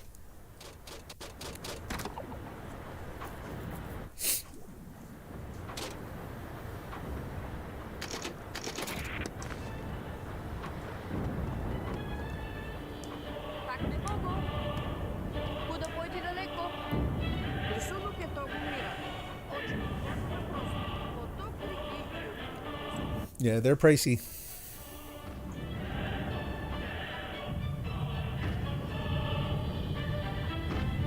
Так не могу. Куда пойти далеко? Решено che то умира. Очень показано просто. Поток реки юги. Без того, чтобы въздържим. Що рано стават цен солнце? Мир нечти оригинала снова нечто. What would give you the other one? Yeah, I think it may have been just leveling up or something. Like it was sad. It's just sign of my memory. It literally just happened. Because I remember I just recently got one more slot for carrying stuff, but I can't remember what prompted it. Если на Луну. Добро є. So when do I plan to start my game? So the one I was talking about? If it's the one I was talking about, right now it is off the table. It's an idea I had. If life changes dramatically and I suddenly have more time than I know what to do with, sure, I'll consider it. At this point, it's going to end up being a short story. I asked about it because I was mainly interested, like I was kind of curious if part of the design philosophy behind the game would even work. Like, I don't know too many other people who are interested in the idea of, like, you know, intentionally exploring more troubling emotions, you know? I think there's value in doing that. I like stories that do that. Добре. But I wasn't really sure if it was viable, so... Алмаси протекило. And yeah, at this point, it's more about the writing. It's which is not going great. Like, I'm still really struggling with it, but that's okay. I'd rather struggle with that than do other things, so... Що горло перерозло. Готові носить время.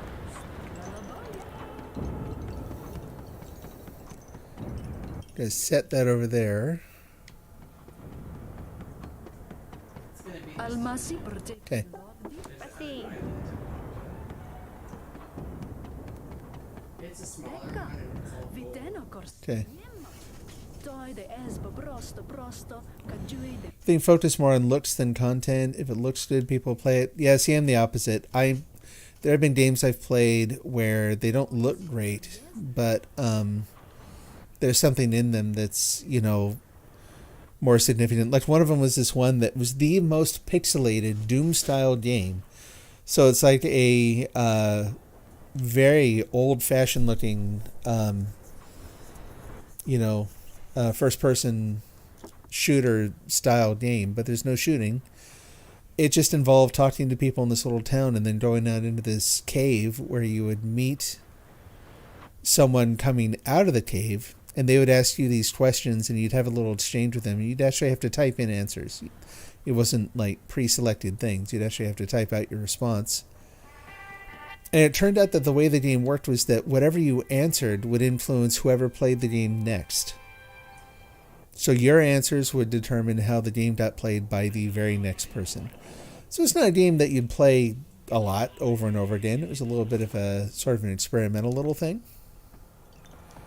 But it looked like junk, frankly. It was not. It was very, very beat up looking. But in terms of the intent behind the game, like it did something really, really unique, really different. Like, don't get me wrong, I would love to have a game that had all the emotive content and the brilliant narrative and some really interesting AI tech, and also was gorgeous. You know what I mean? That also looked like, who wouldn't want that? But I'm not an artist. Like, if I were the one leading the development of it, I would have to lean on other people to contribute that part of it. And it would be kind of like my job to come up with a version of it. Oh, there are the dolls. Are you back? Yeah, there you are. Can I load him? Yeah, go ahead. I think you've... Tall, dark, and cute. Maybe we'll get the population up before. Yeah, maybe. But I'm gonna go. But yeah, load them up.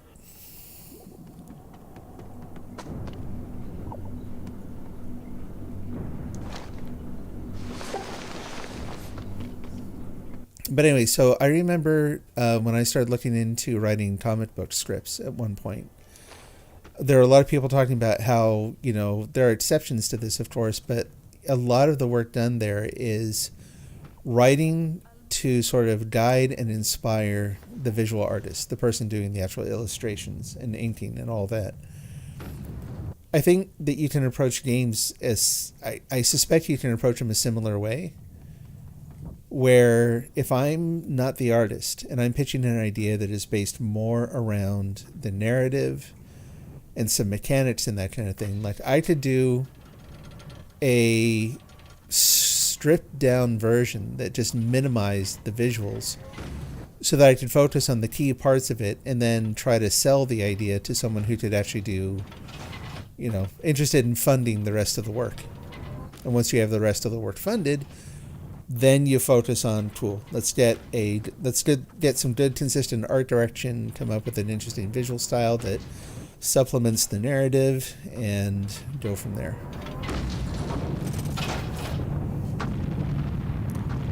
The Vanishing of Ethan Carter. It is in my library. It's one of the many things in my Steam library I've not played.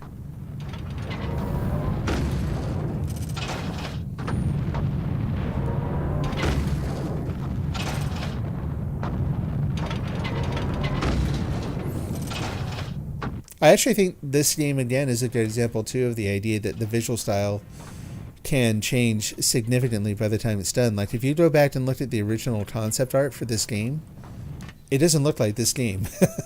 It really doesn't look like this game at all. We're all putting on our own little fireworks show here for the, in celebration of the achievement.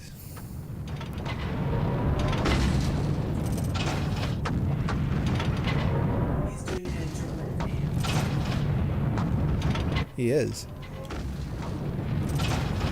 Oh, that sounds cool. Okay. Yeah, I think it's probably why I added it to my library. I think I had remembered hearing about either the writing, the narrative, that kind of thing in it.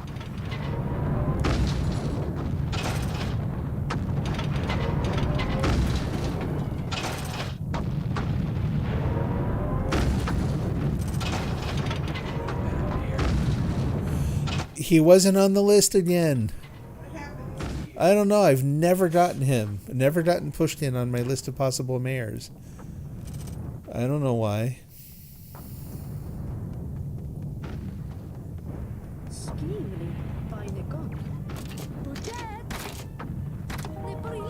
Saw someone over here cheering. Press Evie. Sì. Chasing Comanche Native around, trying to say thanks.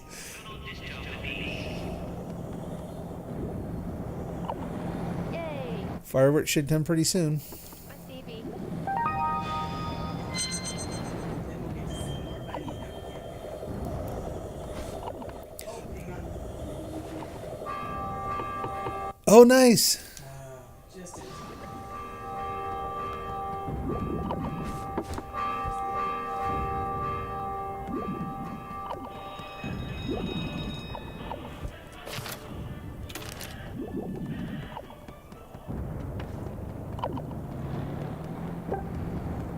How did I get to see the original concept art? Some of it is available online. In fact, there used to be a site that was maintained. I don't think it was a fan site. It was some kind of, I can't remember what it was, but it was only in Japanese. And a lot of people, when the original game shut down, we went and gathered up, like scraped it for all the photos and that kind of thing. So a lot of folks still have those. I actually got really nervous. I posted some of them on Twitter when this game was announced. And Dylan responded and was like, I didn't think those were ever released. How did you come by them? I'm like, just on the website. Just looking at the web, sir. There we go. Almasi proteggi lodi. But yeah, some of the original concept artwork was on that site. Yay. There are a couple people who showed up right for the fireworks, so we'll say thanks to them too.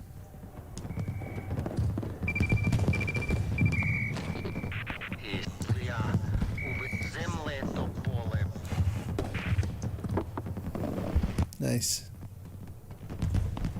Almasi proteggi lodi. Population target achieved. And now I'm frozen. We will resuscitate.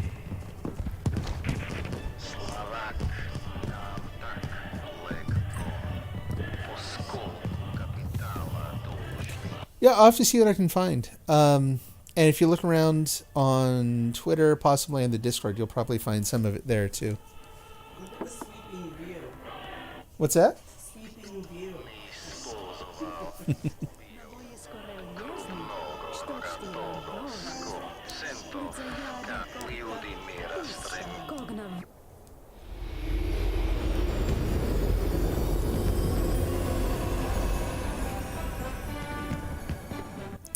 That was a lot of fun. So I'm going to go ahead and end the stream here because, like I said, I haven't had anything to eat or drink all day, and I'm starting to get a slight dehydration headache from it. So shame on me.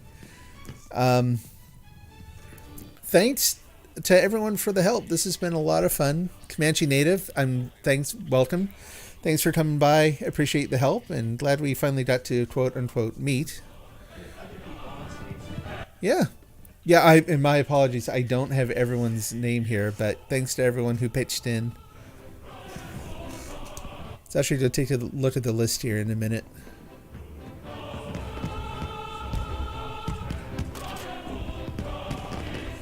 Comanche Native. Sameji Frog, of course. Came by a couple times. Is that 05 Shinya 20? Rear Wisteria stopped by today, as did Mizunoto 777. Thanks for all your help. Leviathan, Sora Frog, and Satomi 3310, I think actually helped all the way from the very first start of the new town, too. So thanks to everyone for your help. I appreciate it. Thanks, I appreciate it. Yeah, it's just been, I'm glad to be done with all the work stuff and to finally be able to come back to this and relax a little bit. I hope to see you again. Do feel free to stop by, set up a residence here if you'd like. And I hope to be able to visit your town sometime soon, too. I think that'd be a lot of fun. All right, we'll leave the fireworks going in the background there. I'm going to go ahead and just shut down the stream with that running. Take care, God bless, and I hope to see you again soon.